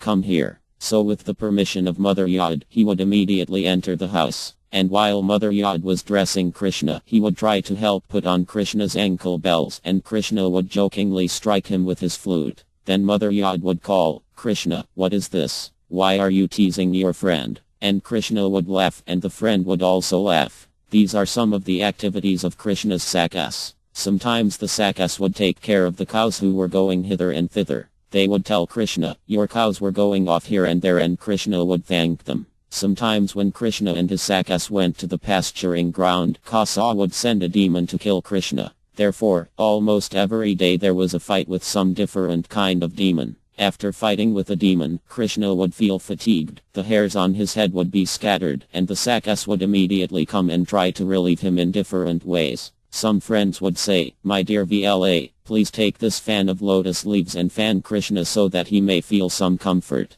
Varthapa, you just brush the scattered hairs on Krishna's head which have fallen upon his face. Vyabha, don't talk unnecessarily. Immediately massage Krishna's body. His arms have become tired from fighting and wrestling with that demon. Oh, just see how our friend Krishna has become tired. These are some examples of the treatment given to Krishna by the Sakas. One of the Sakas, known as Divaprastha, is described as follows. He is very strong, a ready scholar, and is very expert in playing ball. He wears a white dress and he ties his hair into a bunch with a rope. Whenever there is a fight between Krishna and the demons, Divaprastha is the first to help, and he fights just like an elephant. One of the Gopas once said to her friend, "My dear beautiful friend, when Krishna, the son of Maharyananda, was taking rest within the cave of a hill, he was keeping his head on the arms of RDM, and he was putting his left hand on DM's chest." Taking this opportunity, Divaprastha, out of his strong affection for Krishna, immediately began to massage his legs.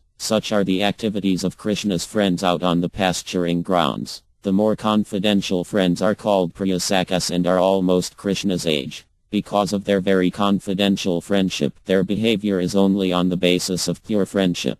The behavior of other friends is on the ground of parental love or servitude, but the basic principle of the confidential friends is simply friendship on an equal level. Some confidential friends are as follows. RDM, Sudem, DM, Vasudem, Kiki, Stoka Krishna, Au, Bhadrasena, Vilas, Puarka, Vyaka and Kalavika. By their various activities in different pastimes, all of these friends used to give transcendental pleasure to Krishna. The behavior of these confidential friends is described by a friend of RDHR who told RDHR, "My dear graceful RDHR, your intimate friend Krishna is also served by his intimate boyfriends. Some of them cut jokes with him in mild voices and please him very much by this. For example, Krishna had one Bhardhma friend whose name was Madhumagala. This boy would joke by playing the part of a greedy Bhardhma. Whenever the friends ate, he would eat more than all others, especially Laus, of which he was very fond. Then after eating more Laus than anyone else, Madhumagala would still not be satisfied, and he would say to Krishna, "If you give me one more Lau, then I shall be pleased to give you my blessing so that your friend RDHR will be very much pleased with you."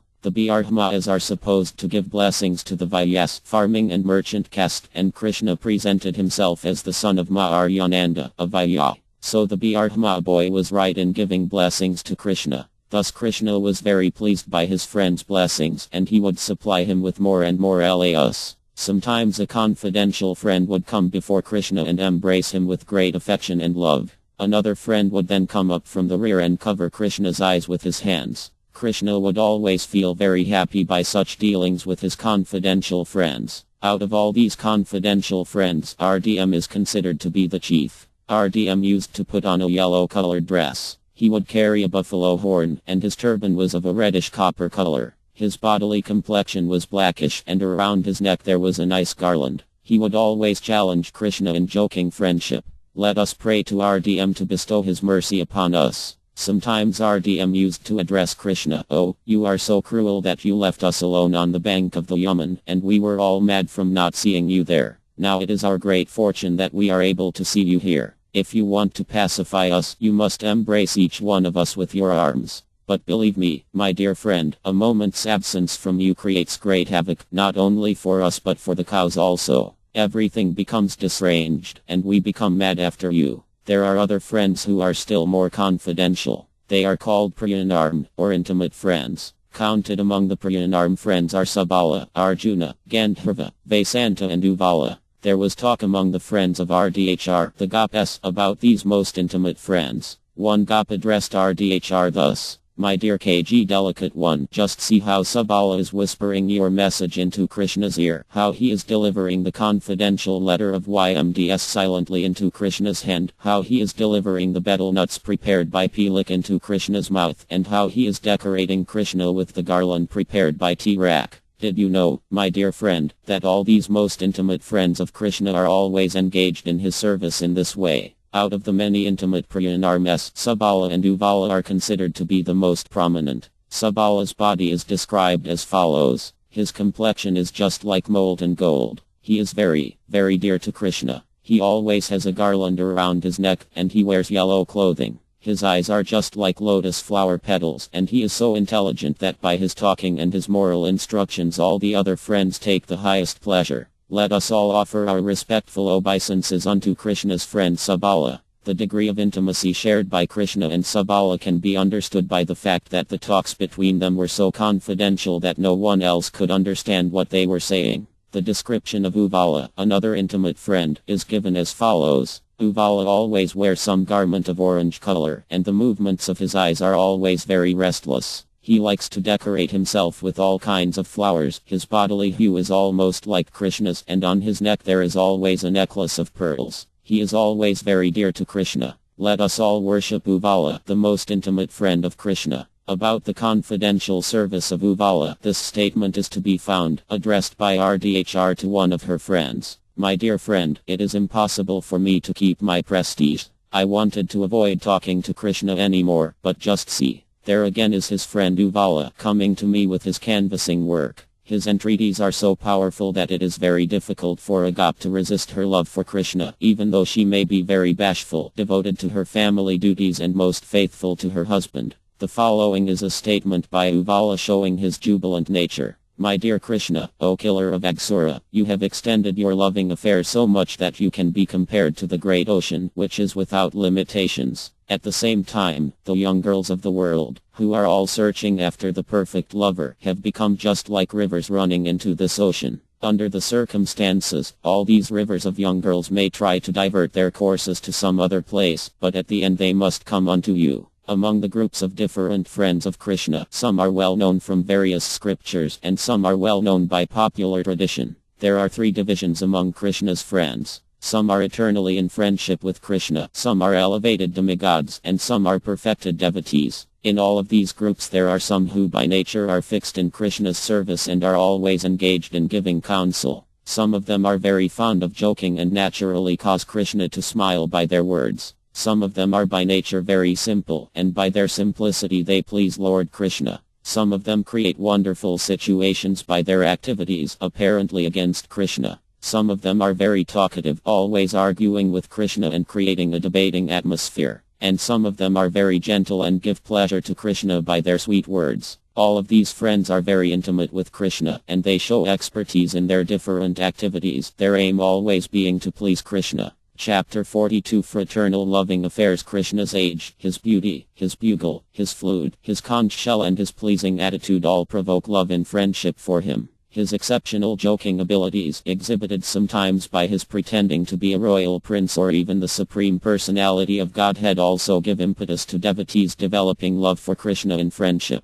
Learned scholars have divided Krishna's age into three periods. The age up through 5 years is called Kamra. The age from the 6th through the 10th year is called Paga. And the age from the 11th through the 15th year is called Kyora. While Krishna is spending his days as a cowherd boy, he is in the Kamra and Paga ages. In the Kyora age, when Krishna appeared in Gokula, he acted as a cowherd boy, and then, when he was 16, he went to Mathur to kill Kasa. The Kamra age is just suitable for reciprocating the love of a child with Mother Yod. In the 10th canto, 13th chapter, verse 11 of Armad Bh Gavatam, Ukdeva Gosvam tells King Parkayat, my dear king, although Lord Krishna is the supreme enjoyer and the beneficiary of all kinds of sacrificial ceremonies, he still used to eat with his cowherd boy friends. This is because at that time he accepted the pastimes of an ordinary boy, keeping his flute under his arm and his bugle on the right side in his belt, along with his cane. In his left hand he would hold a lump of rice paste with yogurt, and in his fingers would be Pilu, the king of fruits. When he would thus sit among his friends, it would appear that he was the whirl of a lotus flower and that the friends surrounding him were petals. As they thus enjoyed joking among themselves, the denizens of heaven would become struck with wonder and would only stare at the scene.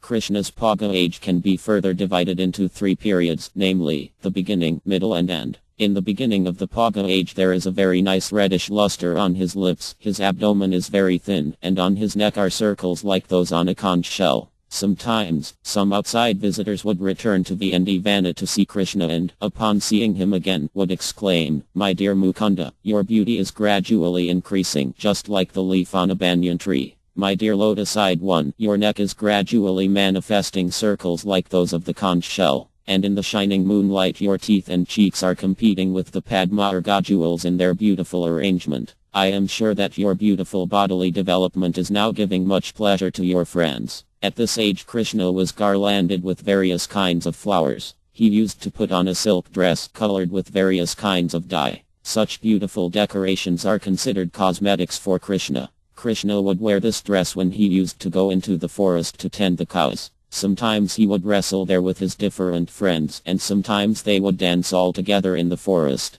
These are some of the specific activities of the Paga age. The cowherd friends of Krishna were so happy in his company that they expressed their transcendental feelings within themselves thus. Dear Krishna, you are always busy tending the cows that are scattered all over beautiful VND Vana. You have a beautiful garland, a small conch shell, a peacock feather on your turban, yellow-colored silk cloth, decorations of karikra flowers on your ears and a malik flower garland on your chest. Appearing so beautiful, when you pretend, just like an actor, to be fighting with us, you give us unlimited transcendental bliss. When Krishna is more grown up, in the middle age of Paga, his nails become finely sharp, and his chubby cheeks become lustrous and round. On the 2 sides of his waist above his belt there are 3 distinct lines of folded skin called trivel. The cowherd boy friends of Krishna felt very proud of their association with him. At that time the tip of his nose defeated the beauty of sesame flowers, the luster of his cheeks defeated the glow of pearls, and the 2 sides of his body were exquisitely beautiful. In this age Krishna wore a silk dress that glittered like lightning, his head was decorated with a silk turban covered with gold lace, and in his hand he carried a stick about 56 inches long.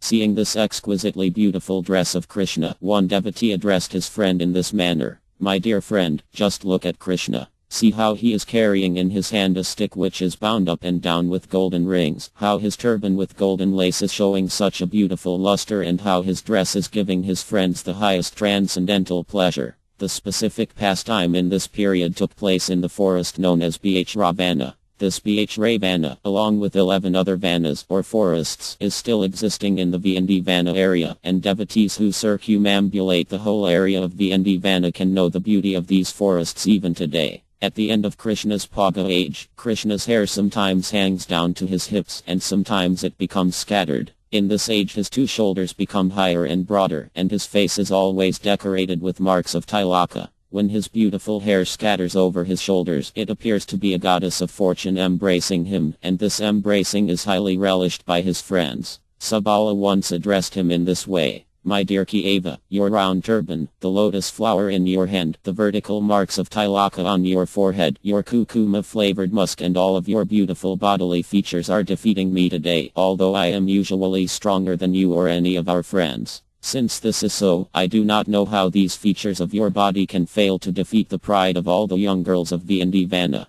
When I am so defeated by this beauty, what chance is there for those who are naturally very simple and flexible? At this age Krishna took pleasure in whispering into the ears of his friends, and the subject of his talks was the beauty of the goddess, who were just tarrying before them. Sabala once addressed Krishna thus: "My dear Krishna, you are very cunning. You can understand the thoughts of others. Therefore I am whispering within your ear that all of these 5 goddesses, who are most beautiful, have been attracted by your dress. And I believe that Cupid has entrusted them with the responsibility of conquering you." In other words, the beauty of the goddess was capable of conquering Krishna, although Krishna is the conqueror of all universes. The symptoms of the Kaura age have already been described, and it is at this age that devotees generally most appreciate Krishna. Krishna with Rdhr is worshipped as Kiora. Krishna does not increase his age beyond this form of Kaura, and it is confirmed in the Brahma Sahit that although he is the oldest personality and has innumerable different forms, his original form is always youthful. In the pictures of Krishna on the battlefield of Kurukshetra we can see that he is youthful, although at that time he was old enough to have sons, grandsons and great-grandsons. The cowherd boyfriends of Krishna once said, "Dear Krishna, you need not decorate your body with so many ornaments. Your transcendental features are themselves so beautiful that you do not require any ornamentation." At this age, whenever Krishna begins to vibrate his flute early in the morning, all of his friends immediately get up from bed just to join him in going to the pasturing grounds. One of the friends once said, "My dear cowherd friends, the sound of Krishna's flute from above Govardhana hill is telling us that we need not go to search him out on the bank of the Yaman."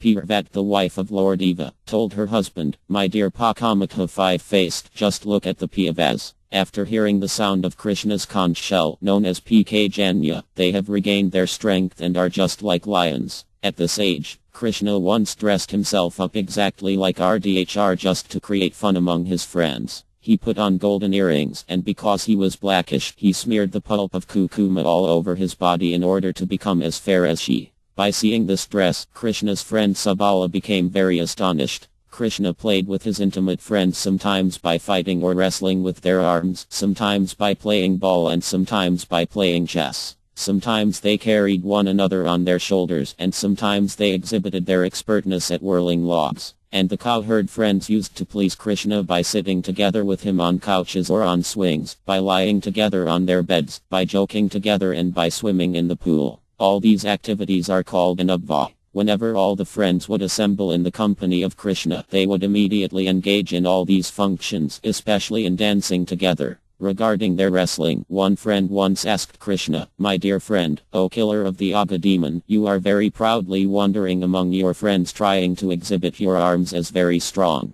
Is it that you are envious of me? I know that you cannot defeat me in wrestling, and I also know that you were sitting idly for a long time because you were hopeless of defeating me." All the friends were very daring and would risk any difficulty, because they were confident that Krishna would help them to be victorious in all adventures. They used to sit together and advise one another what to do, sometimes inducing one another to be engaged in welfare work. Sometimes they would offer betel nuts to one another, decorate one another's faces with tilaka or smear pulp of candana on one another's bodies. Sometimes, for the sake of amusement, they used to decorate their faces in strange ways. Another business of the friends was that each of them wanted to defeat Krishna. Sometimes they used to snatch his clothing or snatch away the flowers from his hands. Sometimes one would try to induce another to decorate his body for him, and failing this, they were always ready to fight, challenging one another to combat in wrestling. These were some of the general activities of Krishna and his friends. Another important pastime of the friends of Krishna was that they served as messengers to and from the goddess.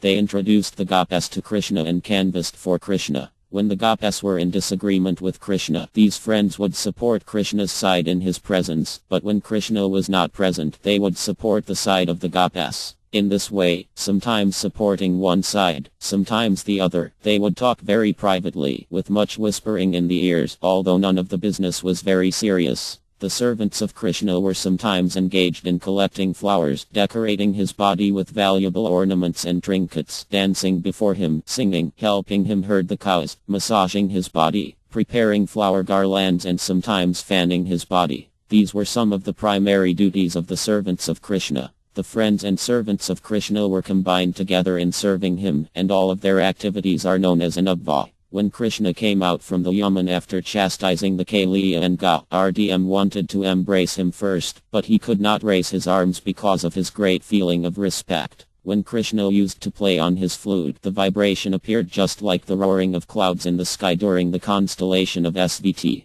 According to Vedic astronomical calculation, if there is rain during the constellation of the SVT star, any rain falling on the sea will produce pearls, and rain falling on a serpent will produce jewels. Similarly, when Krishna's flute roared like a thundercloud under the SVT constellation, the resulting perspiration on RDM's body appeared to be just like pearls. When Krishna and Subala were embracing one another, our Mat RDHR became a little envious, and hiding her hot temperament she said, "My dear Subala, you are very fortunate because even in the presence of superiors you and Krishna have no hesitation in putting your arms on each other's shoulders. I think it must be admitted that in your previous lives you have succeeded in many kinds of austerities." The idea is that although RDHR was accustomed to putting her arms on Krishna's shoulders, it was not possible for her to do such a thing in the presence of her superiors, whereas Subala could do so freely. RDHR therefore praised his good fortune. When Krishna entered the lake of Kaliya, his intimate friends became so perturbed that their bodily colors faded and they all produced horrible gurgling sounds. At that time all of them fell down on the ground as if unconscious.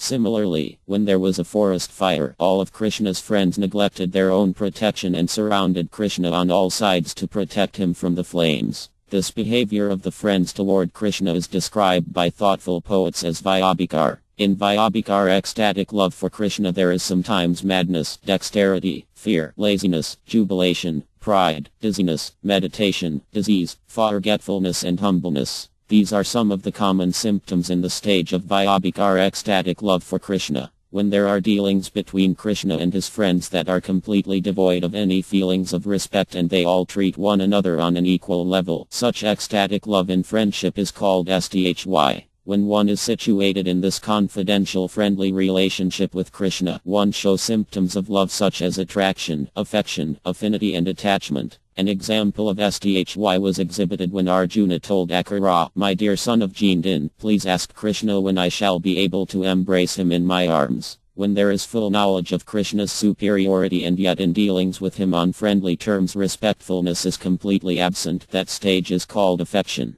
There is one brilliant example of this affection. When the demigods, headed by Lord Eva, were offering respectful prayers to Krishna, describing the glorious opulences of the Lord, Arjuna stood before him with his hand on his shoulders and brushed the dust from his peacock feather. This Arjuna, living in Vana, is different from the friend of the same name to whom Bhagavad Gita was spoken. When the Pandavas were banished by Duryodhana and forced to live incognito in the forest, no one could trace out where they were staying. At that time, the great sage Anrada met Lord Krishna and said, "My dear Mukunda, although you are the Supreme Personality of Godhead, the all-powerful person, by making friendship with you the Pandavas have become bereft of their legitimate right to the kingdom of the world, and, moreover, they are now living in the forest incognito. Sometimes they must work as ordinary laborers in someone else's house. These symptoms appear to be very inauspicious materially, but the beauty is that the Pandavas have not lost their faith and love for you in spite of all these tribulations. In fact, they are always thinking of you and chanting your name in ecstatic friendship." Another example of acute affection for Krishna is given in the 10th canto, 15th chapter, verse 18 of our Madhbh Gavatam. In the pasturing ground Krishna felt a little tired and wanted to take rest, so he lay down on the ground. At that time, many cowherd boys assembled there and with great affection began to sing suitable songs so that Krishna would rest very nicely. There is a nice example of the friendship between Krishna and Arjuna on the battlefield of Kurukshetra. When the fighting was going on, Avatham, the son of Drosirya, unceremoniously attacked Krishna. Although according to the prevailing rules of chivalry one's chariot driver should never be attacked by the enemy, Avatham behaved heinously in so many ways that he did not hesitate to attack Krishna's body, although Krishna was acting only as charioteer for Arjuna. When Arjuna saw that Avatham was releasing various kinds of arrows to hurt Krishna, he immediately stood in front of Krishna to intercept all of them. At that time, although Arjuna was being harmed by those arrows, he felt an ecstatic love for Krishna, and the arrows appeared to him like showers of flowers. There is another instance of ecstatic love for Krishna in friendship. Once when a cowherd boy named Vyabha was collecting flowers from the forest to prepare a garland to be offered to Krishna, the sun reached its zenith, and although the sunshine was scorching hot, Vyabha felt it to be like the moonshine. That is the way of rendering transcendental loving service to the Lord. When devotees are put into great difficulties, even like the Piyavas as described above, they feel all their miserable conditions to be great facilities for serving the Lord. Another instance of Arjuna's friendship with Krishna was described by Anrada, who reminded Krishna, when Arjuna was learning the art of shooting arrows, he could not see you for so many days. But when you arrived there he stopped all his activities and immediately embraced you. This means that even though Arjuna was engaged in learning about the military art, he had not forgotten Krishna for a moment, and as soon as there was an opportunity to see Krishna, Arjuna immediately embraced him. One servant of Krishna named Padar once addressed him like this: "My dear Lord, you protected the cowherd boys from the hunger of the Aghasura demon, and you protected them from the poisonous effects of the Kaliya snake, and you also saved them from the fierce forest fire. But I am suffering from your separation, which is more severe than the hunger of Aghasura, the poison of Lake Kaliya and the burning of the forest fire. So why should you not protect me from the pangs of separation?" Another friend once told Krishna, "My dear enemy of Kasa, since you have left us, the heat of separation has become extraordinary. And this heat is felt more severely when we understand that in Bh Ravana you are being refreshed by the waves of the cooling river known as Bh Nutan Ardhr. The purport is that when Krishna was engaged with Rdhr, the cowherd boys headed by Subala were feeling great separation, and that was unbearable for them. Another friend addressed Krishna thus: "My dear Krishna, O killer of Aghasura, when you left Vana to kill King Kasa in Mathur, all the cowherd boys became bereft of their 4 bhtas, the elements earth, water, fire and space, and the 5th bhta, the air, was flowing very rapidly within their nostrils. When Krishna went to Mathur to kill King Kasa, all the cowherd boys became so afflicted by the separation that they almost died. When a person is dead it is said that he has given up the 5 elements, known as bhtas, as the body again mixes with the 5 elements from which it was prepared. In this case, although the 4 elements earth, water, fire and ether were already gone, the remaining element, air, was still very prominent and was blowing through their nostrils furiously. In other words, after Krishna left Vana, the cowherd boys were always anxious about what would happen in his fight with King Kasa. Another friend once informed Krishna, when one of your friends was feeling much separation from you, there were tears covering his lotus eyes, and so the black drones of sleep became discouraged from entering his eyes and left that place. When there is a lotus flower, the black drones fly into it to collect honey. The eyes of Krishna's friend are compared to the lotus flower, and because they were full of tears the black drones of sleep could not collect honey from his lotus eyes and therefore left the place. In other words, because he was too much afflicted, his eyes were full of tears and he could not sleep. This is an example of staying up at night because of separation from Krishna. An example of helplessness is described in the following statement. Due to Krishna's departure from Vana to Mathur, Krishna's dearest cowherd boys felt as mentally light as possible. They were like fragments of cotton, lighter than the air, and were all floating in the air without any shelter. In other words, the minds of the cowherd boys became almost vacant on account of Krishna's separation. An example of impatience was also shown by the cowherd boys when Krishna went to Mathur. Out of the sorrow of separation, all these boys forgot to take care of their cowherding and tried to forget all the melodious songs they used to sing in the pasturing ground. At last they had no desire to live anymore, being separated from Krishna. An example of stillness was described by a friend of Krishna's who informed him in Mathur that all the cowherd boys had become just like leafless trees on the tops of hills. They appeared almost naked, being skinny and frail, and did not carry any fruits or flowers. He informed Krishna that all the cowherd boys residing in Vana were as still as the trees at the tops of hills.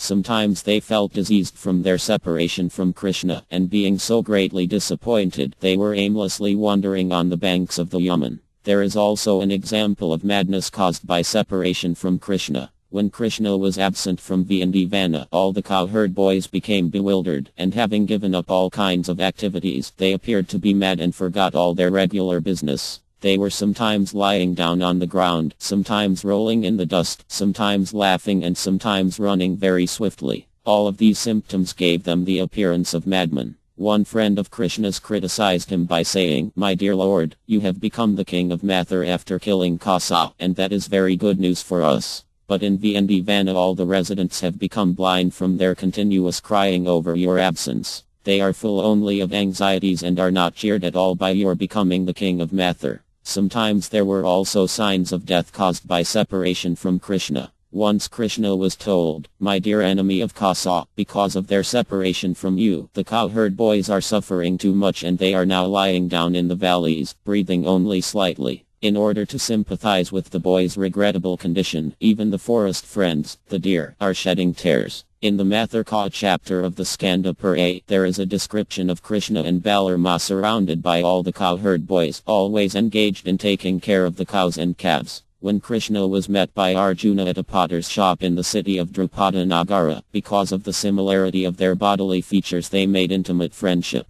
This is an instance of friendship caused by the attraction of similar bodies. In the 10th canto of Armad Bhagavatam, 71st chapter, verse 27, it is stated that when Krishna arrived in the city of Indraprastha, Bhima was so overwhelmed with joy that with tears in his eyes and a smiling face he immediately embraced his maternal cousin. Following him were his young brothers Nakula and Sahadeva, along with Arjuna, and they all became so overwhelmed at seeing Krishna that with full satisfaction they embraced the Lord, who is known as Achyuta, the Infallible. There is a similar statement about the cowherd boys of Vana. When Krishna was on the battlefield of Kurukshetra, all the cowherd boys came to see him wearing jeweled earrings in their ears. Becoming so greatly overjoyed, they extended their arms and embraced Krishna as their old friend. These are instances of full satisfaction in friendship with Krishna. In the 10th canto, 12th chapter, verse 12 of Armad Bhagavatam, it is stated that even after undergoing severe penances and austerities and performing the yogic principles, the great mystic yogas can hardly become eligible to achieve the dust of the lotus feet of Krishna, but the same personality of Godhead, Krishna, is easily available to the vision of the residents of Vana. This means there is no comparison to the great fortune of these devotees. The friendly relationship of the cowherd boys with Krishna is a particular type of spiritual ecstasy almost similar to the ecstasy of conjugal love. This ecstasy of loving affairs between the cowherd boys and Krishna is very difficult to explain. Great expert devotees like Arpagosvam express their astonishment at the inconceivable feelings which are in Krishna and his cowherd boy friends. This particular type of ecstatic love shared between Krishna and his confidential friends further develops into parental love, and on from there it may develop into conjugal love, the most exalted humor, or mellow, of ecstatic love between Lord Krishna and his devotees. Chapter 43 Parenthood. When ecstatic love develops into the relationship of parenthood and becomes steadily established, the relationship is called Vatsalya Rasa. The exhibition of this Vatsalya Rasa standard of devotional service can be found in the dealings of Krishna with his devotees who represent themselves as superior personalities like father, mother and teacher. Learned scholars have described the impetuses for parental love for Krishna existing in the elderly personalities who are in relation with him as follows. The Supreme Personality of Godhead, whose bodily complexion is just like a bluish, new-grown lotus flower, whose body is very delicate and whose lotus eyes are surrounded by scattered hair as black as bees, was walking on the streets of Vana when Mother Yad, the beloved wife of Nanda Maharya, saw him. Immediately the milk began to flow from her breasts, soaking her body. Some specific provocations for parental love of Krishna are listed as his blackish bodily hue, which is very attractive and pleasing to see, his auspicious bodily features, his mildness, his sweet words, his simplicity, his shyness, his humility, his constant readiness to offer respect to the elderly and his charity. All of these qualities are considered ecstatic provocations for parental love. In Armad Bhagavatam, 10th canto, 8th chapter, verse 45, it is stated by Ukadeva Gosvam that Mother Yad accepted Lord Krishna as her son, although he is accepted in the Vedas as the king of heaven, in the Upanishads as the impersonal Brahman, in philosophy as the supreme male, by the Yogas as the Supersula and by the devotees as the supreme personality of Godhead. Once Mother Yad addressed one of her friends in this way. Nanda Maharya, the leader of the cowherd men, worshipped Lord Vivu, along with me, and as a result of this worship, Krishna has been saved from the clutches of P10 and other demons. The twin Arjuna trees were, of course, broken due to a strong wind, and although Krishna appeared to have lifted Govardhana hill along with Balarama, I think that Nanda Maharya actually held the mountain. Otherwise, how could it have been possible for a little boy to lift such a great hill? This is another example of ecstasy in parental love. This kind of parental love is generated in a devotee out of his conviction, in love, that he himself is superior to Krishna and that without being taken care of by such a devotee, Krishna could not possibly live. One devotee therefore prayed to the parents of Lord Krishna as follows: "Let me take shelter of the elderly parental devotees of Lord Krishna. They are always anxious to serve Krishna and to maintain him, and they are always so kind to him. Let us offer our respectful obeisances unto them for being so kind to the Supreme Personality of Godhead, who is the parent of the whole universe." There is a similar prayer by Abhidharma who says, "Let others worship the Vedas and the Upanishads, and let others worship the Mahabharata if they are afraid of material existence and want to become liberated from that condition. But as far as I am concerned, I wish only to worship Maharyananda, because the Supreme Absolute Personality of Godhead, Krishna, is crawling in his courtyard as his own child." Following is a list of respectable personalities who enjoy parental affection toward Krishna. 1. Mother Yad, the Queen of Brahma. 2. Maharyananda, the King of Brahma. 3. Mother Rohi, the mother of Balarama. 4. All the elderly gopis whose sons were taken away by Lord Brahm. 5. Devak, the wife of Vasudeva. 6. The other 15 wives of Vasudeva. 7. Kunt, the mother of Arjuna. 8. Vasudeva, the real father of Krishna. And 9. Sandipani Muni, Krishna's teacher. All these are considered respectable elderly personalities with parental love for Krishna. This list is in order of superior importance, and thus we can see that Mother Yad and Maharyananda are considered to be the supermost of all elderly personalities. In our Madhbh Gavatam, 10th Canto, 9th Chapter, verse 3, Ukadeva Gosvam gives Maharya Parkate a description of the form and beauty of Mother Yad. He says, "My dear king, the wide hips of Mother Yad were surrounded by silk and linen clothes, and her breasts were flowing with milk because of her affection. When she was churning butter and tightly holding the rope, the bangles on her hands and the earrings on her ears were moving, and from the nice decoration in her hair the flowers were slackening and falling down. Due to her excessive labor, there were drops of perspiration on her face." There is another description of Mother Yad in a devotee's prayer. "Let me be given protection by Mother Yad, whose curly hairs are bound with thread, whose hair is very brightly beautified by the vermilion placed in the part, and whose bodily frame derides all her ornaments. Her eyes are always engaged in seeing the face of Krishna, and thus they are always filled with tears. Her complexion, which resembles the bluish lotus flower, is enhanced in beauty by her dressing herself with many colorful garments. Let her merciful glance fall on all of us so that we may be protected from the clutches of my and smoothly progress in our devotional service." There is the following description of Mother Yad's affection for Krishna. After rising early in the morning, Mother Yad first of all offered her breast milk to Krishna, and then she began to chant various mantras for his protection. Then she would decorate his forehead very nicely and bind his arms with protective talismans. By all of these activities, it is definitely understood that she is the emblem of all maternal affection for Krishna. The description of Nanda Maharya's bodily features is as follows. The hairs on his head are generally black, but some of them are gray. His garments are of greenish color, like the new-grown leaves of a banyan tree. His belly is fatty, his complexion is exactly like the full moon, and he has a beautiful mustache. When Krishna was a baby, one day he was walking in the courtyard, capturing the finger of his father, and because he could not walk steadily he appeared to be almost falling down. While Nanda Maharya was giving protection to his transcendental son in this way, all of a sudden there were drops of tears in his eyes and he became overwhelmed with joy. Let us all offer our respectful obeisances unto the lotus feet of King Nanda. Childhood age, childish dress, movements by the child, sweet words spoken by the child, nice smiling and various forms of childish play are considered provocations for increasing parental love for Krishna. The childhood ages of Krishna are divided into 3 periods. The beginning of Kamra age, the middle of Kamra age and the end of Kamra age. During the beginning and middle of the Kamra age, Krishna's thighs are fatty, and the inner part of his eyes are whitish. There are signs of teeth coming out, and he is very mild and gentle. He is described as follows. When Krishna had only 3 or 4 teeth coming out of his gums, his thighs were fatty, his body was very, very short, and he began to enhance the parental love of Nanda Maharya and Mother Yad with the activities of his childish body. He was sometimes stepping with his legs again and again, sometimes crying, sometimes smiling, sometimes sucking his thumb, and sometimes lying down flat. These are some of the different activities of the child Krishna. When Krishna was lying down flat, sometimes sucking the toes of his feet, sometimes throwing his legs upward, sometimes crying and sometimes smiling, Mother Yad, seeing her son in such pastimes, did not show any sign of restricting him, but rather began to watch her child with eagerness, enjoying these childhood pastimes. In the beginning of Krishna's Kamra age, the nails of tigers were set in a golden necklace about his neck.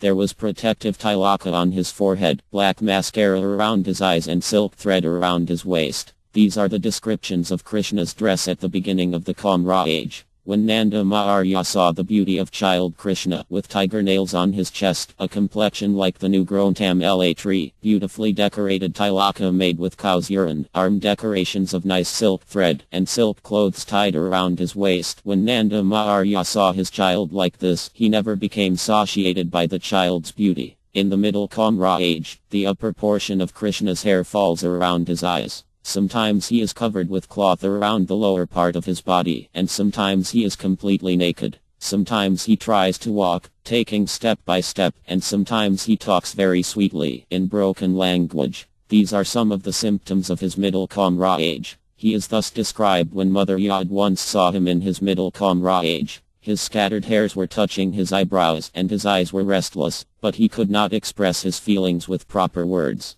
Still, when he was talking, his talk was so nice and sweet to hear. When Mother Yad looked at his little ears and saw him naked, trying to run very quickly with his little legs, she was merged into the ocean of nectar. Krishna's ornaments at this age are a pearl hanging from the septum of his nose, butter on his lotus-like palms, and some small bells hanging from his waist. It is stated that when Mother Yad saw that the child was moving, ringing the bells on his waist, smiling at her with a pearl between his nostrils and with butter on his hands, she became wonderfully pleased to see her little child in that fashion. While Krishna was in the middle of his Kamra age, his waist became thinner, his chest became broader, and his head was decorated with his curly hairs, resembling the falling of the wings of a crow. These wonderful features of Krishna's body never failed to astonish Mother Yad. At the end of his Kamra age, Krishna carried a small stick in his hand. His clothing was a little longer, and he had a knot around his waist, resembling the hood of a snake. In that dress he used to take care of the calves near the house, and sometimes he played with cowherd boys of about the same age. He had a slender flute and a buffalo horn bugle, and sometimes he played on a flute made from the leaves of trees.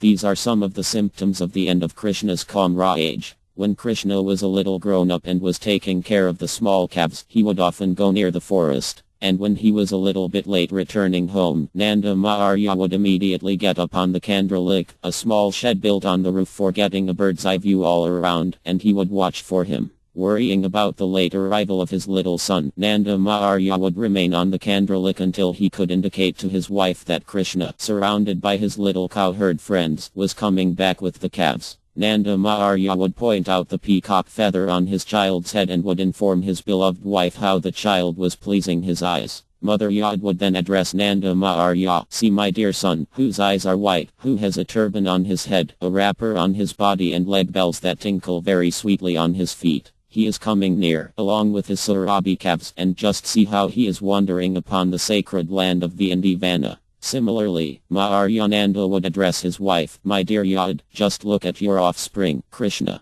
See his blackish bodily luster, his eyes tinged with red color, his broad chest and his nice golden necklace. How wonderful he looks, and how he is increasing my transcendental bliss more and more." When Krishna, the beloved son of Nanda Maharya, steps into his Kaura age, although he becomes more beautiful, his parents still consider him to be in the Paga age, even though he is between the ages of 10 and 15. When Krishna is in his Paga age, some of his servants also accept him as being in the Kaura age. When Krishna performs his childish pastimes, his general practice is to break the milk and yogurt pots, throw the yogurt in the courtyard and steal the cream from the milk. Sometimes he breaks the churning rod and sometimes he throws butter on the fire. In this way, he increases the transcendental pleasure of his mother, Yod. In this connection, Mother Yod once told Mukher, her maidservant, just look at Krishna looking stealthily toward all sides and slowly stepping forward from the bushes. It appears that he is coming just to steal the butter.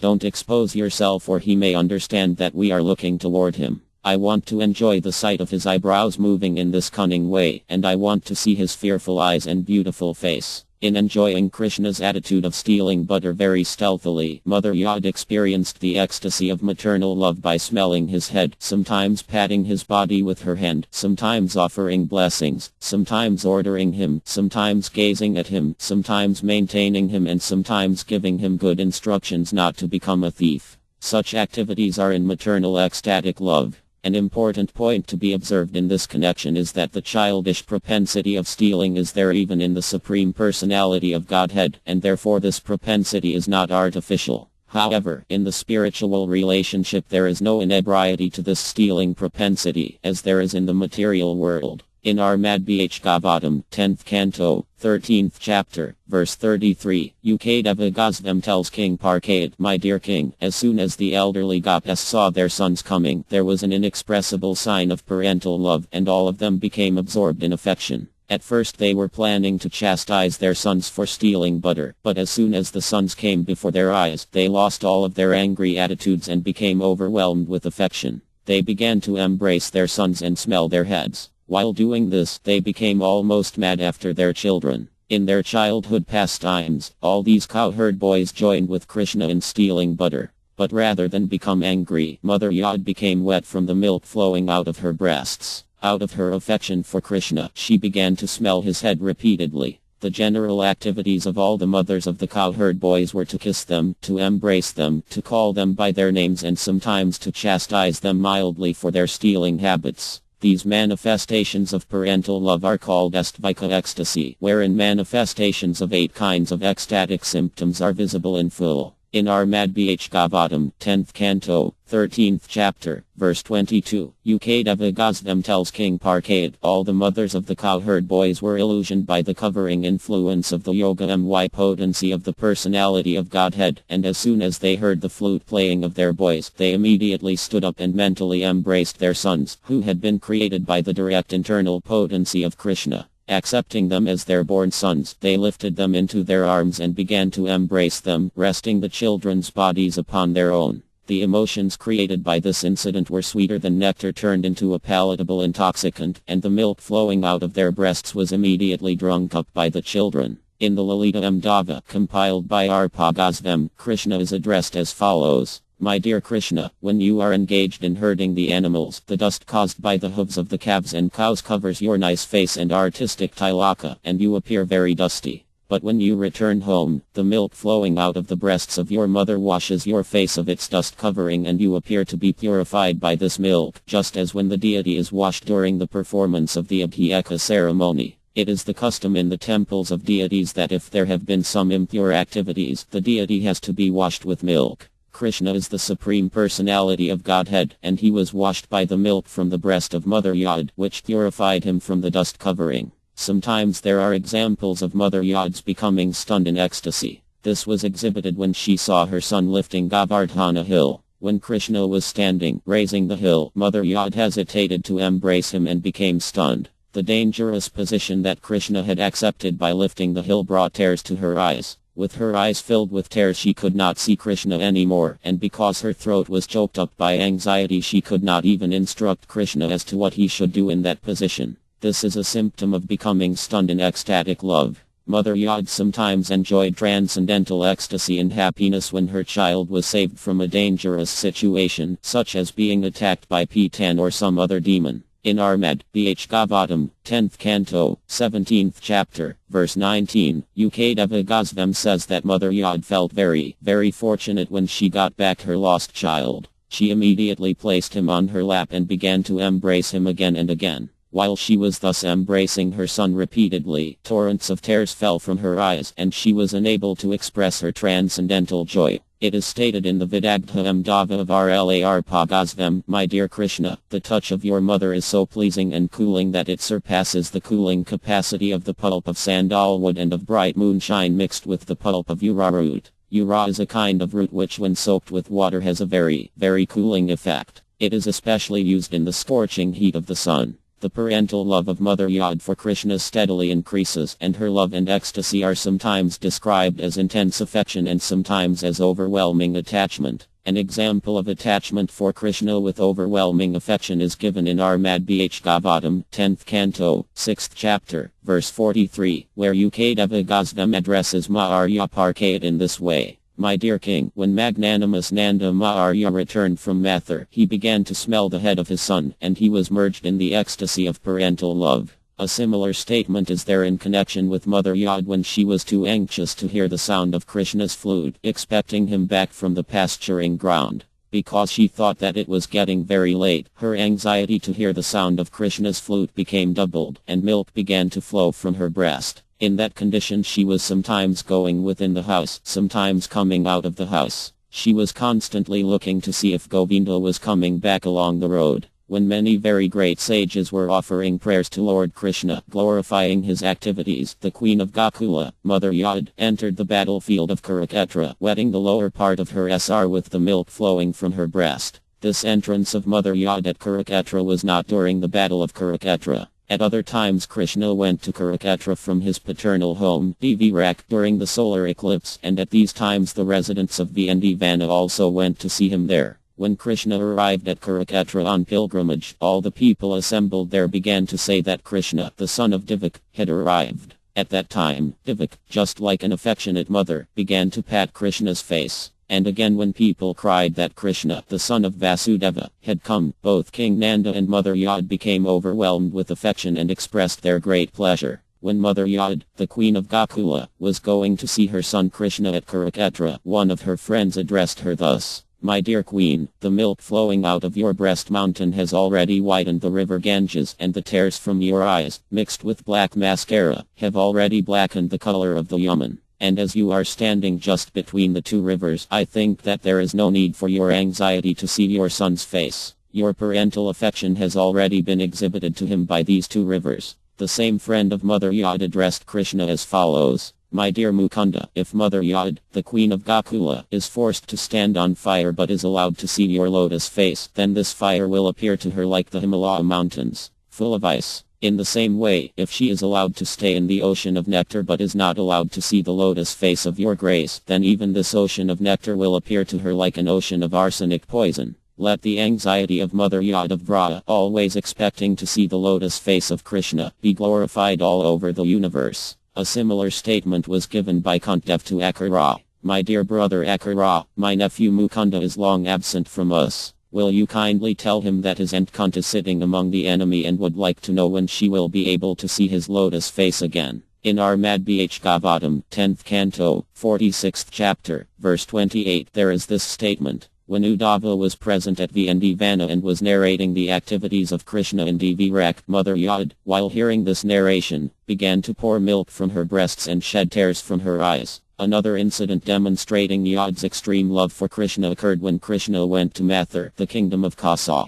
In separation from Krishna, Mother Yod was looking at Krishna's makeup utensils and she fell down on the ground almost unconscious with a great sound. When she was rolling over on the ground, there were many scratches on her body, and in that piteous condition she began to cry, "Oh my dear son, my dear son," and she slapped her breasts with her two hands. This activity of Mother Yod is explained by expert devotees as ecstatic love in separation. Sometimes there are many other symptoms, such as great anxiety, lamentation, frustration, being stunned, humility, restlessness, madness and illusion. As far as Mother Yod's anxieties are concerned, when Krishna was out of the house in the pasturing ground, a devotee once told her, Yod, I think your movements have been slackened, and I see that you are full of anxieties. Your two eyes appear to be without any movement, and I feel in your breathing a kind of warmth, which is bringing your breast milk to the boiling point. All these conditions prove that out of separation from your son you have a severe headache.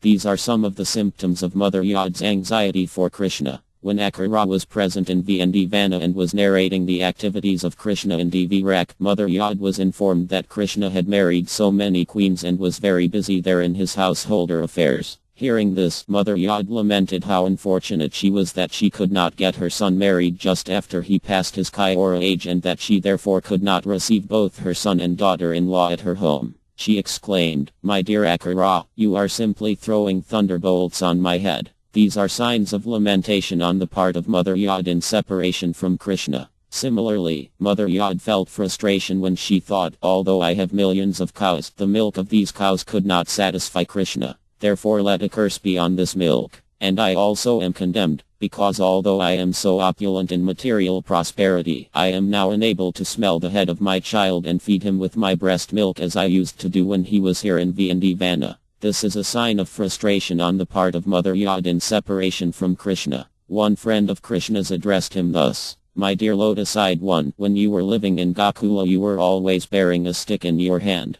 That stick is now lying idle in the house of Mother Yod, and whenever she sees it she becomes motionless just like the stick. This is a sign of becoming stunned in separation from Krishna. In separation from Krishna, Mother Yod became so humble that she prayed to the creator of the universe, Lord Brahm, with tears in her eyes, "My dear creator, won't you kindly bring my dear son Krishna back to me so that I can see him at least for a moment?" Sometimes, in restlessness like a mad woman, Mother Yod used to accuse Nanda Maharya, "What are you doing in the palace? You shameless man. Why do people call you the king of Vrata? It is very astonishing that while being separated from your dear son Krishna, you are still living within Vrindavan as a hard-hearted father." Someone informed Krishna about the madness of Mother Yod in the following words: "In madness Mother Yod has addressed the Kadamba trees and inquired from them, 'Where is my son?' Similarly, she has addressed the birds and the drones and inquired from them whether Krishna has passed before them, and she has inquired if they can say anything about you.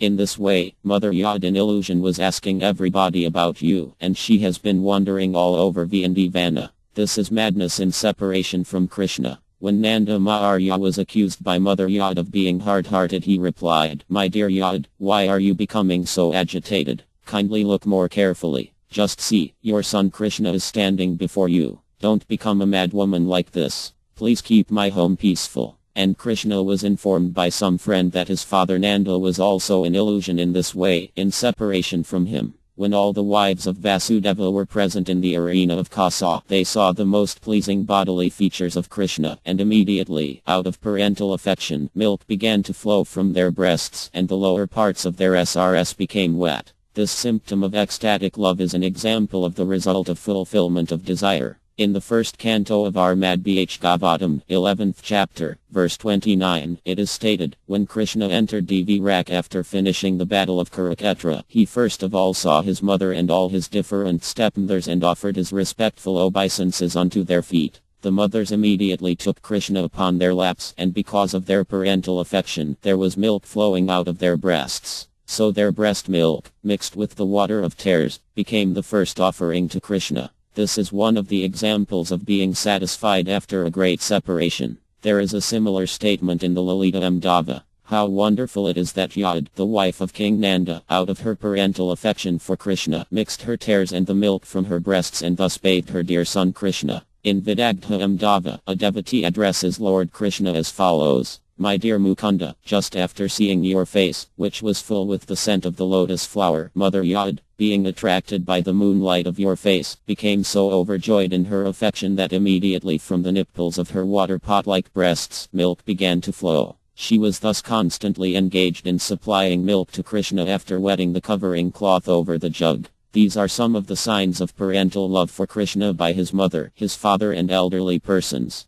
Symptoms of ecstatic love and parental affection are expressed when Krishna is accepted as the son. These constant transcendental emotions for Krishna are called steady ecstasy in parental love. RLAR Pagazvam states herein that according to some learned scholars, the three kinds of transcendental mellow so far described, namely, servitude, fraternity and parental affection, are sometimes mixed. For example, the fraternal feelings of Balarama are mixed with servitude and parental affection. Similarly, King Yudhishthira's attraction for Krishna is also mixed with parental affection and servitude. Similarly, the transcendental mellow of Ugrasena, Krishna's grandfather, is mixed with servitude and parental affection. The affection of all the elderly gopis in Vrindavan is a mixture of parental love, servitude and fraternity. The affection of the sons of Mdr, Nakula and Sahadeva, as well as the affection of the sage and Radha, is a mixture of friendship and servitude. The affection of Lord Eva, Gru and Uddhava is a mixture of servitude and fraternity. Chapter 44 Devotional Service in Conjugal Love. A pure devotee's attraction to Krishna in conjugal love is called devotional service in conjugal love.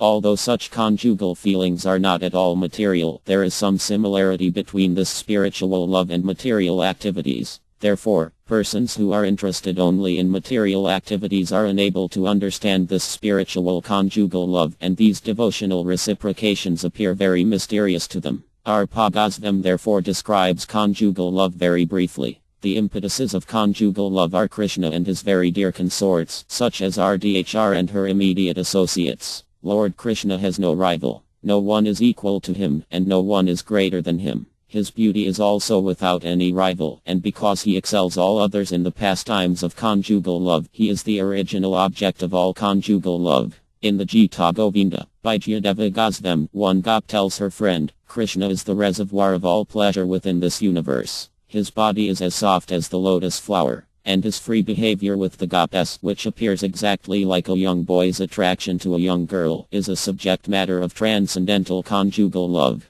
A pure devotee follows in the footsteps of the goddess and worships the goddess as follows. Let me offer my respectful obeisances to all the young cowherd girls, whose bodily features are so attractive. Simply by their beautiful attractive features they are worshipping the Supreme Personality of Godhead, Krishna. Out of all the young goddess, Rdhr is the most prominent. The beauty of Rdhr is described as follows. Her eyes defeat the attractive features of the eyes of the cuckoo bird. When one sees the face of Rdhr, he immediately hates the beauty of the moon. Her bodily complexion defeats the beauty of gold. Thus, let us all look upon the transcendental beauty of Rdhr. Krishna's attraction for Rdhr is described by Krishna himself thus. When I create some joking phrases in order to enjoy the beauty of Rdhr hears these joking words with great attention. But by her bodily features and counterwords she neglects me, and I even possess unlimited pleasure by her neglect of me, for she becomes so beautiful that she increases my pleasure 100 times.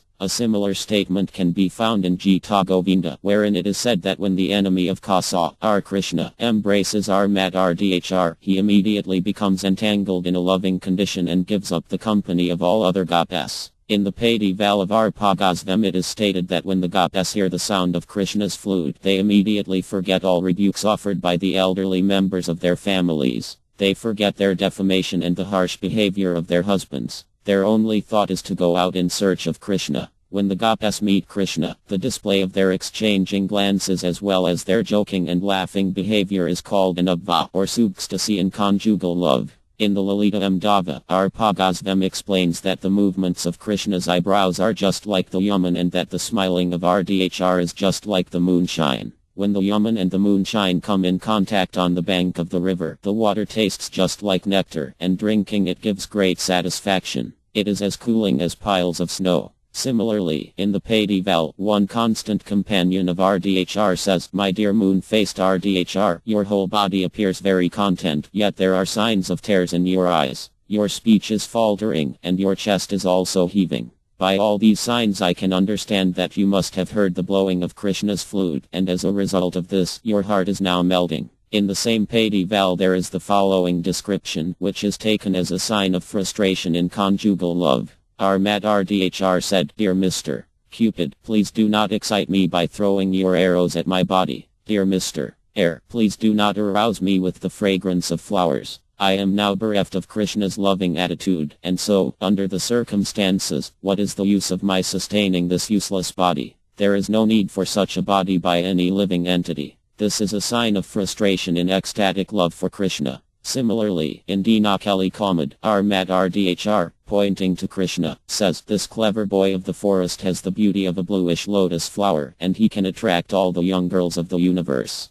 Now, after giving me a taste of his transcendental body, he has enthused me, and it is more than I can tolerate. I am now feeling like a female elephant who has been enthused by a male elephant. This is an instance of jubilation in ecstatic love with Krishna. The steady ecstasy of conjugal love is the original cause of bodily enjoyment. In the Padi-Val, this original cause of union is described when RDHR tells one of her constant companions, "My dear friend, who is this boy whose eyelids, dancing constantly, have increased the beauty of his face and attracted my desire for conjugal love? His ears are decorated with buds of aoka flowers, and he has dressed himself in yellow robes. By the sound of his flute, this boy has already made me impatient." The conjugal love of RDH Krishna is never disturbed by any personal consideration. The undisturbed nature of the conjugal love between RDH and Krishna is described thus. Just a little distance away from Krishna was Mother Yad, and Krishna was surrounded by all of his friends. In front of his eyes was Kandarval, and, at the same time, on a chunk of stone in front of the entrance to Vraja stood the demon known as Visura.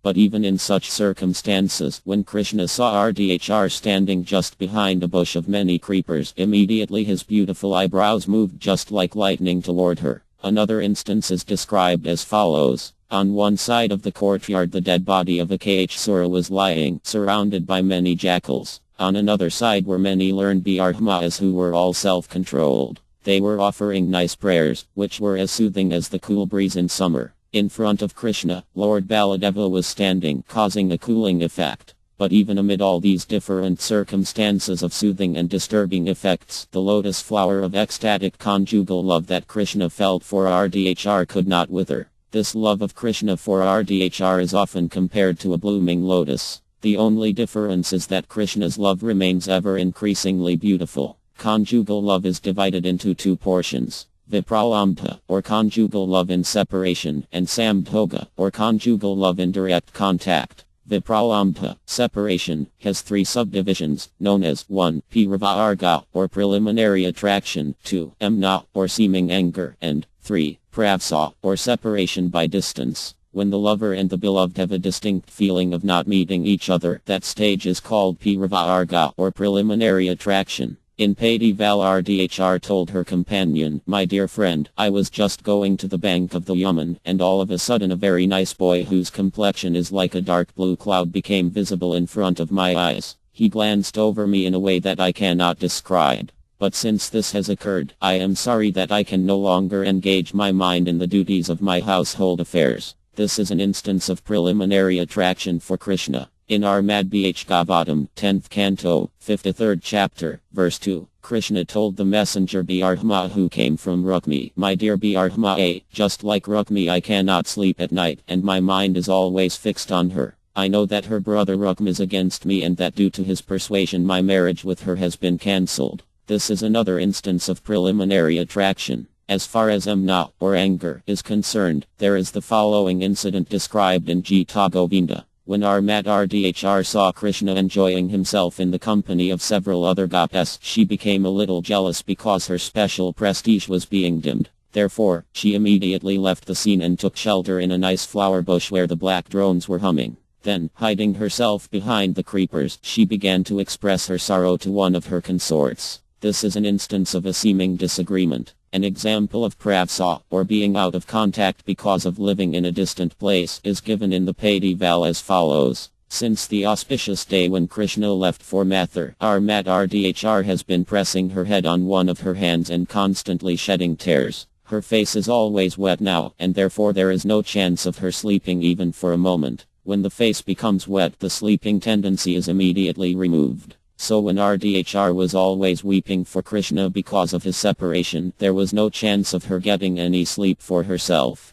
In the Pralda Sahit Uddhava says, the Supreme Personality of Godhead, Govinda, panic-stricken due to being pierced by the arrows of Cupid, is always thinking of you the goddess, and he is not even accepting his regular lunch, nor is he getting any proper rest. When the lover and beloved come together and enjoy one another by direct contact, this stage is called Sambhoga. There is a statement in Padi-Val as follows. Krishna embraced Armat RDHR in such an expert manner that he appeared to be celebrating the dancing ceremony of the peacocks. RR Pagasvam thus ends the fifth wave of his ocean of the nectar of devotion. He offers his respectful obeisances to the Supreme Personality of Godhead, who appeared as Gopala, the eternal form of the Lord. Thus ends the Bhaktivedanta summary study of the third division of Bhakti Rasamrita Sindhu in the matter of the 5 primary relationships with Krishna. Chapter 45 Laughing Ecstasy. In the fourth division of Bhakti Rasamta Sindhu, RLAR Pagazvam has described 7 kinds of indirect ecstasies of devotional service, known as laughing, astonishment, chivalry, compassion, anger, dread and ghastliness. In this portion, RLAR Pagazvam further describes these ecstasies of devotional feelings, some being compatible and others incompatible with one another. When one kind of ecstatic devotional service overlaps with another in a conflicting way, this state of affairs is called rasbhsa, or a perverted presentation of mellows. Expert learned scholars say that laughing is generally found among youngsters or in the combination of old persons and young children.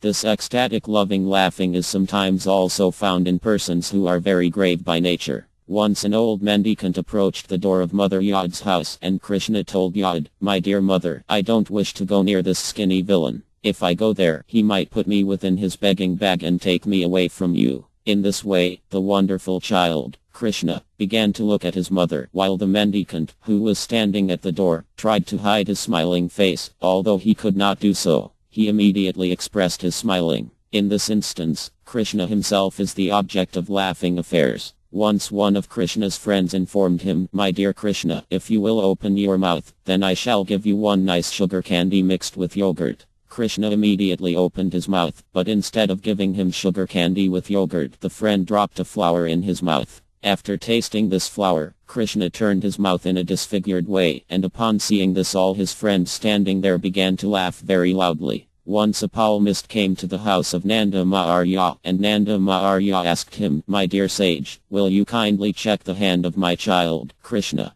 Tell me how many years he will live and whether he will become the master of thousands of cows." Upon hearing this, the palmist began to smile, and Nanda Maharya asked him, "My dear sir, why are you laughing, and why are you covering your face?" In such a laughing ecstasy of love, Krishna or matters pertaining to Krishna are the cause of the laughter. In such laughing devotional service, there are symptoms of jubilation, laziness, concealed feelings and similar other seemingly disturbing elements. According to RLAR Pagazvam's calculation, laughter in ecstatic love can be broken down into 6 divisions. These divisions, according to different degrees of smiling, are called in the Sanskrit language smita, hasita, vihasita, avhasita, apahasita and atihasita. These 6 classes of smiling can be classified as major and minor. The major division includes smita, hasita and vihasita smiling, and the minor division includes avhasita, apahasita and atihasita smiling. When one is smiling but his teeth are not visible, one can distinctly mark a definite change in the eyes and in the cheeks.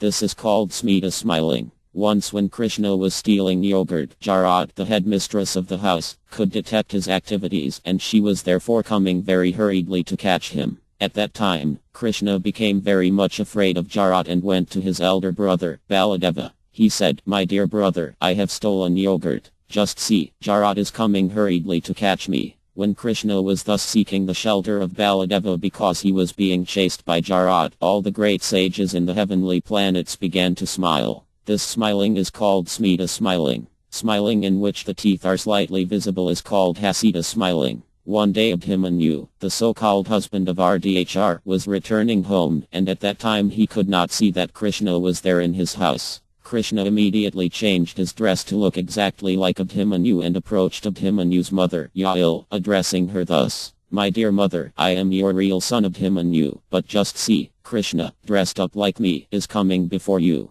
Yael, the mother of Abhimanyu, immediately believed that Krishna was her own son and thus became very angry at her real son who was coming home. She began to drive away her real son, who was crying, "Mother, mother, what are you doing?" Seeing this incident, all the girlfriends of Rdhr, who were present there, began to smile, and a portion of their teeth was visible. This is an instance of hasita smiling. When the teeth are distinctly visible in a smile, that is called vihasita. One day when Krishna was engaged in stealing butter and yogurt in the house of Yael, he assured his friends, "My dear friends, I know that this old lady is now sleeping very profoundly because she is breathing very deeply. Let us silently steal butter and yogurt without making any disturbance." But the old lady, Yael, was not sleeping, so she could not contain her smiling, and her teeth immediately became distinctly visible. This is an instance of vihasita smiling. In a state of smiling when the nose becomes puffed and the eyes squint, the smiling is called avhasita.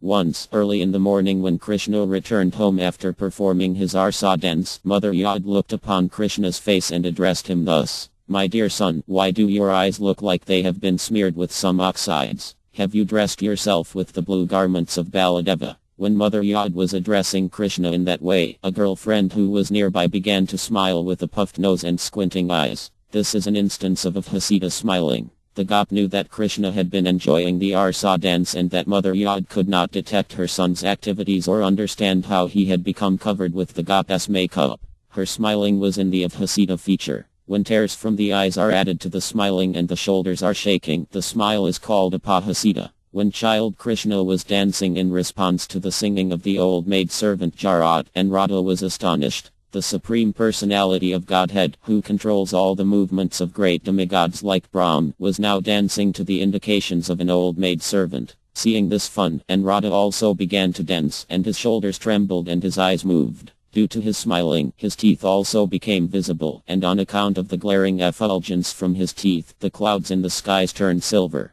When a smiling person claps his hands and leaps in the air, the smiling expression changes into Atihasita, or overwhelming laughter. An example of Atihasita was manifested in the following incident. Krishna once addressed Jarat thus: "My dear good woman, the skin of your face is now slackened, and so your face exactly resembles a monkey's. As such, the king of the monkeys, Balmukha, has selected you as his worthy wife." While Krishna was teasing Jarat in this way, she replied that she was certainly aware of the fact that the king of the monkeys was trying to marry her, but she had already taken shelter of Krishna, the killer of many powerful demons, and therefore she had already decided to marry Krishna instead of the king of the monkeys. On hearing this sarcastic reply by the talkative Jarat, all the cowherd girls present there began to laugh very loudly and clap their hands. This laughter accompanied by the clapping of hands is called Atihasita. Sometimes there are indirect sarcastic remarks that also create Atihasita circumstances. An example of one such remark is a statement which was made by one of the cowherd girls to Kuil, the daughter of Yael and sister of Abhimanyu, the so-called husband of Rdhr. Indirectly Kuil was insulted by the following statement: "My dear Kuil, daughter of Yael, your breasts are as long as string beans, simply dry and long. Your nose is so gorgeous that it defies the beauty of the noses of frogs. And your eyes are more beautiful than the eyes of dogs. Your lips defy the flaming cinders of fire, and your abdomen is as beautiful as a big drum. Therefore, my dear beautiful Kuil, you are the most beautiful of all the cowherd girls of Vandivana, and because of your extraordinary beauty, I think you must be beyond the attraction of the sweet blowing of Krishna's flute." Chapter 46 Astonishment and Chivalry. Astonishment. The ecstasy of astonishment in devotional service is perceived in two ways: directly, by the experience of one's own eyes, and indirectly, by hearing from others. When Radha came to see the activities of the Lord at Dvirak and he saw that Krishna was present within every palace in the same body and was engaged in different activities, he was struck with wonder. This is one of the examples of astonishment in devotional service by direct perception. One of the friends of Mother Yod said, "Yod, just see the fun. On the one hand, there is your child, who is always captivated by sucking the milk from your breast, and on the other hand there is the great Govardhana hill, which can obstruct the passing of the clouds. But still, just see how wonderful it is that this great Govardhana hill is resting on the finger of your child's left hand just as though it were a toy. Is this not very mysterious?" This statement is another example of astonishment in devotional service by direct perception. An instance of astonishment in devotional service by indirect perception occurred when Maharya Parkayat heard from Ukadeva Gosvem about Krishna's killing Naraksura, who had been fighting Krishna with 11 Ekohi divisions of soldiers. Each division of Ekohi soldiers contained several thousand elephants, several thousand horses and chariots, and several hundreds of thousands of infantry soldiers. Naraksura possessed 11 such divisions, and all of them were throwing arrows toward Krishna, but Krishna killed them all simply by throwing 3 arrows from his side. When Maharya Parkayat heard of this wonderful victory, he immediately rubbed the tears from his eyes and became overwhelmed with joy. This instance is an example of astonishment in devotional service by indirect perception through oral reception. There is another example of indirect astonishment. Trying to test Krishna to see if he were truly the Supreme Personality of Godhead, Lord Brahm stole all the cowherd boys and cows from him. But after a few seconds, he saw that Krishna was still present with all the cows, calves and cowherd boys exactly in the same way as before. When Lord Brahm described this incident to his associates on the Satyaloka planet, they all became astonished. Brahm told them that after taking away all the boys, he saw Krishna again playing with the same boys in the same fashion. Their bodily complexion was blackish, almost like Krishna's, and they all had 4 arms. The same calves and cows were still present there in the same original fashion. Even while describing this incident, Brahm became almost overwhelmed. And the most astonishing thing, he added, was that many other Brahmas from many different universes had also come there to worship Krishna and his associates. Similarly, when there was a forest fire in the beach Ravana, Krishna instructed his friends to close their eyes tightly, and they all did this. Then when Krishna had extinguished the fire, the cowherd boys opened their eyes and saw that they had been relieved from the danger and that their cows and calves were all safe. They began to perceive the wonder of the situation simply by guessing how Krishna had saved them. This is another instance of indirect perception causing astonishment in devotional service. The activities of a person, even if they are not very extraordinary, create an impression of wonder in the heart and mind of the person's friends. But even very wonderful activities performed by a person who is not one's friend will not create any impression. It is because of love that one's wonderful activities create an impression in the mind. Chivalry. When on account of love and devotional service for the Lord there is special valorous enthusiasm, the resultant activities are called chivalrous. These chivalrous activities can be manifested in the acts of mock fighting, giving charity, showing mercy and executing religious principles. By performing chivalrous activities in fighting, one is called Yudhavira. By charitable activities one is called Dinavra. By showing extraordinary mercy one is called Devira. And when one is munificent in executing religious rites, he is called Dharmavira. In all such different chivalrous activities, Krishna is the object. When a friend wants to satisfy Krishna by performing some chivalrous activities, the friend becomes the challenger and Krishna himself becomes the opponent. Or else Krishna may give audience to the fighting and by his desire another friend becomes the opponent. A friend once challenged Krishna thus: "My dear Amdava, you are very restless because you think that no one can defeat you. But if you do not flee from here, then I shall show you how I can defeat you. And my friends will be very satisfied to see this." Krishna and RDM were very intimate friends, yet RDM, out of anger with Krishna, challenged him. When both of them began to fight, all the friends on the bank of the Yaman enjoyed the wonderful fighting of the two friends. They prepared some arrows for mock fighting, and Krishna began to throw his arrows at RDM. RDM began to block these arrows by whirling his pole, and by RDM's chivalrous activities, Krishna became very satisfied. Such mock fighting generally takes place among chivalrous persons and creates wonderful excitement for all viewers. There is a statement in the Hariva that sometimes Arjuna and Krishna fought in the presence of Kunt, and Arjuna would be defeated by Krishna. In such chivalrous fighting between friends, there is sometimes bragging, complaisance, pride, power, taking to weapons, challenging and standing as an opponent. All of these symptoms become impetuses to chivalrous devotional service. One friend challenged Krishna thus: "My dear friend Damodara, you are an expert only in eating. You have defeated Subala only because he is weak and you adopted cheating means. Don't advertise yourself to be a great fighter by such action. You have advertised yourself as a serpent, and I am the peacock who will now defeat you."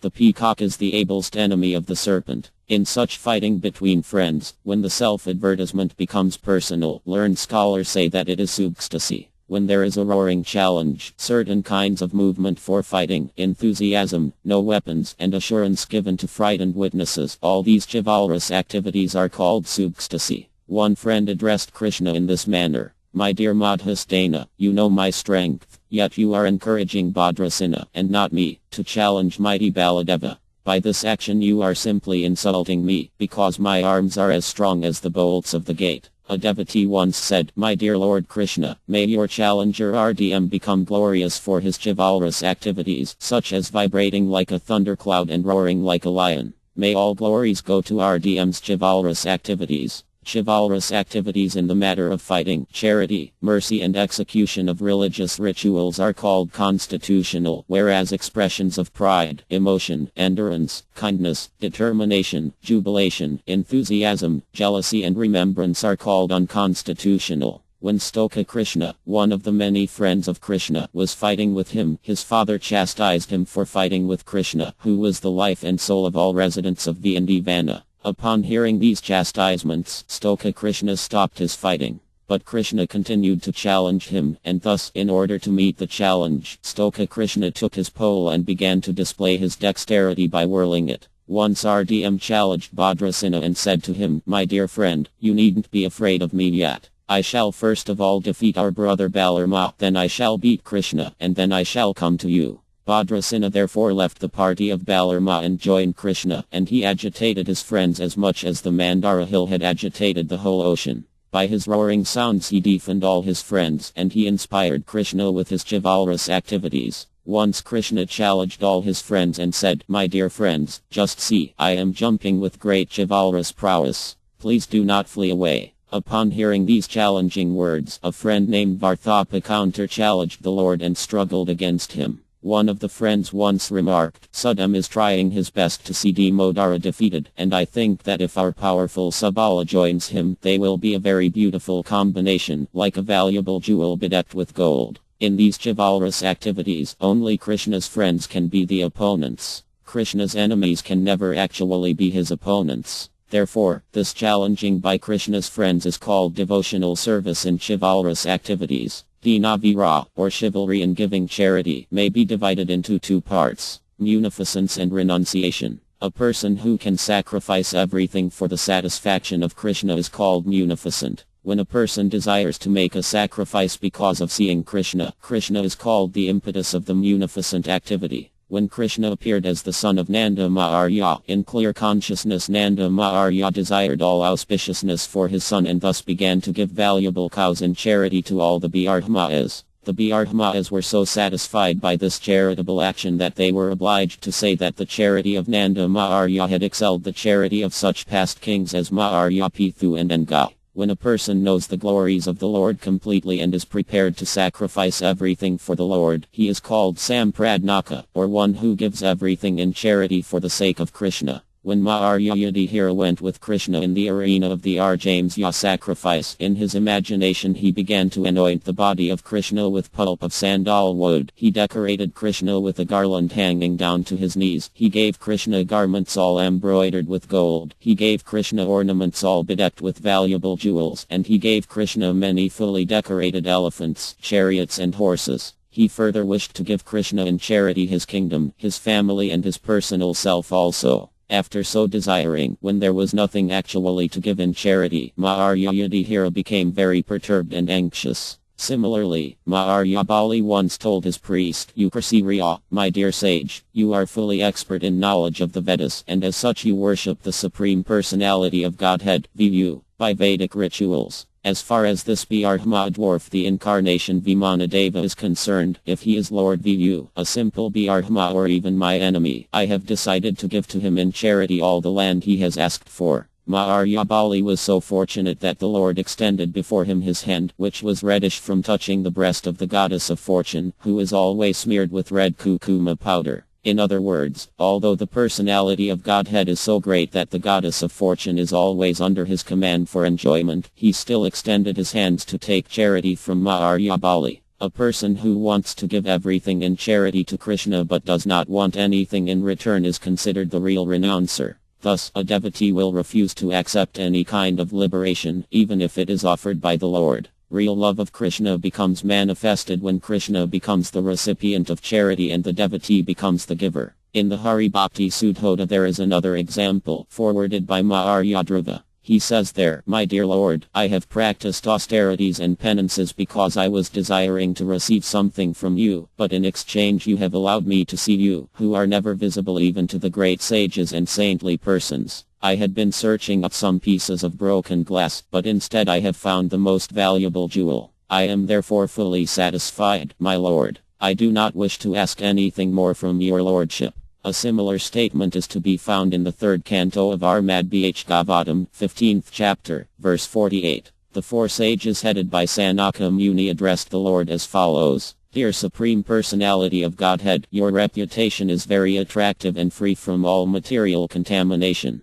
Therefore you are worthy of being glorified and are actually the reservoir of all places of pilgrimage. Auspicious persons who are fortunate enough to be engaged in glorifying your attributes and who actually know what your transcendental position is do not even care to accept liberation offered by you. Because they are so transcendentally enriched, they do not care to accept even the post of Indra, the heavenly king. They know that the post of the King of Heaven is also fearful, whereas for those who are engaged in glorifying your transcendental qualities there is only joyfulness and freedom from all danger. As such, why should persons with this knowledge be attracted by a post in the heavenly kingdom? One devotee has described his feelings about the charity exhibited by King Mayradvaya. I am faltering even to speak about the activities of Maharya Mayradvaya, to whom I offer my respectful obeisances. Mayradvaya was very intelligent, and he could understand why Krishna came to him once in the garb of a Brahmana. Krishna demanded from him half of his body to be sawed off by his wife and son, and King Mayradvaya agreed to this proposal. On account of his intense feeling of devotional service, King Mayradvaya was always thinking of Krishna, and when he understood that Krishna had come in the garb of a Brahmana, he did not hesitate to part with half of his body. This sacrifice of Maharya Mayradvaya for Krishna's sake is unique in the world, and we should offer our all respectful obeisances to him. He had full knowledge of the Supreme Personality of Godhead in the garb of a Brahmana, and he is known as the perfect Dinavira, or renouncer. Any person who is always ready to satisfy Krishna and who is always dexterous in executing devotional service is called Dharmavira, or chivalrous in executing religious rituals. Only advanced devotees performing religious ritualistic performances can come to this stage of Dharmavira. Dharmaviras are produced after going through the authoritative scriptures, following moral principles, being faithful and tolerant and controlling the senses. Persons who execute religious rituals for the satisfaction of Krishna are steady in devotional service, whereas persons who execute religious rituals without intending to please Krishna are only called pious. The best example of a Dharmavira is Maharya Yudhishthira. A devotee once told Krishna, "My dear Krishna, O killer of all demons, Maharya Yudhishthira, the eldest son of Maharya Pu, has performed all kinds of sacrifices just to please you. He has always invited the heavenly king, Indra, to take part in the yaga sacrifices. Because King Indra was thus absent so often from Dev, she had to pass much of her time pining over Indra's absence, with her cheeks upon her hands. The performance of different yagas for the demigods is considered to be worship of the limbs of the Supreme Lord. The demigods are considered to be different parts of the universal body of the Lord, and therefore the ultimate purpose in worshipping them is to please the Lord by partially worshipping his different limbs. Maharya Yudhishthira had no such material desire. He executed all sacrifices under the direction of Krishna, and not to take any personal advantage from them. He desired only to please Krishna and was therefore called the best of the devotees. He was always merged in the ocean of loving service. Chapter 47 Compassion and Anger. Compassion. When the ecstasy of devotional service produces some kind of lamentation in connection with Krishna, it is called devotional service in compassion. The impetuses for this devotional service are Krishna's transcendental quality, form and activities. In this ecstasy of devotional service there are sometimes symptoms like regret, heavy breathing, crying, falling on the ground and beating upon one's chest. Sometimes symptoms like laziness, frustration, defamation, humility, anxiety, moroseness, eagerness, restlessness, madness, death, forgetfulness, disease and illusion are also visible. When in the heart of a devotee there is expectation of some mishap to Krishna, it is called devotional service in bereavement. Such bereavement is another symptom of this devotional service in compassion. In Armad Bh Gavatam, 10th Canto, 16th Chapter, verse 10, there is the following description. When Krishna was chastising the Kaliya and Ga in the Yaman, the big snake wrapped his coils all over Krishna's body, and upon seeing Krishna in this situation, all his dear cowherd friends became greatly disturbed. Out of bereavement, distress and fear, they became bewildered and began to fall on the ground.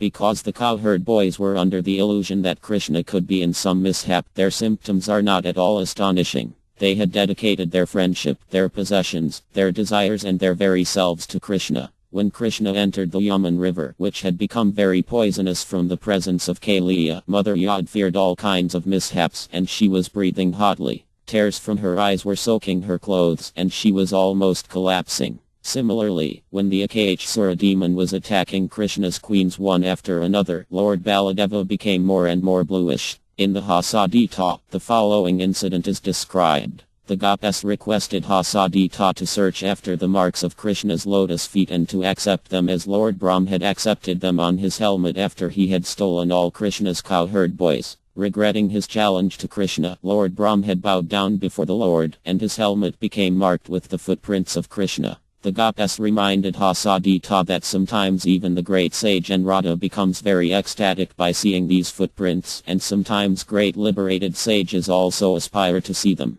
You should therefore seek very enthusiastically to find the footprints of Krishna, they urged. This is another instance of devotional service and compassion. There is an instance when Sahadeva, the younger brother of Nakula, became greatly gladdened at seeing the effulgent glowing of Krishna's footprints. He began to cry and call out, "Mother MDR, where are you now? Father PU, where are you now? I am very sorry that you are not here to see these footprints of Krishna." This is another instance of devotional service and compassion. In devotional service without strong attraction to the Lord, there may sometimes be smiling and other symptoms, but never the stress or lamentation that are symptoms of devotional service and compassion. The basic principle of this compassion is always ecstatic love. The apprehension of some mishap to Krishna or to his beloved queens, as exhibited by Baladeva and Yudhishthira, has been explained above. This apprehension is due not exactly to their ignorance of the inconceivable potencies of Krishna but to their intense love for him. This kind of apprehension of some mishap to Krishna first of all becomes manifested as an object of lamentation, but gradually it develops into such compassionate loving ecstasy that it turns to another channel and gives transcendental pleasure. Anger in ecstatic loving service to Krishna. In anger, Krishna is always the object. In Vidagdha Amdava, 2nd Act, verse 37, Lalit Gop expressed her anger, which was caused by Krishna, when she addressed Armat Rdhr thus: "My dear friend, my inner desires have been polluted, therefore I shall go to the place of Yamriya. But I am sorry to see that Krishna has still not given up his smiling over cheating you. I do not know how you could repose all your loving propensities upon this lusty young boy from the neighborhood of the cowherds." After seeing Krishna, Jarat sometimes said, "Oh, you thief of young girls' properties, I can distinctly see the covering garment of my daughter-in-law on your person." Then she cried very loudly, addressing all the residents of the Ndivana to inform them that this son of King Nanda was setting fire to the household life of her daughter-in-law.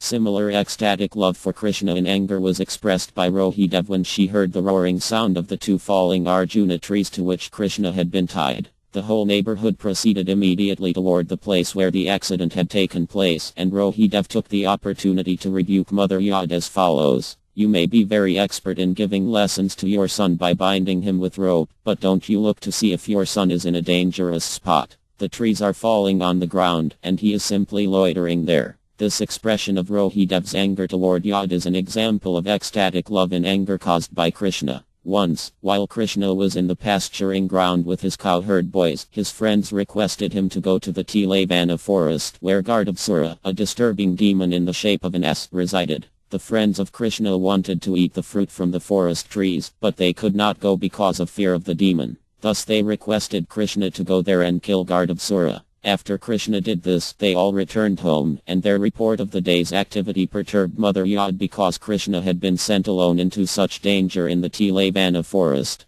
Thus she looked upon the boys with anger. There is another instance of anger on the part of a friend of RDHR's. When RDHR was dissatisfied with the behavior of Krishna and had stopped talking with him, Krishna was very sorry for RDHR's great dissatisfaction, and in order to beg forgiveness, he fell down at her lotus feet. But even after this RDHR was not satisfied and she did not talk with Krishna. At that time, one of her friends chastised her in the following words: "My dear friend, you are allowing yourself to be churned by the rod of dissatisfaction, so what can I say unto you? The only advice I can give you is that you had better leave this scene immediately, because your misbehavior is giving me too much pain. I cannot bear to see your behavior, because even though Krishna's peacock feather has touched your feet, you still appear to be red-faced." The above attitudes of dissatisfaction and anger in devotional service are called Aryu. When Akara was leaving Ndivana, some of the elderly Gopis rebuked him as follows: "O son of Jindin, your cruelty is defaming the dynasty of King Yadu. You are taking Krishna away, keeping us in such a pitiable condition without him. Now, even before you have left, the life air of all the gopas has practically disappeared. When Krishna was insulted by Ayapala in the assembly of the Arjames Yaya convened by Maharya Yudhishthira, there was a great turmoil among the Pandavas and Kauravas involving grandfather Bhishma. At that time Nakula said with great anger, Krishna is the supreme personality of Godhead, and the nails of his toes are beautified by the light emanating from the jeweled helmets of the authorities of the Vedas. If he is derided by anyone, I declare herewith as a Pava that I will kick his helmet with my left foot and I will strike him with my arrows, which are as good as the Yamada, the scepter of Yamarya. This is an instance of ecstatic love for Krishna in anger. In such a transcendental angry mood sometimes sarcastic remarks, unfavorable glances and insulting words are exhibited. Sometimes there are other symptoms, like rubbing of the two hands, clacking of the teeth, clamping of the lips, moving of the eyebrows, scratching of the arms, lowering of the head, rapid breathing, uttering of strong words, nodding of the head, yellowishness at the corners of the eyes and trembling lips. Sometimes the eyes turn red and sometimes they fade, and there are sometimes chastisement and silence. All these symptoms of anger may be divided into two parts: constitutional and unconstitutional, or permanent and temporary symptoms. Sometimes great emotion, bewilderment, pride, frustration, illusion, impotence, jealousy, dexterity, negligence and signs of hard labor are also manifest as unconstitutional symptoms. In all these humors of ecstatic love, the feeling of anger is accepted as the steady factor. When Jarasandha angrily attacked the city of Mathur, he looked at Krishna with sarcastic glances. At that time Baladeva took up his plough weapon and gazed upon Jarasandha with colored eyes. There is a statement in the Vidagdha Amdava wherein Armat Rdhr, in an angry mood, addressed poor Ms after she had accused Rdhr of going to Krishna. My dear mother, Rdh declared, what can I say to you? Krishna is so cruel that he often attacks me on the street, and if I want to cry out very loudly, this boy with a peacock feather on his head immediately covers my face so that I cannot cry. And if I want to go away from the scene because I am afraid of him, he will immediately spread his arms to block my path. If I piteously fall down at his feet, then this enemy of the Madhu demon, in an angry mood, bites my face. Mother, just try to understand my situation, and don't be unnecessarily angry with me. Instead, please tell me how I can save myself from these terrible attacks by Krishna. Sometimes among contemporary personalities there are signs of ecstasy and anger because of love for Krishna.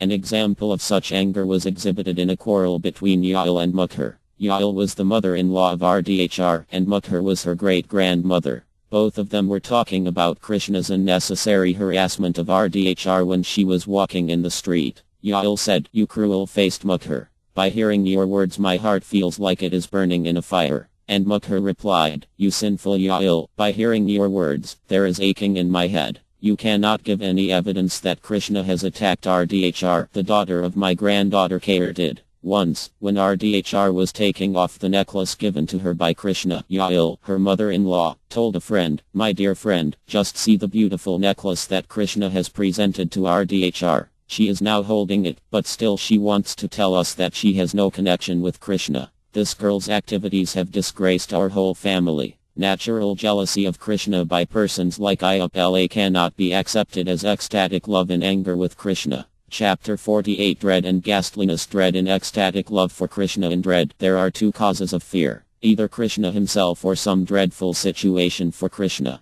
When a devotee feels himself to be an offender at Krishna's lotus feet, Krishna himself becomes the object of dreadful ecstatic love. And when, out of ecstatic love, friends and well-wishers of Krishna apprehend some danger for him, that situation becomes the object of their dread. When Karya was in front of Krishna fighting and suddenly realized that Krishna was the Supreme Personality of Godhead, Krishna addressed him thus, "My dear Karya, why is your face so dry? Please do not feel threatened by me. There is no need for your heart to tremble like this. Please calm yourself down. I have no anger toward you. You may, however, become as angry as you like with me, to expand your service in fighting with me and to increase my sporting attitude." In this dreadful situation in ecstatic love for Krishna, Krishna himself is the object of dread. There is another instance of a dreadful situation with Krishna as the object as follows. After being sufficiently chastised by child Krishna in the Yaman river, the Kaliya snake began to address the Lord, O killer of the Mura demon, I have acquired many mystic powers by my austerity and penances, but before you I am nothing. I am most insignificant. Therefore, please be kind upon a poor soul like me, and don't be angry with me. I did not know your actual position, and out of ignorance I have committed such horrible offenses. Please save me. I am a most unfortunate, foolish creature. Please be merciful to me. This is another instance of the ecstasy of dread in devotional service. When the key demon was causing disturbances in VND Vana by assuming a large horse's body that was so big that he could jump over the trees, Mother Yod told her husband, Nanda Maharya, our child is very restless, so we had better keep him locked up within the house. I have been very worried about the recent disturbances of the key demon, who has been assuming the form of a giant horse. When it was learned that the demon was entering Gokula in an angry mood, Mother Yod became so anxious to protect her child that her face dried up and there were tears in her eyes. These are some of the signs of the ecstasy of dread in devotional service caused by seeing and hearing something that is dangerous to Krishna. After the P10 which had been killed, some friends of Mother Yod inquired from her about the incident. Mother Yod at once requested her friends, please stop. Please stop. Don't bring up the incident of P10. I become distressed just by remembering this incident. The P10 which came to devour my son, and she deceived me into letting her take the child on her lap. After that she died and made a tumultuous sound with her gigantic body. In the ecstasy of devotional service and dread, the unconstitutional symptoms are drying up of the mouth, exuberance, glancing behind oneself, concealing oneself, bewilderment, searching after the endangered lovable object and crying very loudly. Some other unconstitutional symptoms are illusion, forgetfulness and expectation of danger. In all such circumstances the ecstatic dread is the steady or constant factor. Such dread is caused either by offenses committed or by dreadful circumstances. Offenses may be committed in varieties of ways, and the dread is felt by the person who has committed the offense. When dread is caused by a fearful object, this fearful object is generally a person who is fearsome in his features, nature and influence. An example of an object that caused ecstatic dread is the P10 witch.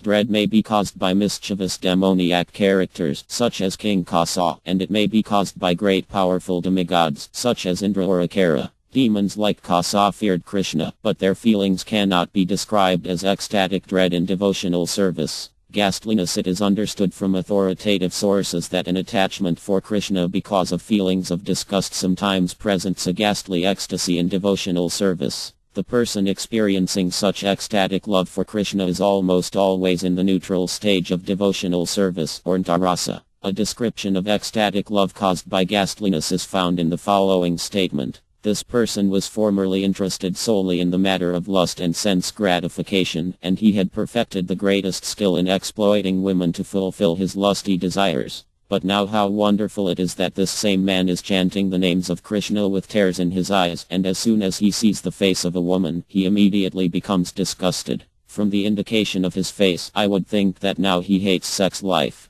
In this mellow of devotional service and ghastliness, the substatic symptoms are spitting upon the consideration of one's past life, contorting the face, covering the nose and washing the hands. There is also trembling of the body, forcible twisting of the body and perspiration. Other symptoms that may be present are shame, exhaustion, madness, illusion, frustration, humility, self-pity, restlessness, eagerness and stunning of the body. When a devotee, lamenting for his past abominable activities, shows special symptoms on his body, his feeling is called ecstasy in devotional service and ghastliness. This is caused by the awakening of his Krishna consciousness. In this connection there is the following statement. How can a person take pleasure in the enjoyment of sex life in this body, which is a bag of skin and bones, filled with blood and covered by skin and flesh, and which produces mucus and evil smells? This perception is possible only for one who is awakened to Krishna consciousness and who has become fully cognizant of the abominable nature of this material body. A fortunate child in the womb of his mother prayed to Krishna as follows. O enemy of Kasa, I am suffering so much because of this material body.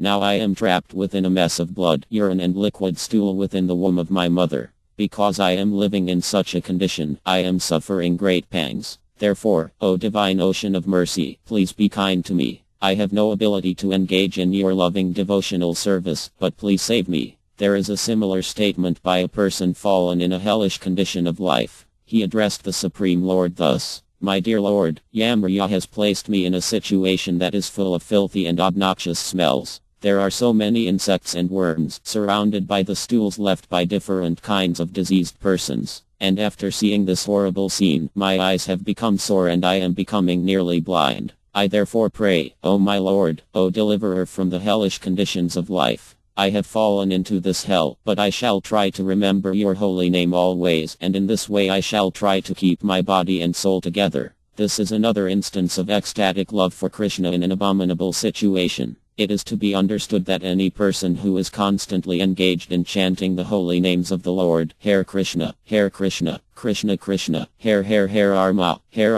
Arma, Hare, has attained a transcendental affection for Krishna, and as such, in any condition of life, he remains satisfied simply by remembering the Lord's name in full affection and ecstatic love. In conclusion, it may be stated that ecstatic love for Krishna in ghastliness appears during the development of dormant neutrality into developed affection. Chapter 49 Mixing of Rasas. As already described, there are 12 different kinds of rasas, or ecstatic relationships that are shared with Krishna. 5 of these rasas are direct, and they are listed as neutrality, servitude, fraternal love, parental love and conjugal love. 7 of the rasas are indirect, and they are listed as humor, astonishment, chivalry, compassion, anger, dread and ghastliness. The 5 direct rasas are eternally manifested in the Vaikuha world, the spiritual kingdom, whereas the 7 indirect rasas are eternally manifesting and unmanifesting in Gokula Vrindavan, where Krishna displays his transcendental pastimes in the material world.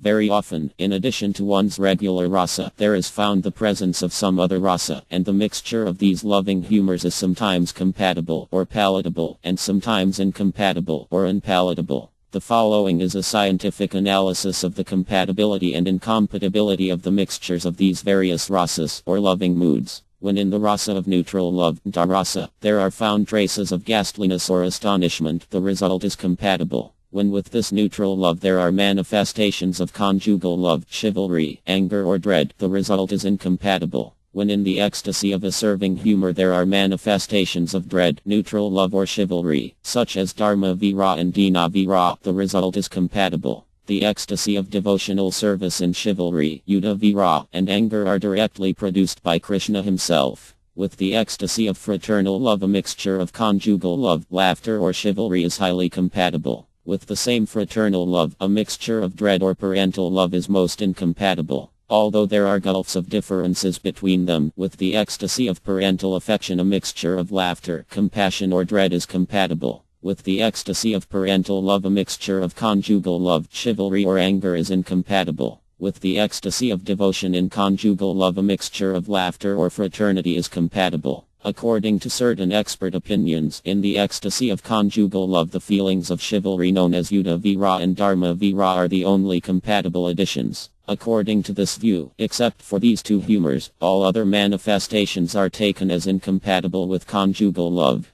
With the ecstasy of devotional laughter a mixture of dread, conjugal love or parental love is compatible, whereas a mixture of compassion or ghastliness is incompatible. With the ecstasy of devotion in astonishment a mixture of chivalry or neutral love is compatible, whereas a mixture of anger or dread is always incompatible. With the ecstasy of devotional chivalry a mixture of astonishment, laughter or servitude is compatible, whereas a mixture of dread or conjugal love is incompatible. According to some expert opinions, the ecstasy of neutral love is always compatible with devotional service and chivalry. With the ecstasy of compassion in devotional service a mixture of anger or parental love is compatible, whereas a mixture of laughter, conjugal love or astonishment is always incompatible. With the ecstasy of anger in devotional service a mixture of compassion or chivalry is compatible, whereas a mixture of laughter, conjugal union or dread is completely incompatible. With the ecstasy of dread in devotional service a mixture of ghastliness or compassion is compatible. With the ecstasy of chivalry in devotional service a mixture of conjugal union, laughter or anger is always incompatible. In the ecstasy of ghastliness in devotional service, feelings of neutral love, laughter or servitude are compatible, whereas feelings of conjugal union and fraternity are incompatible.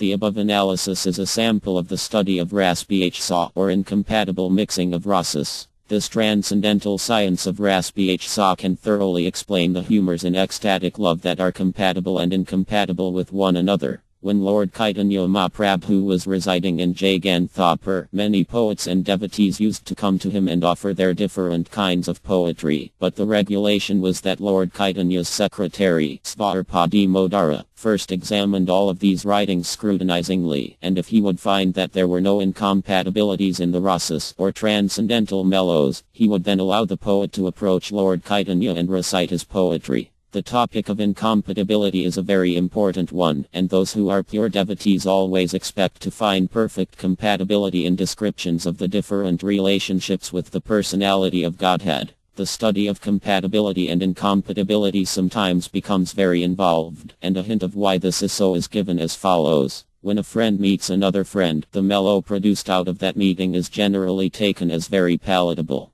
But actually with such meetings between two friends, there are so many feelings involved that it is difficult to ascertain when these feelings are actually becoming compatible and when they are becoming incompatible. Expert literary scholars have analyzed the rasas that are compatible with one another by contrasting the various rasas in a particular mixture under the names whole and part. According to this method, the prominent feeling is called the whole, and the subordinate feeling is called the part. The following statement elucidates the subject of part and whole. All living entities are just like sparks from the supreme fire, and as such, I do not know if I, a tiny spark, shall be able to engage myself in the transcendental loving service of this supreme fire, Lord Krishna. In this statement, the feelings of neutral love are taken as the whole, whereas the desire to serve the Lord is taken as the part. Actually, in the Brahman effulgence there is no chance for reciprocation of loving ecstasy between the Lord and the devotee. There is another quotation from a devotee who laments as follows: "Alas, I am still trying to relish different pleasurable states from this body, which is simply some skin covering mucus, semen and blood. In this state of consciousness I am so condemned that I cannot relish the transcendental ecstasy of remembering the Supreme Personality of Godhead." In this statement there are two ecstatic loving humors, namely, neutrality and ghastliness. Neutrality is taken here as the whole, whereas the ecstasy of ghastliness is the part. There is a similar statement by a devotee as follows: "I shall now begin my service of fanning the Supreme Personality of Godhead, our Krishna, who is seated on a golden throne. He is the Supreme Param Brahma in his eternal transcendental form of a cloudy blackish complexion.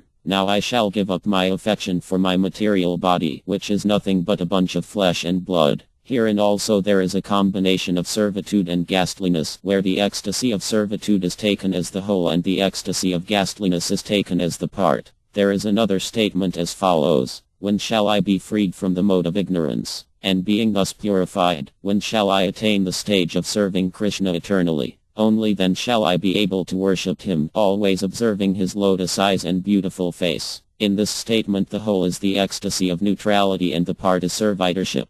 There is another statement as follows: "Please look at this devotee of the Lord who is dancing just from remembering the lotus feet of Krishna. Simply by observing his dance you will lose all interest in even the most beautiful women." In this statement the whole is in neutrality and the part is in ghastliness. One devotee boldly said, "My dear Lord, now I am turning my face from any thought of association with young girls. As far as Brahman realization is concerned, I have lost all interest because I am completely absorbed in thinking about you. And being absorbed so blissfully, I have lost all other desires, even the desire for mystic powers. Now my mind is attracted only to worshipping your lotus feet." In this statement, the whole is the ecstasy of neutrality and the part is chivalry. In another statement, Sabala is addressed thus: "My dear Sabala, the damsels of Vrindavan who had the opportunity of enjoying Krishna's kissing must be the foremost of all the fortunate women in the world." In this example, the ecstasy of fraternal devotional service is the whole and the ecstasy of conjugal love is the part.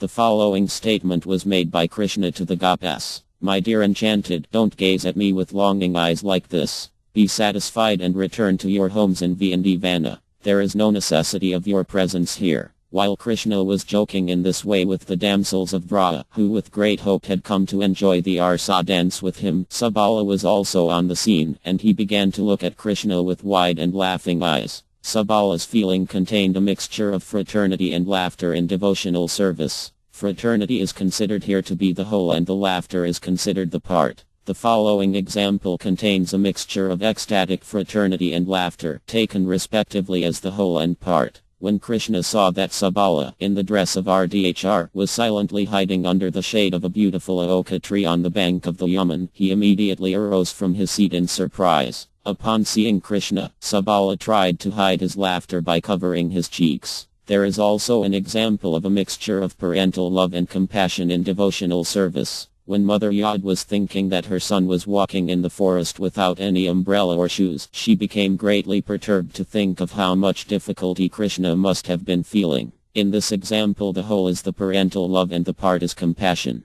There is the following example of a mixture of parental love and laughter. A friend of Mother Yod told her, "My dear Yod, your son has very cunningly stolen a lump of butter from my home. And to make me blame my own son for his mischief, he has smeared some of the butter on my son's face while he was sleeping." Upon hearing this, Mother Yod shook her curved eyebrows. She could only look at her friend with a smiling face. May Mother Yod bless everyone with this smiling attitude. In this example, the whole is the parental love and the part is the laughter. There is an example of a mixture of several humors with devotional service as follows. When Krishna was holding up Govardhana hill with his left hand, his hair became scattered all over his shoulders and he appeared to be perspiring. When Mother Yod saw this scene, she began to tremble. Then, as she stared at the scene with broadened eyes, she saw Krishna begin to exhibit varieties of facial caricatures. Mother Yod then became very happy and began to smile. Then again, when she thought that Krishna was holding up the hill for such an extremely long time, her clothes became soaked with perspiration. May Mother Yadvrajvar protect the whole universe by her infinite mercy. In this example, the whole is parental love and the parts are dread, wonder, laughter, compassion, etc. There is an example of a mixture of conjugal love and fraternal affection when our Mat Rdhr said, "My dear friends, just see how Krishna is resting his hand on the shoulder of Sabala, who is dressed up just like a young girl. I think he must be sending some message to me through Sabala." The purport is that the superiors of Rdhr do not like Krishna or his cowherd friends to associate with her. Therefore these friends sometimes clothe themselves in female dress so they can give Rdhr a message from Krishna. In this example, the whole is conjugal love and the part is fraternity. The following is an example of a mixture of conjugal love and laughter in devotional service. Krishna, in the dress of a young girl, told Rdhr, "Oh, you hard-hearted girl, don't you know that I am your sister? Why are you unable to recognize me? Be merciful upon me and please capture my shoulders and embrace me with love." While Krishna was dressed up exactly like Rdhr, he was speaking these nice words, and our Mat Rdhr could understand his purpose. But because she was in front of many of her superiors, she simply smiled and did not say anything. In this instance, the ecstasy of conjugal love is taken as the whole and the ecstasy of laughter is taken as the part. The following illustrates a mixture of several feelings. When one of the consort friends of Kandarval saw that Krishna was preparing to fight with the Visura demon, she began to think, "How wonderful Krishna is. His mind is captivated by the eyebrows of Kandarval in a smiling spirit, his snake-like arms are on the shoulder of his friend, and at the same time he is roaring like a lion to encourage Visura to fight with him." This is an example of conjugal love, fraternity and chivalry. The conjugal love is taken here as the whole and the fraternity and chivalry are taken as the parts. When Cub caught hold of Krishna's yellow garment because she was feeling almost lusty with sex urge, Krishna simply bowed down his head with his cheeks glowing in front of the many people who were standing there and laughing.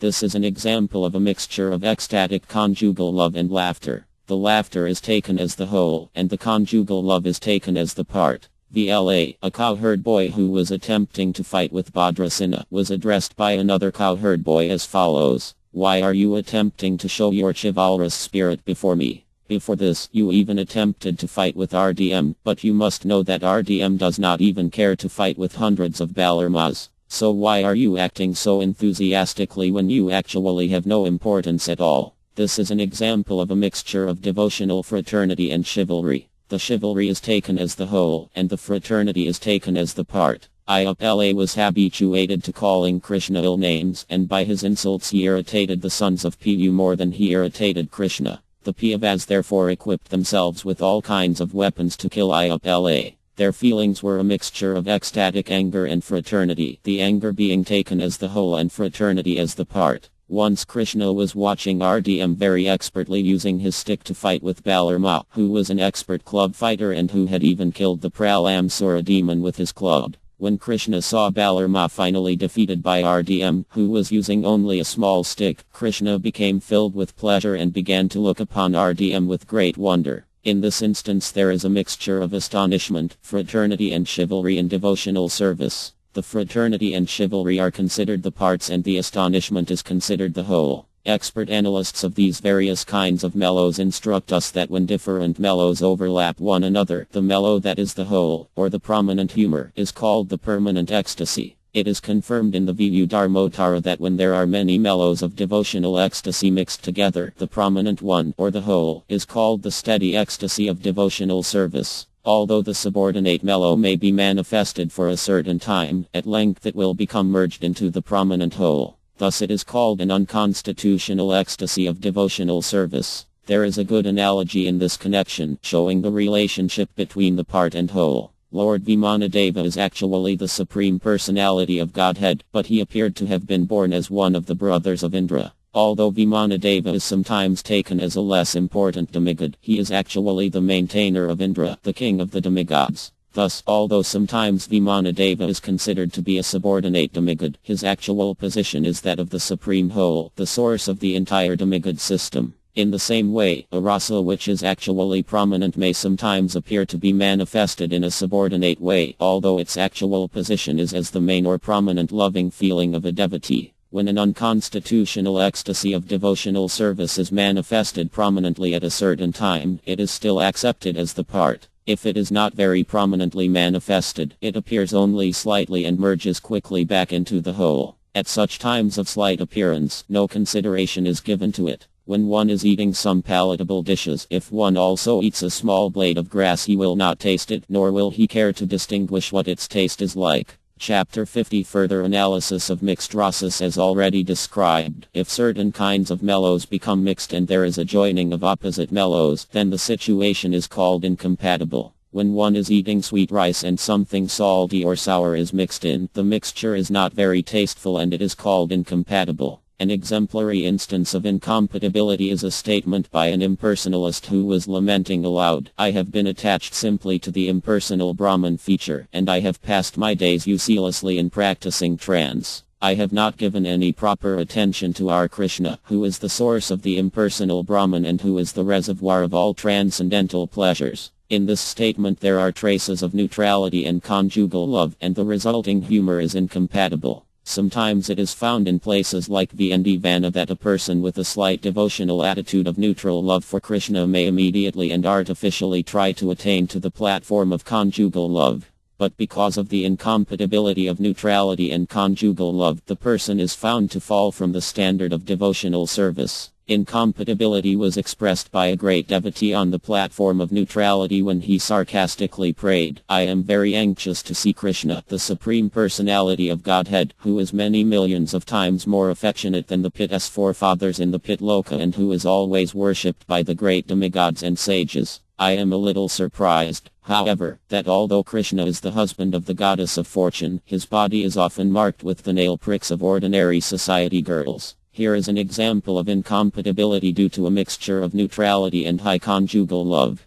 There is the following statement by a gop. "My dear Krishna, the first thing you should do is just embrace me with your strong arms. Then, my dear friend, I shall first smell your head, and then I shall enjoy with you." This is an example of incompatibility in which conjugal love is the whole and servitorship is the part. One devotee said, "My dear Krishna, how can I address you as my son when you are addressed by the great Vedantists as the absolute truth and by the Vaishnavas who follow the principles of Anradhapakartra as the Supreme Personality of Godhead? You are the same Supreme Person, so how shall my tongue be so extraordinarily bold as to address you as an ordinary son?" In this statement there is a mixture of neutrality and parental love, and the result is incompatible. Another devotee said, "My dear friend, my youthful beauty is as temporary as lightning in the sky, and therefore my possessing attractive bodily features is unimportant. I have never met Krishna, so I request you to please arrange for my meeting him immediately." In this statement there is the incompatibility of a neutral mellow mixed with conjugal love. A lusty woman in Kailasa once told Krishna, "My dear Krishna, may you have a long life." Then, after saying this, she embraced Krishna. This is an example of incompatibility resulting from a mixture of parental love and conjugal love. The purpose of the above analysis is to show that in the mixture of various mellows or reciprocations of ecstatic love between Krishna and the devotees, if the result is not pure, there will be incompatibility. According to the opinion of stalwart devotees like Arpagosvam, as soon as there are contradictory feelings, the result is incompatible. Once an ordinary female devotee addressed Krishna, "My dear boy, I know that my body is just a composition of flesh and blood and can never be enjoyable to you. But still, I have been so attracted by your beauty that I wish that you accept me as your conjugal lover." In this statement there is incompatibility caused by a mixture of ghastliness and conjugal love in devotional service. RLAR Pagosvam warns devotees to not commit such incompatibilities in their writings or in their dealings. The presence of such contradictory feelings is called rasbhsa. When there is rasbhsa in any book of Krishna consciousness, no learned scholar or devotee will accept it. In the Vidagdha Ahmedava, 2nd Act, verse 17, poor MS tells Anandimuk, "Just see how wonderful it is. Great sages meditate upon Krishna after being relieved from all material transactions, and with great difficulty they try to situate Krishna in their hearts. And opposed to this young girl is trying to withdraw her mind from Krishna so that she can apply it in the material activities of sense gratification. What a regrettable thing it is that this girl is trying to drive away from her heart the same Krishna who is sought after by great sages through severe austerities and perseverance." Although in this statement there are contradictory mellows of ecstatic devotion, the result is not incompatible because the conjugal love is so elevated that it is defeating all other varieties of mellows. RLAJ Bhagosvam comments in this connection that such a loving state of mind is not possible for all. It is possible only in the case of the gopis of Vrindavan. There are many other instances of contradictory mellows where there is no perverted experience of rasbhsa. Once some minor demigod of the heavenly planets remarked, "Krishna, whose joking words were once the source of so much laughter for the residents of Vraja, has now been attacked by the serpent king, Kaliya, and he has become the object of everyone's overwhelming lamentation." In this instance there is a mixture of laughter and compassion, but there is no incompatibility, because by both of these rasas the loving affection for Krishna is increased. Our Rdhr was once told that although she had stopped all activities, she was still the supreme source of inspiration for all kinds of devotional service. The statement says, "My dear Rdhr, in separation from Krishna you are now as still as the most beautiful tree, whose gracefulness is not blocked by any covering of leaves. Your tranquil mood makes you appear to be completely merged in Brahman realization." In this example there is a mixture of conjugal love and neutral love, but the conjugal love has surpassed everything. Actually, Brahman realization is only a stunted existence. There is the following statement by Krishna himself. "Our Rdhr has become peace personified for me. Because of her, I now go without sleep.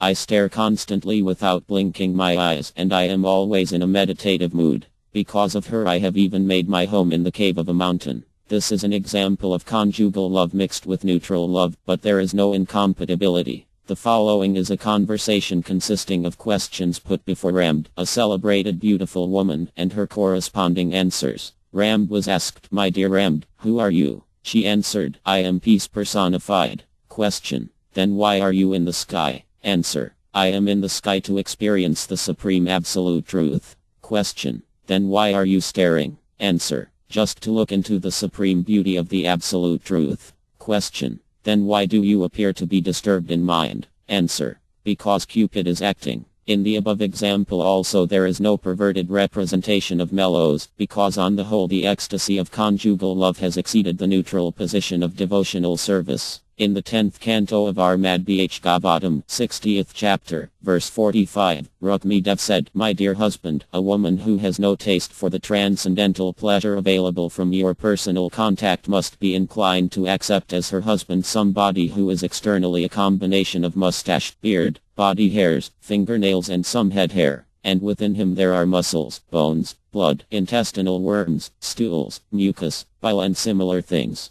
Actually, such a husband is only a dead body, but due to not being attracted to your transcendental form, a woman will have to accept this combination of stools and urine for her husband. This statement, which lists the ingredients of a material body, is not a perverted mellow in transcendental realization because it shows correct discrimination between matter and spirit. In the Vidagdha Amdava, 2nd Act, verse 31, Krishna tells his friend, "My dear friend, what a wonderful thing it is that since I have seen the beautiful lotus eyes of our Mat Rdhr, I have developed a tendency to spit on the moon and the lotus flower." This is an example of conjugal love mixed with ghastliness, but there is no incompatibility. The following is a statement that describes different mellows of devotional service. Although Krishna was invincible to any enemy, the cowherd boys of Vana became almost blackish with astonishment upon seeing his wonderful royal garments and his fighting feats on the battlefield of Kurukshetra. In this statement, although there is a mixture of chivalrous activities and dread in devotional service, there is no perverted reflection of mellows. One resident of Mathur requested her father to bolt the doors and then go with her to the school of Sandipani Muni to find Krishna.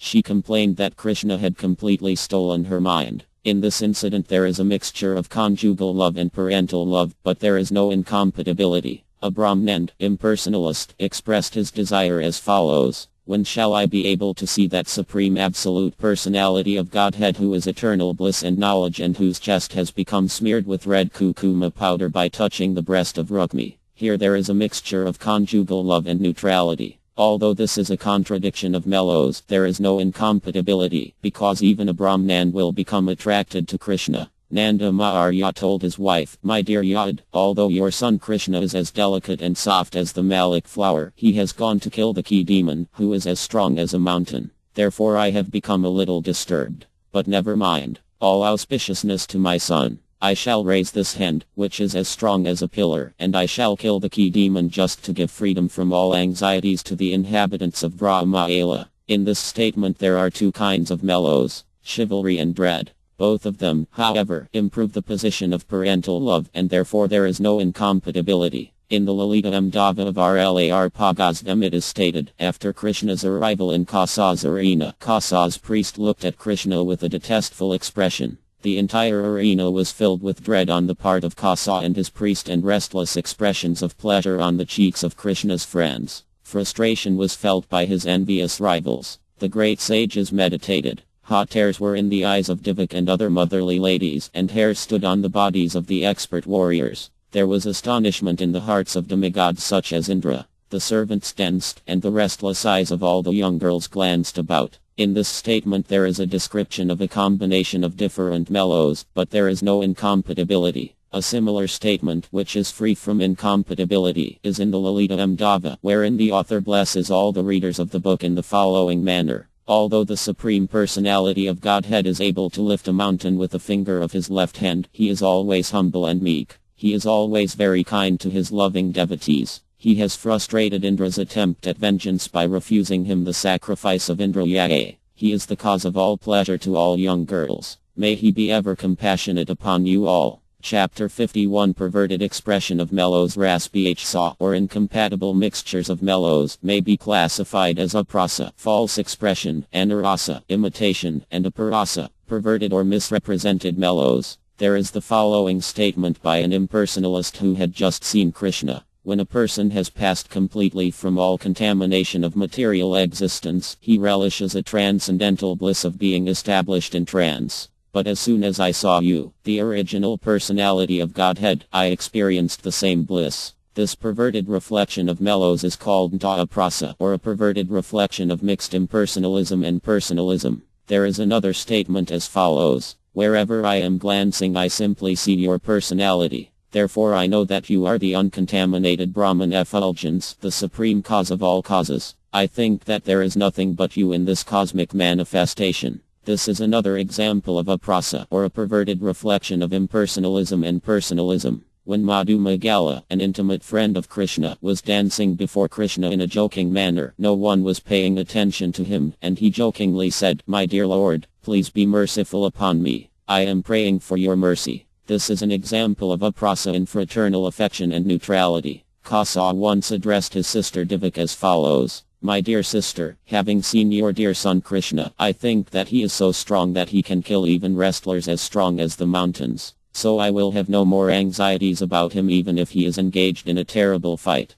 This is an instance of aprasa in a perverted reflection of parental love. In the Lalita Mdava, RLAR Pagazvam says the wives of the Yjeka Bhartmas were all young girls and they were attracted to Krishna in the same way as the goddess of Vindivana. Out of their attraction, they distributed food to Krishna. Here the two devotional mellows are conjugal love and parental love, and the result is called aprasa in conjugal love. One of the friends of Armat RDHR told her, "My dear friend Jean Hervik RDHR, you were the most chaste girl in our village, but now you have divided yourself and are partially chaste and partially unchaste. It is all due to Cupid's influence upon you after you saw Krishna and heard the sound of his flute." This is another example of aprasa caused by divided interests in conjugal love. According to some expert learned scholars, the feelings between lover and beloved create perverted reflections of mellows in many ways. The gopas have become purified by Krishna's glance, and as such, Cupid's influence is distinctly visible on their bodies. Although in the material sense the glancing of a boy at a girl is a kind of pollution, when Krishna threw his transcendental glance at the gopas they became purified. In other words, because Krishna is the absolute truth, any action by him is transcendentally pure. After Krishna chastised the Kali and Ga in the Yaman river by dancing on his heads, the Kali and Ga's wives addressed Krishna, "Dear cowherd boy, we are all only young wives of the Kali and Ga, so why do you agitate our minds by sounding your flute?"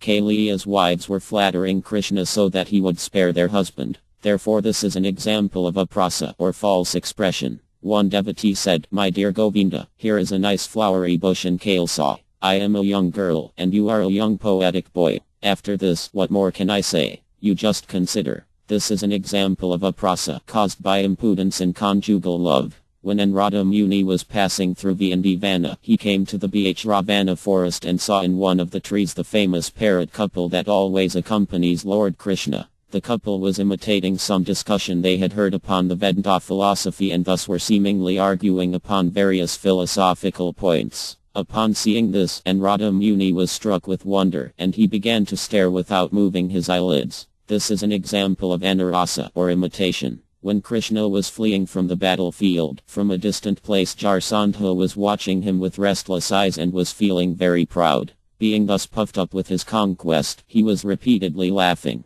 This is an example of aprasa. Everything in connection with Krishna is called ecstatic devotional love, although it may be exhibited in different ways. Sometimes in the right order and sometimes as a perverted reflection. According to the opinion of all expert devotees, anything that will arouse ecstatic love for Krishna is to be taken as an impetus for transcendental mellow. Thus ends the Bhaktivedanta summary study of Bhakti Rasamrita Sindhu by RLAR Pagazvam. Concluding words. RLAR Pagazvam concludes by saying that the Bhakti Rasamrita Sindhu is very difficult for ordinary men to understand, yet he hopes that Lord Krishna, the eternal Supreme Personality of Godhead, will be pleased with his presentation of this book. By rough calculation it is estimated that RLAR Pagazvam finished our Bhakti Rasamrita Sindhu in Gokula Vindivana in the year 1552. While physically present, RLAR Pagazvam was living in different parts of Vindivana, and his headquarters were in the temple of RDHD Modara in the present city of Vindivana.